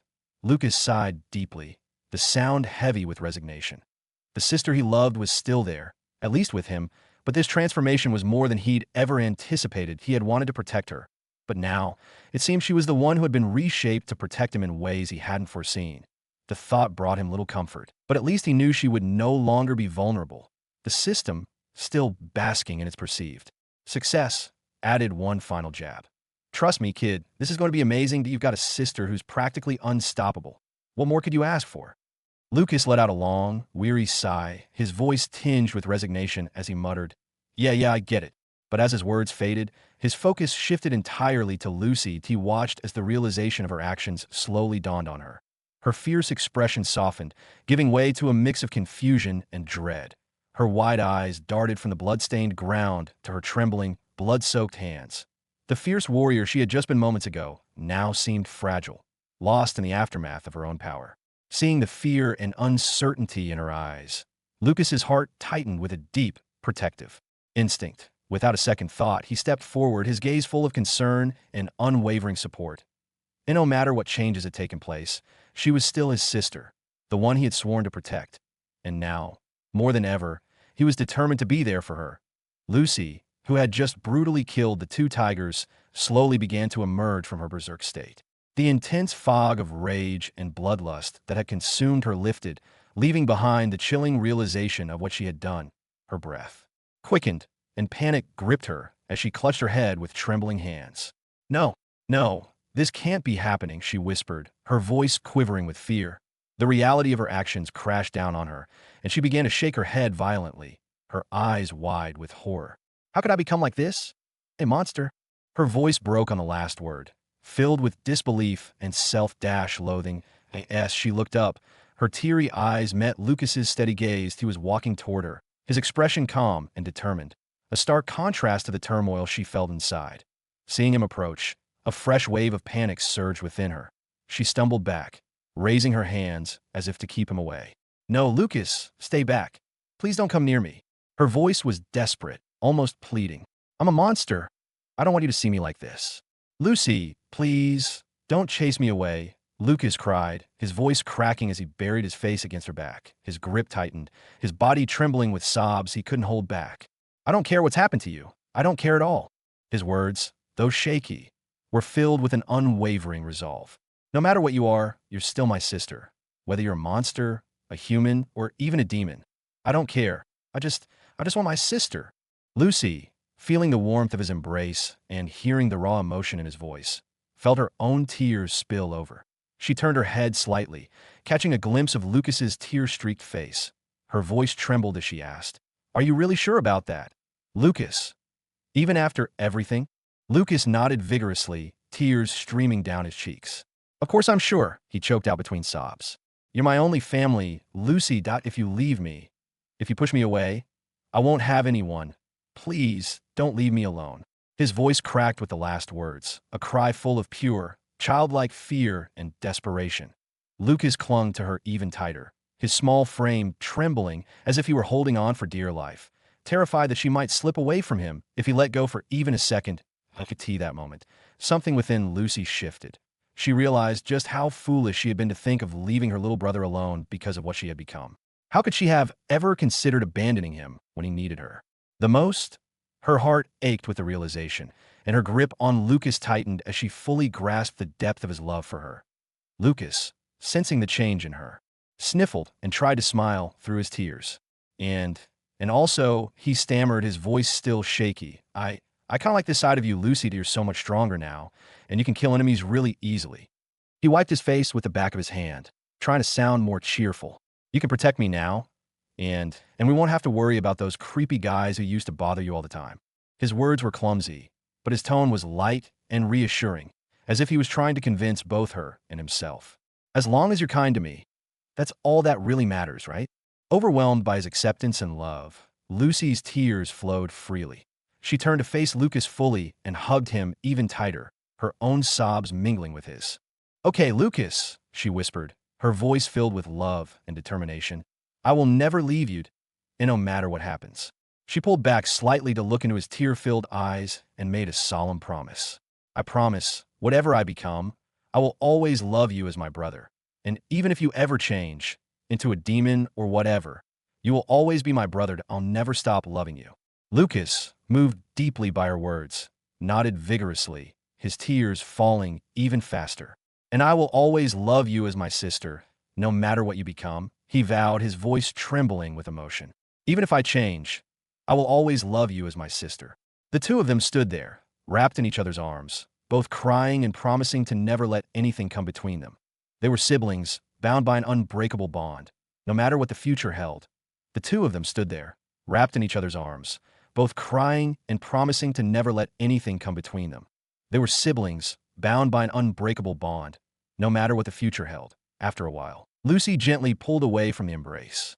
I need to absorb the corpses of the two tigers to break through, she said, her voice steadier now. Lucas nodded, wiping away the last of his tears, and watched as his sister focused on her task, her hands trembling slightly as she began the process. A small, proud smile tugged at his lips as he observed her. Well, look who's quite the actor. Who knew you had it in you, huh? The system chimed in suddenly, its tone laced with mockery. Lucas frowned. What are you talking about? Oh, don't play coy with me. That tearful performance? Absolutely brilliant. You really sold it, and it kept your sister from spiraling into madness. Bravo, kid. The system remarked with shameless pride. Lucas couldn't help but roll his eyes. Of course I'm a good actor. Huh. The fact that you're owning it just makes it better. But seriously, are you really committed to that promise? Always together, no matter what happens.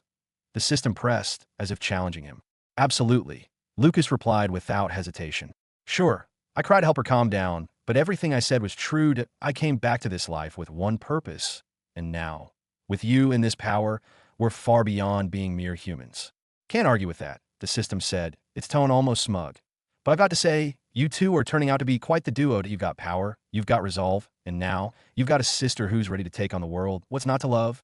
Lucas watched Lucy as she continued to absorb the tiger's energy, her expression calm and focused. So no matter what, Lucy will always be my sister, he said, his voice filled with unwavering conviction. Lucy wasted no time. She immediately began to absorb the energy from the two-star tiger corpses. Sitting down, she closed her eyes and entered a state of deep cultivation. The energy flowed into her smoothly, and for a moment, everything seemed calm. Lucas watched closely, expecting to see signs of strain or pain as she absorbed the powerful energy, but instead, all he saw was a slight frown on her face. That was it. No grimace, no gasping, no signs of struggle. It was almost as if the process was effortless for her. Confused, Lucas couldn't help but ask the system, why isn't she in pain like I was? I remember barely being able to endure it. The system responded almost instantly, and its tone was dripping with arrogance. Huh, of course. She isn't in pain, it said, almost laughing at the question. Lucas frowned at the system's dismissive attitude, but before he could say anything, the system continued, its tone now almost patronizing. Your sister's special physique is top tier, perfectly awakened, and her divine scripture. It's practically made for her. Why would she feel pain? Everything's aligned perfectly for her, unlike you. The way the system spoke, it was as if it were pointing out some glaring flaw in Lucas himself. Lucas narrowed his eyes, feeling a twinge of irritation. So what's different about me? The system seemed to relish in the opportunity to explain, its voice taking on a condescending tone. You see, Lucas, your situation is a bit complicated. Sure, your void physique is powerful. No one's denying that, but it's designed to absorb all kinds of energy, making you nearly invincible. And what does that mean? The system paused for dramatic effect, almost as if it were smirking. Yep, more pain, but hey, power comes with a price, doesn't it? Lucas couldn't help but feel a bit indignant. So I'm just supposed to endure this pain every time? Well, she gets off easy. The system's tone turned almost gleeful, as if it were enjoying his frustration. Absolutely, but don't take it so hard, kid.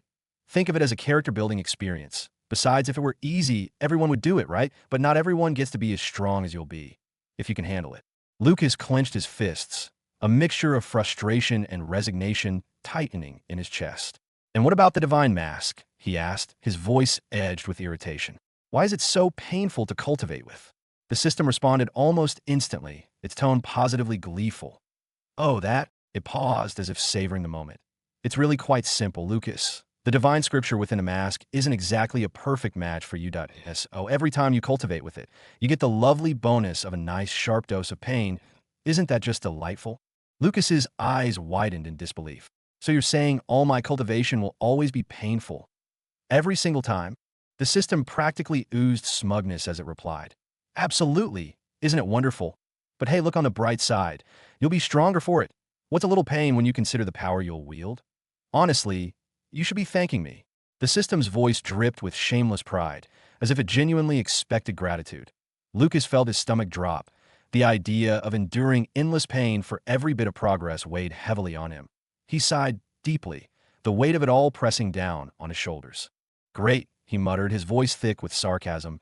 "Eternal pain in exchange for power. What a deal." After some time, Lucy finally finished her cultivation and slowly opened her eyes. The intensity in her gaze had deepened, and there was a newfound strength in the way she held herself. Lucas, who had been watching her closely, immediately leaned in, his voice filled with anticipation. "Did you reach the 2-star tier?" Lucy looked up at him, her eyes sparkling with confidence that a slow, satisfied smile spread across her face as she nodded. "Yes, I did it. I can feel it, Lucas. My power has grown so much stronger than before." Lucas felt a wave of relief and pride wash over him. He returned her smile, his own expression warm and full of admiration. "That's amazing. Lucy, I knew you could do it." His voice was steady, but there was a hint of awe in it as well. Recognizing just how far his sister had come, that Lucy's smile widened, and she stood up, stretching slightly as if testing her newfound strength. "I'm ready for whatever comes next, Lucas." Lucas nodded, his heart swelling with pride. "Good," he said with a grin. "Let's continue to our destination, then that we've got a lot more ahead of us, and I know you're more than ready for it." As they gathered their things and prepared to move on, Lucas's eyes were drawn to the faint glow in the air around them. He quickly realized that it was the excess mana left behind from Lucy's cultivation, swirling gently in the atmosphere, untouched and waiting to be absorbed. Mana storage. The system's familiar prompt flashed before his eyes, its tone almost smug, as if it were proud of the surplus it had detected. At a slow, satisfied smile crept across Lucas's face. He knew that the 10 units of mana would be more than enough to boost the power of his divine mask, Zeus, by another 10%. The prospect of growing even stronger was a tempting one, and the thought of enhancing his mask filled him with anticipation. But as he glanced over at Lucy, who was adjusting her gear with newfound confidence, Lucas quickly made up his mind that he couldn't risk her discovering the true nature of his cheat just yet. The divine mask was his secret weapon, something he needed to keep hidden until the right time. "I'll cultivate later," Lucas thought, his resolve firm. "When she's not around, I'll use the mana to strengthen the mask." He mentally tucked away the plan, the smile on his face widening slightly. The power was there, waiting for him, and soon he'd tap into it. But for now, he'd keep his secrets safe, playing the role of the supportive brother while quietly building his strength in the shadows. Lucas and Lucy arrived at the bustling town, where word had spread that an envoy from the prestigious Celestial Academy was recruiting potential students. The town was livelier than usual, with an air of excitement buzzing through the streets. As they approached the gate, they noticed a throng of people gathered, all trying to catch a glimpse of the Academy's envoy. "The envoy from the Celestial Academy is here. They're recruiting students," shouted a young man near the gate, his voice filled with enthusiasm. His eyes sparkled with hope as he turned to his companions. "This could be our chance." Lucas and Lucy exchanged a glance, both feeling a mix of anticipation and determination. The Celestial Academy was renowned, and gaining entry would be a significant step for Lucy. As they moved closer to the gate, they overheard another conversation. This one less cheerful. A grizzled man with a sour expression was muttering to his friend, "Of course, the entry fee has doubled because of it. Those gatekeepers are squeezing every coin they can out of us." "Typical," his friend replied with a resigned shrug. "They know people will pay anything for a shot at the Academy." Lucy frowned slightly, but Lucas gave her a reassuring smile. "Don't worry about it," he said softly. "We've got more than enough to cover the fee. Now let's just focus on getting inside." Lucy nodded, her expression relaxing. Together, they approached the gatekeeper, a burly man with a thick mustache and a bored expression. "Entry fees doubled today," he grunted, holding out a hand without looking up from the ledger in front of him. Lucas handed over the required coins without a word, and the gatekeeper finally looked up, giving them a cursory glance before nodding them through. As they passed under the town's archway, they were immediately greeted by the sight of bustling streets filled with merchants, travelers, and hopeful students. The marketplace was alive with activity. Vendors called out to potential customers, their stalls overflowing with goods ranging from fresh produce to weapons and armor.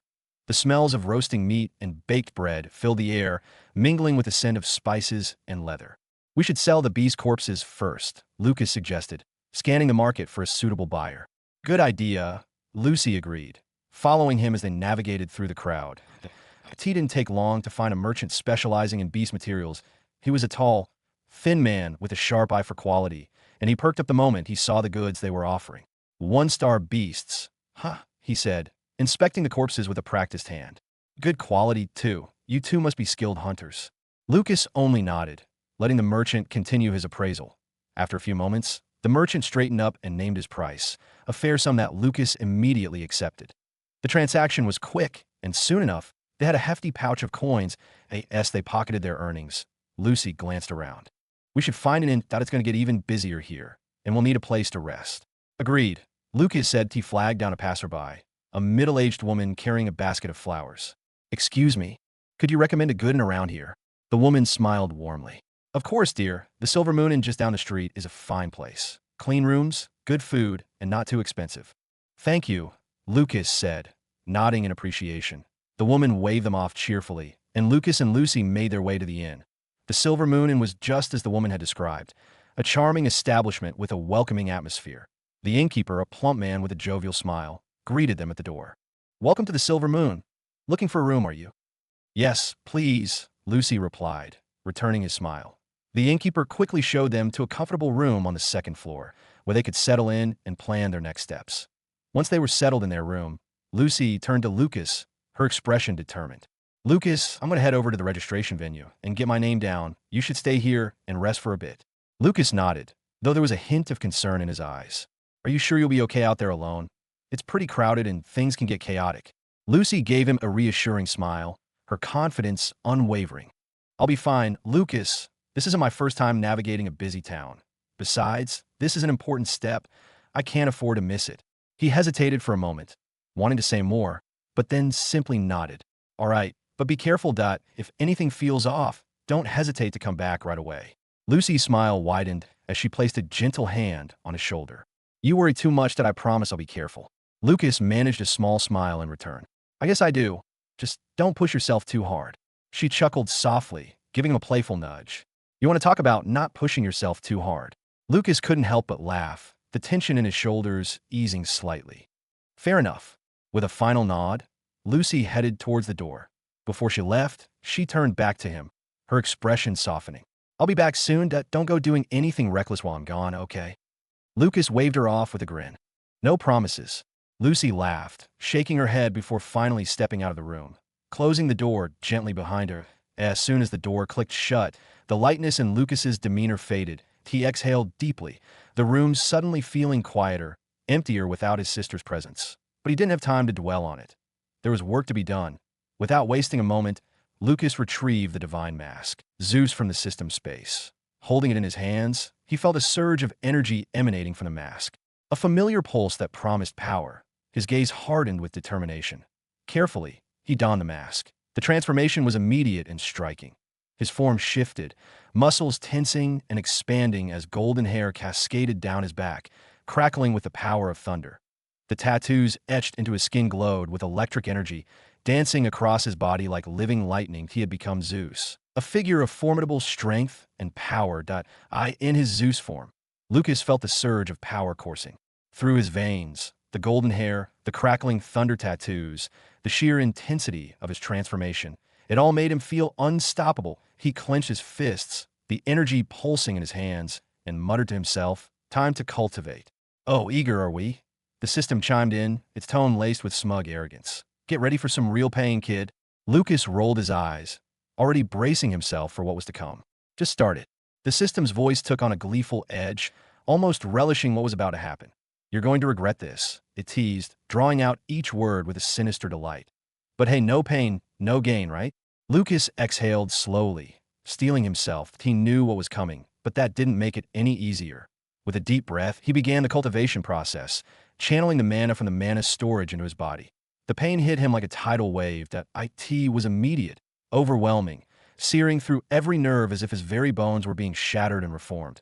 His muscles tensed involuntarily, and he gritted his teeth so hard he thought they might crack. The room blurred around him as the agony threatened to consume him entirely. Hurts, doesn't it? The system mocked, its voice dripping with a twisted sense of satisfaction. But that's the price of power. Not everyone can handle this. You know that, aren't you lucky to have me guiding you through it? Lucas's face contorted in pain, but he pushed through, refusing to give in. I'm not sure lucky is the word I'd use. He spat out between clenched teeth, his voice strained. The system responded with a jeer, its tone dismissive and taunting. Oh, come on. Don't be such a baby. It seemed to revel in his suffering. You're getting stronger, aren't you? Just imagine the look on those weaklings' faces when they realize how far ahead of them you've become. That's got to be worth a little pain, don't you think? Lucas focused on those words, using them to fuel his determination. He visualized surpassing those who had once looked down on him. The shock on their faces when they realized how much stronger he had become, it gave him the strength to endure, to push through the excruciating pain. After what felt like an eternity, the pain finally subsided. Lucas collapsed to his knees, panting heavily, drenched in sweat. His body ached, every muscle trembling from the ordeal, but the power he felt in his veins was undeniable. He was stronger, more formidable than before. See? The system crowed, its tone smug. Told you it would be worth it.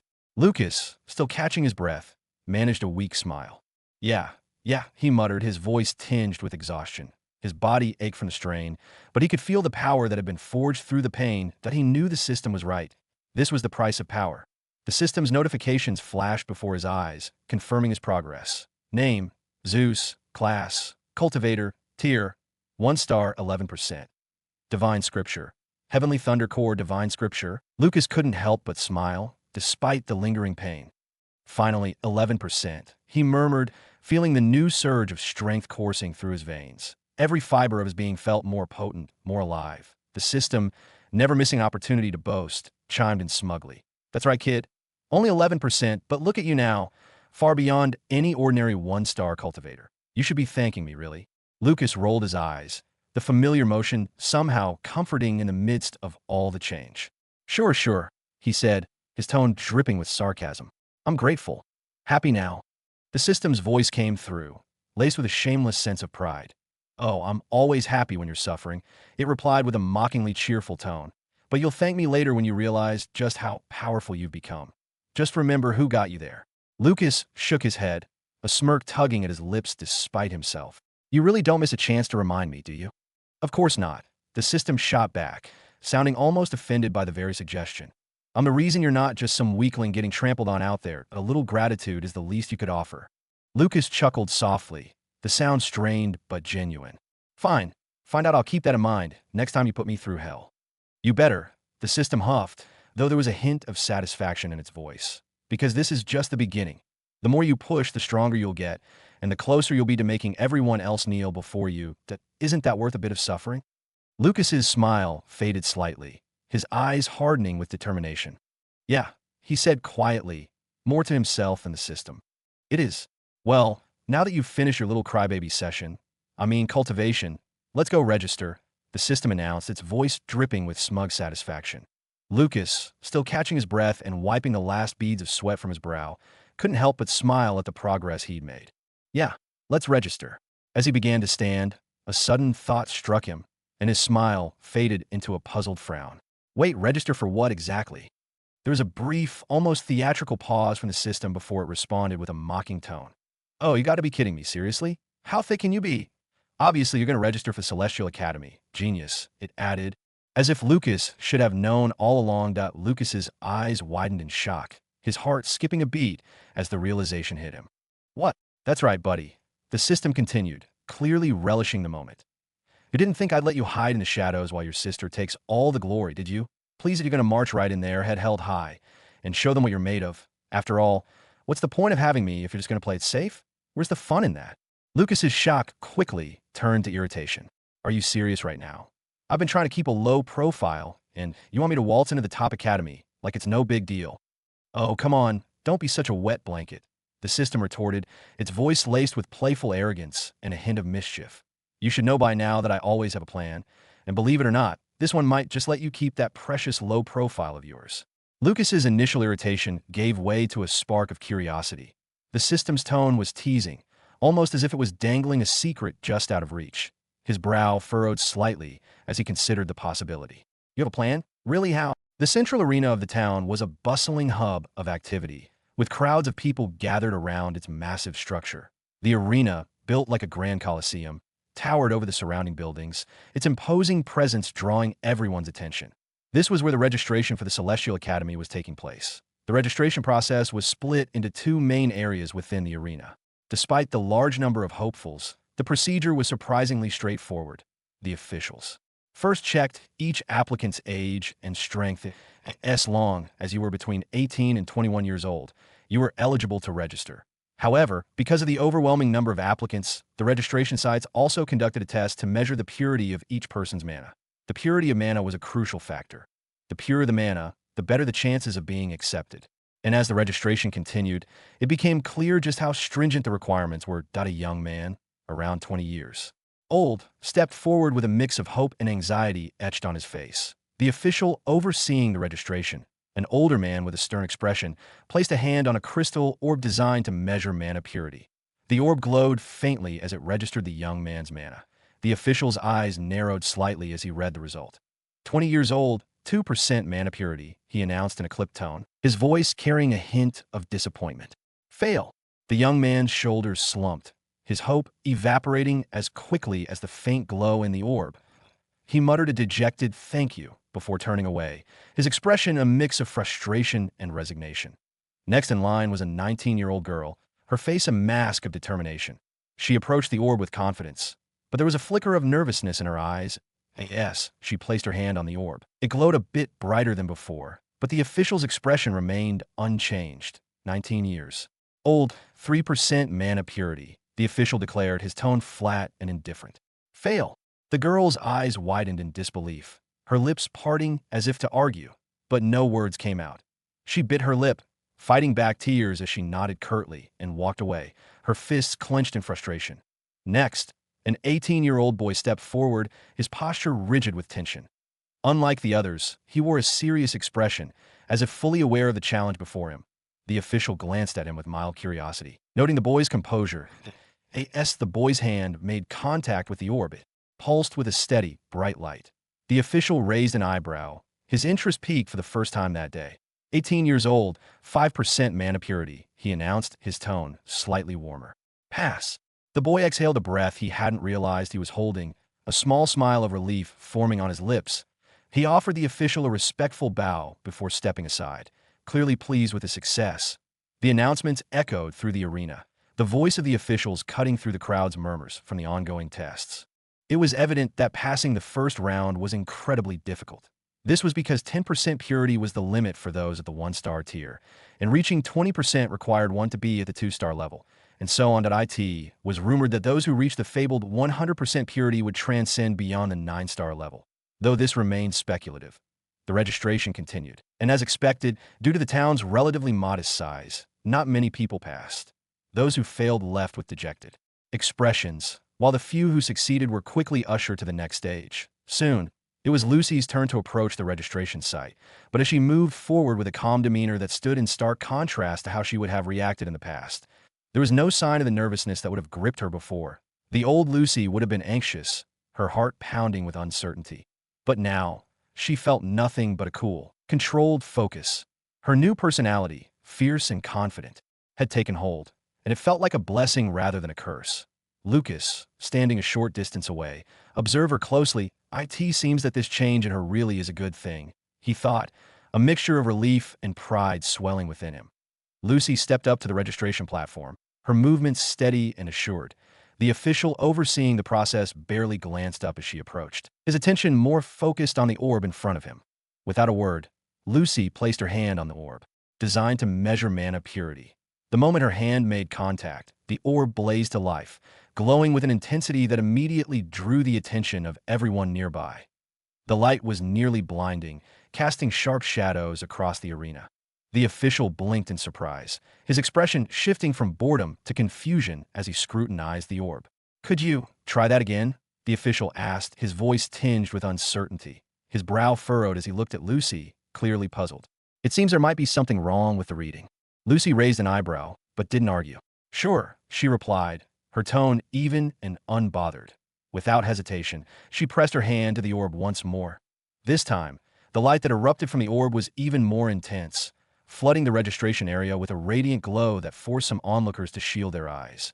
The official's jaw dropped slightly, his disbelief evident as he stared at the readings in front of him. He blinked rapidly, trying to process what he was seeing, then glanced up at Lucy, who remained as composed as ever.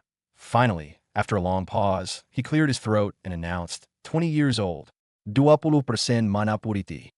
The official hesitated, his voice faltering as if he still couldn't quite believe it. But protocol demanded that he continue. You pass.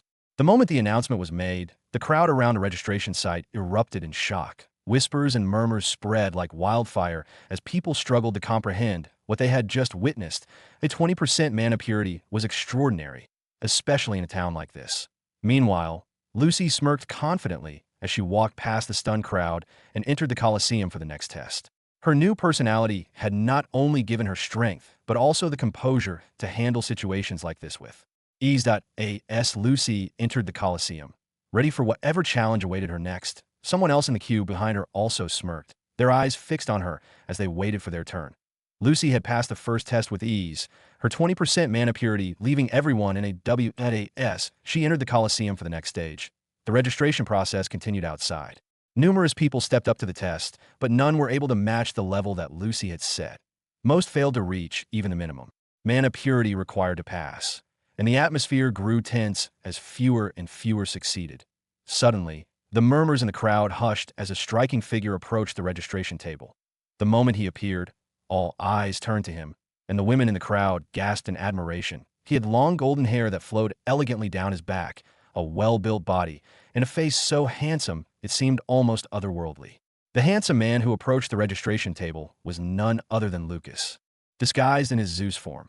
The official at the table, momentarily taken aback by the man's sheer presence, blinked a few times before quickly regaining his composure. Clearing his throat, the official asked, "What is your name?" His voice carried a tone of professional curiosity, though it was clear he was still somewhat captivated by the stranger's appearance. "Zeus," Lucas replied, his voice smooth and confident, carrying an air of authority that matched his striking looks. The official nodded, trying to maintain his professionalism, though his hands moved with a slight nervousness as he gestured toward the crystal. "Please touch the crystal," he instructed, his voice steady but with a hint of anticipation. Lucas, still maintaining his calm demeanor, placed his hand on the crystal. The moment his fingers made contact, the crystal erupted into a brilliant light, far brighter than anyone expected. The crowd gasped, and the official's eyes widened in shock, his mouth slightly agape as he processed the intensity of the glow. 18 years old, 10% mana purity. The official finally announced, his voice tinged with disbelief. He looked up at Lucas. All clear in his expression, it was exceedingly rare for someone so young to achieve the maximum mana purity for the 1-star tier. He hesitated, as if doubting his own reading, but then nodded firmly. "You pass." The finality in the official's voice was clear, but it was laced with a mix of admiration and astonishment at the young man who had just defied expectations. Zeus, who was actually Lucas in disguise, gave a confident nod and stepped into the Colosseum, leaving the crowd outside, buzzing with excitement and speculation. Once inside, Lucas finally allowed himself to exhale, a mix of relief and satisfaction washing over him. "I can't believe it," he muttered. "You actually managed to hide my age with the divine mask." "Ah, of course I did," the system responded, its tone dripping with smugness. "Did you doubt me? This is the divine mask we're talking about, that if it can transform your body and face into those of another being, what makes you think it couldn't handle something as trivial as tweaking your age and aura?" Honestly, the nerve. Lucas couldn't help but chuckle at the system's shameless arrogance. "I see," he mused, a grin spreading across his face. This divine mask was proving to be even more powerful and versatile than he'd imagined. All right, I get it," he said, amusement in his voice. "Let's see what the next test has in store for us." As he walked further into the Colosseum, Lucas scanned the area and quickly spotted his sister, Lucy. She was loitering around, seemingly uninterested in mingling with the crowd. Lucas noticed that she wasn't engaging with anyone, preferring to keep to herself. He made his way closer, but as he did, he noticed a group of men approaching Lucy. Their eyes lingered on her in a way that immediately set off alarms in Lucas's mind that he recognized that lecherous look, and his protective instincts flared up. Instantly, his fists clenched as he prepared to intervene, his heart pounding with a mix of anger and concern. But before he could take a step, Lucy's demeanor shifted. Her relaxed posture straightened, and her eyes narrowed as she glared at the approaching men. "Hey," one of the men called out, a smirk playing on his lips. "Why don't you come hang out with us? We'll show you a good time." Lucy's response was immediate and fierce. "Get lost," she snapped, her voice cold and commanding. Her words cut through the air like a blade, sharp and unforgiving. The men were taken aback by her sudden shift in tone, but the leader of the group wasn't ready to back down just yet. "Come on, don't be like that," he coaxed, stepping closer. "We're just trying to be friendly." Lucy's eyes darkened, and her lips curled into a snarl. "I said, get lost," she repeated, her voice dropping an octave. The sheer force of her words made the air around them feel heavy, oppressive. "Touch me, and you'll regret it." The men exchanged uneasy glances. The bravado that had fueled their approach was quickly draining away in the face of Lucy's intense aura. They could see the fire in her eyes, the barely contained fury that promised nothing but pain if they pushed their luck any further. One of the men, clearly unnerved, muttered, "Let's just go to we don't want to cause trouble here." The leader hesitated, his pride warring with his instincts, but eventually he relented. "Fine," he spat, his voice laced with frustration. "You're not worth the trouble anyway." With that, the group slunk away, their earlier confidence shattered. Lucy watched them go, her expression slowly easing back into that cool, detached look she'd had before they approached. But there was a new edge to her gaze, a silent warning to anyone else who might think to test her. Lucas, watching from a distance, couldn't help but smiled. "It seems I don't really need to worry about her," he thought, feeling a mixture of pride and relief. Lucy was more than capable of handling herself, and her new personality was proving to be a powerful shield against anyone who might underestimate her. The first test, which focused on mana purity, soon came to an end. IT had successfully weeded out a large number of participants, leaving only 100 contenders for the second test. The atmosphere grew more tense as those who passed realized just how fierce the competition was. Lucas smirked, a glint of satisfaction in his eyes as he surveyed the thinning crowd. As expected from the Celestial Academy, he muttered under his breath, his voice laced with amusement. "The elimination rate is brutal, and this was just the first test." Just as he was finishing his thought, a figure materialized in front of the remaining participants. The man appeared to be in his 30s, with a sharp, composed expression that exuded authority. His presence immediately commanded attention, and the murmurs in the crowd died down to a tense silence. Without uttering a word, the man reached into his spatial pouch, his movements deliberate and measured. When he pulled out a massive stone, the crowd collectively gasped in surprise. The stone was enormous, almost impossibly so for such a small pouch, and it thudded heavily onto the ground. "I am an envoy from the Celestial Academy, Varen," the man declared, his voice resonating through the arena with a tone that brooked no nonsense. His gaze was piercing as it swept over the 100 participants who had managed to pass the first test. Varen paused, letting the weight of his words sink in before continuing. "The Celestial Academy only accepts the best of the best." His eyes narrowed slightly as he gauged the reactions of the participants, some of whom exchanged nervous glances while others tried to mask their anxiety with feigned confidence. "So now," Varen resumed, his voice taking on a slightly sharper edge, "for the second test, I will assess your strength." He turned to the massive stone beside him, gesturing towards it with a hand. "This is a strength testing stone that we use to evaluate candidates from the lower realms. If you can damage this stone, I will allow you to pass and enter the Celestial Academy." As soon as Varen finished speaking, the crowd of participants erupted into a flurry of whispers. Some voices carried tones of surprise, while others brimmed with newfound confidence. "A stone? That's all we have to damage?" One participant muttered to his companion, a smirk on his face. "This should be easy." "Yeah, just a rock. How hard can it be?" Another chimed in, his voice dripping with overconfidence. Several others nodded in agreement, their eyes gleaming with the anticipation of an easy pass. However, not everyone shared their optimism. Lucy's expression remained serious, her eyes narrowing as she studied the stone. Unlike the others, she didn't smile. Her instincts told her that this stone was far from ordinary. The weight of its presence alone hinted at something far more challenging than it appeared. Lucas, standing nearby, noticed his sister's intense focus and felt a similar unease. His gaze shifted to the stone, and he could almost feel the latent energy within it. "This stone isn't normal," he thought, his brows furrowing as curiosity and caution mixed in his mind. All he could do now was wait and observe as the other participants began testing their strength against the stone. He watched closely, knowing that this test would reveal much about their capabilities, and that of the stone itself. Soon, one of the participants, a young man with a confident smirk plastered across his face, stepped forward. "Let me go first," he declared, his voice laced with bravado. The way he carried himself, with his chest puffed out in an air of superiority, made it clear he was ready to show off his strength. Lucas watched him intently, quickly sizing him up. This guy was a one-star warrior, no doubt about it. He appeared to be around 20 years old, his massive build and bulging muscles barely contained by his clothes. The confidence in his stride suggested he believed his physical power alone would carry him through this challenge. The man approached the stone with an assured grin, but before he made his move, he turned to face the envoy. His expression shifted to one of respectful humility, though his underlying arrogance still peeked through. Bowing slightly, he asked, "May I use a weapon, sir?" The envoy met the man's gaze with a calm, neutral expression, offering a small nod of acknowledgement. "You may," he replied, his tone steady and devoid of any hint of approval or doubt, as if the outcome was already set in stone. The young man's grin widened at the permission, and he gave a quick, almost cocky nod of gratitude.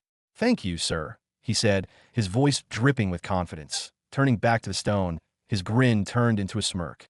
"This will be easy," he muttered under his breath, the arrogance in his tone unmistakable. Without a moment's hesitation, he reached into his spatial pouch and pulled out a massive axe, the blade gleaming ominously in the light. The sight of the weapon drew murmurs from the crowd, but the man paid them no mind. His focus was solely on the stone before him. Positioning himself with practiced precision, he hefted the axe high above his head, muscles tensing as he channeled his energy into the weapon. "Crushing strike," he roared, his voice echoing through the arena as he brought the axe down with all his might. But as the axe made contact, something unexpected happened. The stone remained utterly unscathed, not even a scratch marring its surface. Instead, a shockwave of immense force rippled out from the stone, catching the man completely off guard. The force sent him flying backward, slamming him into the wall of the arena with a resounding crash. The crowd gasped in unison, their collective confidence shaken by the spectacle. Whispers of disbelief and concern rippled through the onlookers. The envoy stepped forward, his expression calm, but with a slight glimmer of amusement in his eyes. "This stone has been latched with a reflective spell," he explained, his voice carrying a hint of satisfaction at the lesson taught. "If you cannot damage it," he continued, "it will reflect the attack back at you. So, I suggest you use your full power if you intend to leave a mark. Or you can choose to give up and avoid sharing his fate." The envoy's smile widened just slightly, a subtle challenge in his gaze as he looked over the now wary participants, daring them to test their strength against the seemingly invincible stone. The strength test continued, but after the brutal failure of the big man earlier, most participants were hesitant to step forward.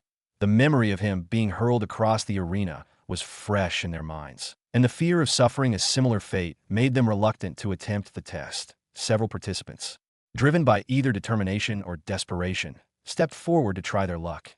Yet, one by one, they met the same fate. Despite their best efforts, none managed to leave even a scratch on the stone. Each failed attempt was met with a brutal reflection of their own attack, sending them sprawling across the arena, battered and bruised. The atmosphere grew tense as the crowd's earlier enthusiasm faded into anxiety. But just as the murmurs of doubt began to spread, a figure emerged from the group.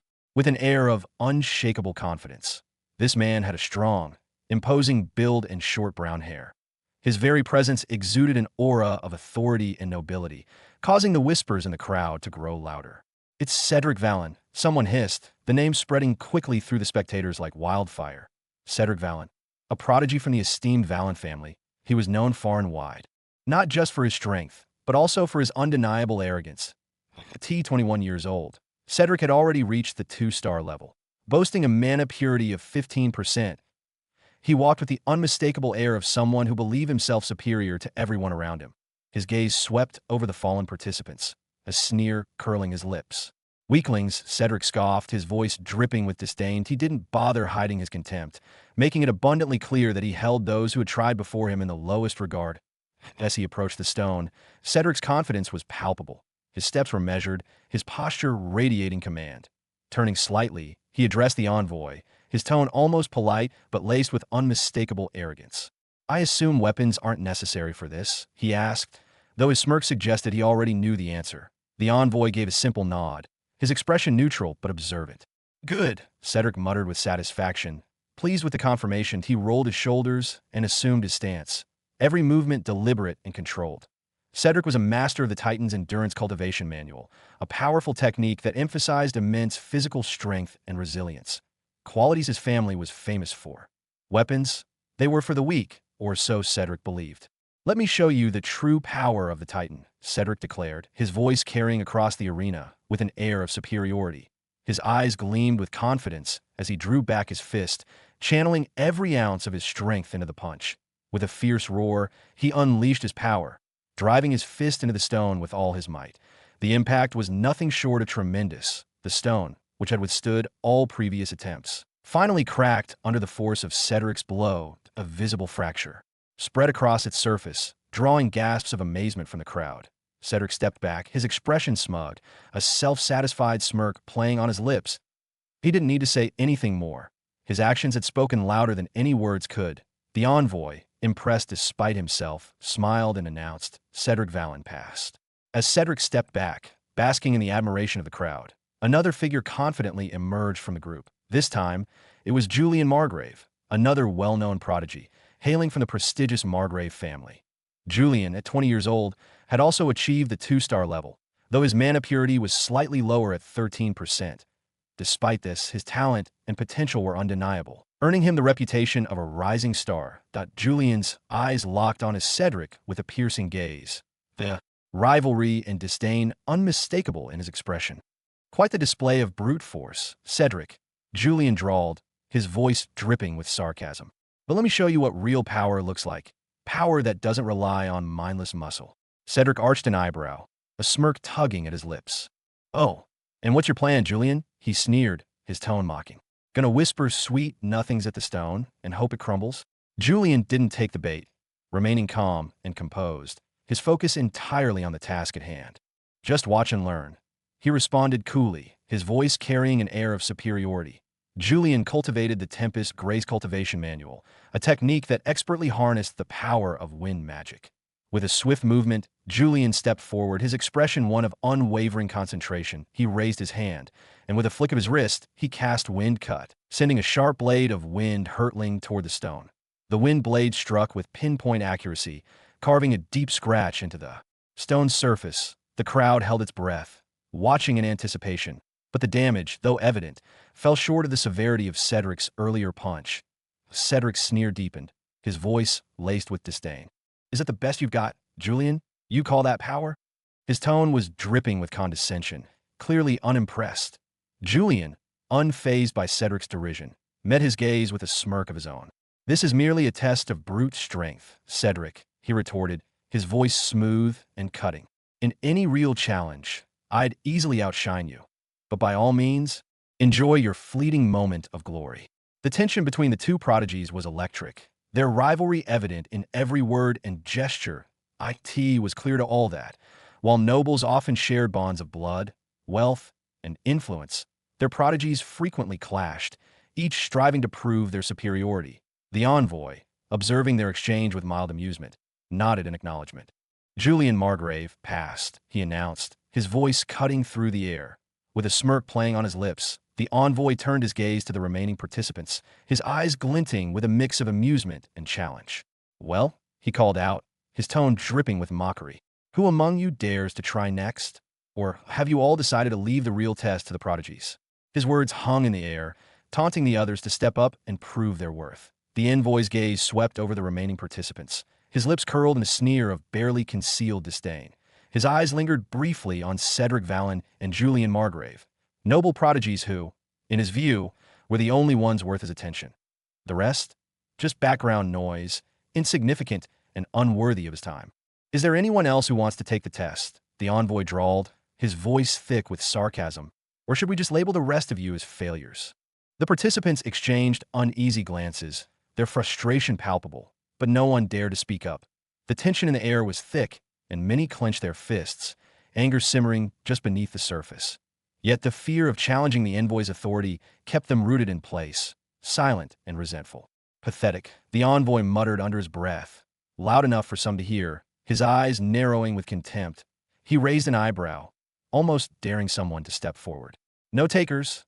I thought as much." But just as the silence threatened to stretch on, a figure calmly moved to the front. All eyes turned, and to the surprise of many, it was Lucy. She stepped forward with quiet determination, her expression steady and unfazed by the envoy's scorn. The moment she approached the stone, she paused, taking a deep, steadying breath. Her focus was absolute.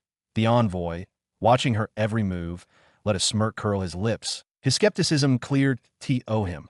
Lucy was nothing more than another commoner girl, insignificant and likely to fail. Another one ready to make a fool of herself. The envoy muttered under his breath, the smirk never leaving his face. His eyes gleamed with amusement as he added, "Let's see what you've got, girl." Lucy's eyes didn't waver as she turned toward the envoy, her expression serious and composed. "Am I allowed to use any method?" she asked, her tone even and direct. The envoy's smirk widened, but there was a brief, almost imperceptible pause before he answered.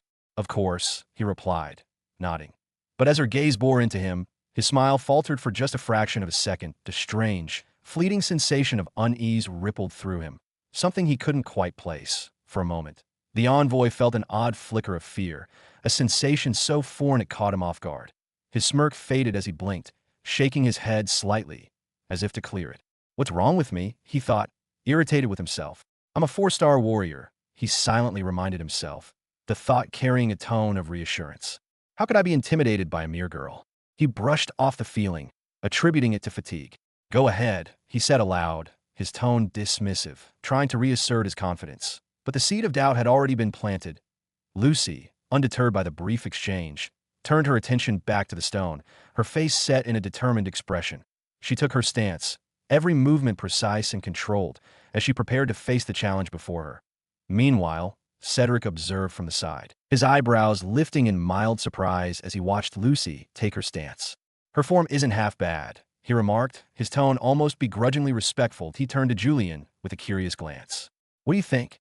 Think she might actually pass?" Julian scoffed, a look of disdain crossing his features. "Are you serious, Cedric? There's no way. Didn't you see how many failures there have been already?" His voice dripped with condescension.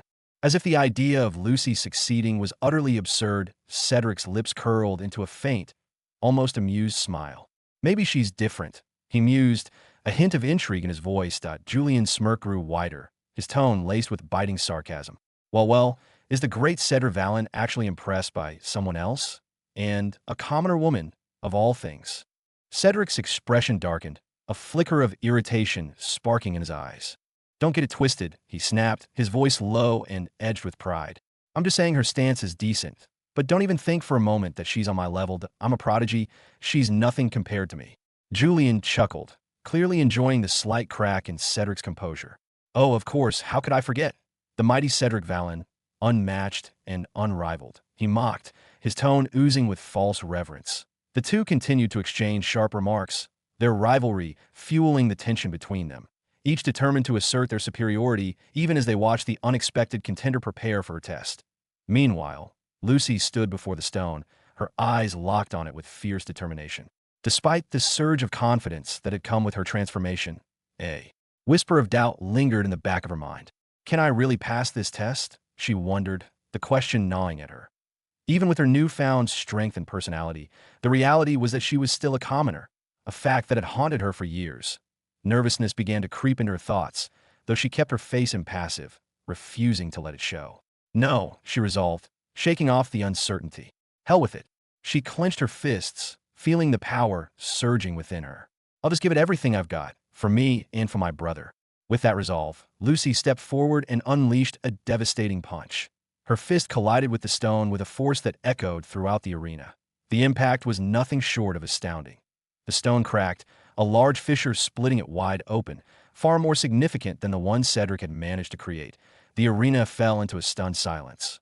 All eyes were on the stone, then on Lucy. Julian's jaw tightened in disbelief, and Cedric's smug expression faltered, both of them struggling to comprehend what they had just witnessed. The prodigies, who had been so confident in their superiority, were now faced with a reality they hadn't anticipated. But the most shocked of all was the envoy. His eyes widened as he stared at Lucy, completely blindsided by the sheer strength she had displayed. He had never in his wildest dreams imagined that a commoner woman like Lucy could possess such power. Power that had just surpassed even the most promising of the noble prodigies. Lucy, however, seemed almost indifferent to the reaction. She glanced around at the sea of astonished faces, her expression calm. "How can this stone be so weak?" she thought, a hint of disappointment crossing her mind. "I didn't even have to use my full strength." Realizing she had made her point, she decided it wasn't necessary to go any further. She had already proven herself, and that was enough. The envoy snapped back to reality, shaking off his disbelief as he forced himself to regain composure. With a slightly strained voice, he announced, Lucy Luxoria, passed. Outwardly, he appeared calm, but inside, his thoughts were in complete disarray, that he couldn't fathom how someone so powerful, and not even a noble, could emerge from this group. His mind raced, trying to make sense of what he had just witnessed. This can't be right, he muttered under his breath, barely loud enough for anyone nearby to hear. He clenched his fists, his brow furrowing deeply. Someone this young, this strong, there has to be something more to her. His eyes narrowed as he cast another glance at Lucy, who was calmly stepping back from the stone. She must have powerful backing, he concluded, swallowing hard. The idea sent a ripple of caution through him. There's no way someone like me, a mere 4-star warrior, should provoke her, he murmured to himself, his tone a mix of realization and wariness. For the first time, the envoy's usual arrogance was replaced with a hint of fear.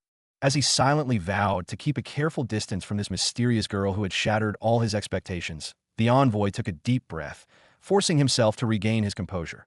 Once he felt more in control, he called out, his voice steadier. Is there another person who wishes to take the test? Barely had the words left his mouth when a figure stepped forward, a man with long golden hair and a strikingly handsome face. The moment he moved, the crowd's attention shifted entirely to him, drawn by his commanding presence. The envoy's eyes narrowed as he studied the newcomer. What is your name? He asked, trying to keep his tone neutral, though a hint of curiosity seeped through. The man met his gaze, and with a calm, almost casual demeanor, replied, Zeus. The envoy nodded slowly, his mind racing. You can do anything to the stone, he said, trying to maintain his authority. Zeus responded with a confident smirk and a nod. The envoy caught that smirk, and it sent an uneasy chill down his spine. He couldn't help but shudder slightly. Is this man like that girl? Mysteriously strong? He wondered, a wave of uncertainty washing over him. What is going on today? The envoy thought, his mind now a tangled mess of doubts and anxiety. Who are these people? Meanwhile, Zeus, Lucas in disguise, turned his full attention to the stone before him, and a sly grin spread across his face as he connected with the system in his mind. So, how strong do we need to be now? How big a show should I put on? The bigger, the better, the system responded, dripping with arrogance. Let's make sure everyone knows you're not someone to be messed with. Give them a spectacle they'll never forget.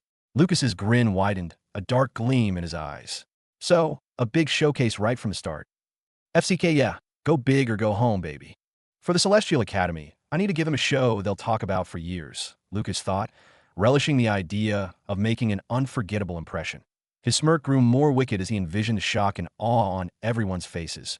But even as he prepared, his thoughts briefly shifted to his sister. Lucy is stronger than I ever imagined. Those so-called noble prodigies, they don't even come close to her. The system chimed in with a mocking tone. Of course, those nobles might have titles and money, but they don't have what really matters. A special physique and a divine scripture. They're nothing compared to your sister. I see. Lucas mused, his expression turning thoughtful for a moment. I really underestimated the power of a special physique and a divine scripture. The system's voice cut through his thoughts, oozing pride. You bet you did. Now stop thinking and start showing off. Give me the best performance you've got. Gladly, Lucas replied, his grin returning, more twisted than before. The anticipation of what he was about to do sent a thrill through him as he prepared to leave everyone in the arena speechless. Zeus positioned himself a short distance from the stone, his mind already crafting the dramatic display he intended to create. Remembering Lucy's powerful eruption spell, he decided to put his own twist on it, something both subtle and explosive. With a mischievous glint in his eye, Lucas raised his hand, shaping it like a pistol and aiming directly at the stone. His lips curled into a playful smirk as he casually uttered, bang. A small streak of thunder shot from his fingertip, striking the stone. For a moment, nothing happened. The crowd's reaction was immediate. Laughter erupted from the participants, mocking Zeus for what appeared to be a pitifully weak display. What a joke, one of them sneered. The envoy, watching closely, frowned in disappointment. Was I wrong about him? He wondered, the earlier unease fading into doubt. Julian and Cedric exchanged disdainful glances, their expressions full of contempt. How can this commoner waste our time like this? Julian thought, barely containing his irritation. Cedric smirked, his tone dripping with condescension. Typical, he probably thought he could impress us with a parlor trick. But then, just as the crowd's laughter reached its peak, the stone began to glow faintly. The mocking jeers quickly faded as all eyes turned back to the stone. The glow intensified, growing brighter and more ominous with each passing second. Without warning, the stone erupted into countless pieces, the explosion sending debris flying across the arena.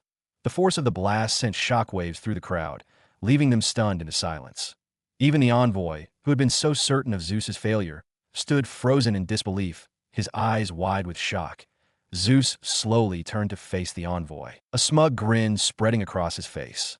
"So," he drawled, his voice dripping with mockery, "did I pass?" He held the envoy's gaze, the smirk never leaving his lips as he added with a tone full of arrogance. "Or do you need another demonstration?" The envoy, still reeling from the unexpected turn of events, could only nod numbly, his mind struggling to process what had just happened. How could I have doubted him? He thought, his earlier arrogance crumbling into awe. Zeus let out a low chuckle, clearly enjoying the stunned reactions around him. That should keep them quiet, he mused, relishing the moment as he turned and sauntered away, leaving the crowd to grapple with the spectacle they had just witnessed. The envoy, still trying to steady himself after the overwhelming display of power he had just witnessed, finally found his voice. "There's no need for any further demonstration," he managed to say, his tone laced with reluctant respect. "You pass." He then turned to the rest of the participants, his voice regaining a fraction of its former authority. "Are there any others who wish to take the test?" His gaze swept across the remaining participants, but no one stepped forward. A heavy silence filled the arena as the crowd exchanged uneasy glances. The participants, visibly shaken by Zeus's display, avoided eye contact with the envoy and each other. The sheer power Zeus had unleashed left them hesitant, unwilling to risk embarrassing themselves by attempting what they now knew they couldn't match. The envoy observed their reactions, and with a resigned nod, he accepted their silence. "Very well," he announced, his tone final. "Since no one else wishes to continue, I declare that the ones who passed are only 4. As soon as the words left his mouth, the 4 who had passed, Lucy, Zeus, Cedric, and Julian, gathered together. The atmosphere among them was tense. Cedric and Julian, despite being nobles, wore expressions of thinly veiled displeasure. Cedric's jaw was clenched, and Julian's eyes narrowed as they assessed their situation. Both were clearly unhappy that, despite their noble status and passing the test, their performances were overshadowed by those of the others. Lucy, however, remained indifferent to their frustration. Her thoughts were elsewhere, focused on Lucas, who she believed was still at the inn waiting for her. She spared the nobles little more than a passing glance, her mind already occupied with her next steps. Meanwhile, Lucas, still in his Zeus form, couldn't resist smirking at the 2 nobles. His expression was one of subtle amusement, his golden eyes gleaming with a knowing glint. Cedric and Julian noticed his look and, despite themselves, felt a shiver of unease. They exchanged uneasy glances, their confidence wavering slightly under the weight of Zeus's gaze. Cedric's frown grew more pronounced, his brow furrowing in frustration. Julian's lips thinned into a tight line, his eyes narrowing with a mix of irritation and disbelief. The realization that they had been outdone by not just one, but 2 unknowns, gnawed at them both. They were not used to being overshadowed, especially by those who weren't of noble blood. The sting of it was palpable. The envoy, noticing the tension, cleared his throat to regain control of the situation. "Now that the 4 of you have passed," he began, his voice steady but carrying an edge of authority, "we will proceed to the academy. However, I will give you each 1 hour to prepare your items." Julian and Cedric exchanged a quick glance before responding in unison. "We are ready." Their voices were tinged with arrogance, their confidence almost a defensive reflex. It was clear from their tone that they had expected to pass all along and had already made their preparations, unwilling to show any sign of weakness. This left only Lucy and Zeus without their preparations complete. Lucy, stepping forward with a calm demeanor, addressed the envoy. "May I bring my brother along? He's only 13 years old, and we have no other relatives." The envoy paused, considering her request. His eyes softened slightly as he nodded. "You may. Some disciples bring servants with them to the academy. You can bring him along as it's only one person." Lucy's tense expression melted into a smile of relief. "Thank you," she said, her voice sincere as she nodded gratefully. Without wasting a moment, she turned and quickly headed back to the inn to fetch Lucas. Meanwhile, Zeus remained standing before the envoy, his expression unreadable. "I will not join you," he said coolly, his voice firm. "I have other matters to attend to, so I will go to the academy later." The envoy's eyes widened slightly in surprise at the unexpected declaration. "Wait," he called out, quickly reaching into his pouch that he tossed a small object toward Zeus. Just take that to the central office later. Zeus caught the object effortlessly, his movements smooth and precise. He glanced at the envoy, gave a brief nod, and then, in an instant, vanished from sight. The envoy stood there, momentarily stunned by the speed with which Zeus had moved. Cedric and Julian, who had been watching closely, were equally taken aback. They exchanged glances, their earlier confidence now tinged with unease. Who is this guy? They both thought, their minds racing with questions they couldn't yet answer. Lucy hurried back to the inn to fetch her brother. As she pushed open the door, she was surprised to see Lucas standing by the neatly packed items, which had already been stored in a spatial pouch. "You're all set?" Lucy asked, her eyes widening slightly in surprise. Lucas turned to her with a proud smile, his eyes shining. "Of course, sister. I knew you'd pass, so I took care of everything in advance." Lucy's expression softened, and she gave him an approving nod. "You're always one step ahead, aren't you? Good job, brother." Lucas beamed at the praise, the corners of his mouth lifting with satisfaction. "I just want to make sure we're ready for whatever comes next," he said, his voice filled with a quiet determination. "Well, I'm glad to have you by my side," Lucy responded warmly, her voice tinged with affection. She walked over and, with an effortless motion, lifted Lucas onto her shoulder as if he weighed nothing. "Whoa," Lucas blurted out, caught off guard as Lucy effortlessly hoisted him onto her shoulder. He quickly composed himself, letting out a small chuckle. "You never cease to amaze me, sis." Lucy glanced at him, a playful smirk tugging at her lips. "You say that every time," she teased, adjusting her hold on him. "Ready to head out?" "Always," Lucas responded with a grin, his tone upbeat, though a flicker of concern lingered in his eyes. He forced himself to relax, leaning into the comforting strength of his sister's grip. As they moved toward the door, Lucas's mind began to race. "It's a good thing I got here before she did," he thought, grateful that Zeus's speed had allowed him to return to the inn unnoticed. "If anyone connects me to Zeus..." He shook off the thought, determined to stay focused. Lucy noticed his brief silence and glanced at him with a curious look. "You okay, Lucas? You seem a bit distracted." Lucas quickly flashed a reassuring smile. "Just thinking about our next adventure," he replied, his tone light, though his mind was still preoccupied. "I just need to keep up the act and make sure no one realizes who I really am." Lucy nodded, accepting his answer, and they continued on their way, Lucas silently vowing to protect his secret as they made their way back to the meeting point. Lucy and Lucas soon arrived at the Colosseum, where the envoy, Cedric, and Julian were waiting. As the siblings stepped into view, all eyes were immediately drawn to Lucas. The young boy was smaller and younger than any of them had anticipated, and they couldn't help but exchange glances, their expressions a mixture of curiosity and thinly veiled judgment. Cedric's lips curled into a slight sneer as he observed the boy. "So this is the brother of the girl who managed to shock us all?" he murmured, his tone laced with skepticism. He narrowed his eyes, studying Lucas as if trying to decipher what made him worthy of such a formidable sister. Julian, standing beside him, raised an eyebrow. "He looks so fragile," he whispered, a hint of disbelief in his voice. "How could someone like him be related to her?" The envoy, who had been silently observing, couldn't help but feel a similar doubt creeping into his mind. What kind of power could this boy possibly have? He wondered, his eyes narrowing with suspicion. Without exchanging a word, the three men reached an unspoken agreement. They subtly directed their auras toward Lucas, a test to gauge his strength, or perhaps to intimidate him. Cedric's aura was cold and oppressive, Julian's sharp and invasive, and the envoy's heavy with authority. The effect was immediate. Lucas's eyes widened as an invisible force seemed to crush down on him, that he gasped for air, his small body trembling violently under the oppressive weight of their combined auras. His face drained of color, and his knees buckled as he struggled to remain standing. Lucy, attuned to her brother's distress, immediately sensed the malicious intent behind the sudden pressure. Her eyes flashed with fury as she realized what was happening. Without a moment's hesitation, she unleashed her own aura, an overwhelming wave of power that swept through the Colosseum like a storm, completely eclipsing the combined force of the three men. The envoy's confidence shattered in an instant as Lucy's aura washed over him. A cold sweat broke out on his forehead, and a chill ran down his spine that he couldn't believe what he was feeling. This was an aura so potent, so terrifying, that even he, a seasoned 4-star warrior, was shaken to his core.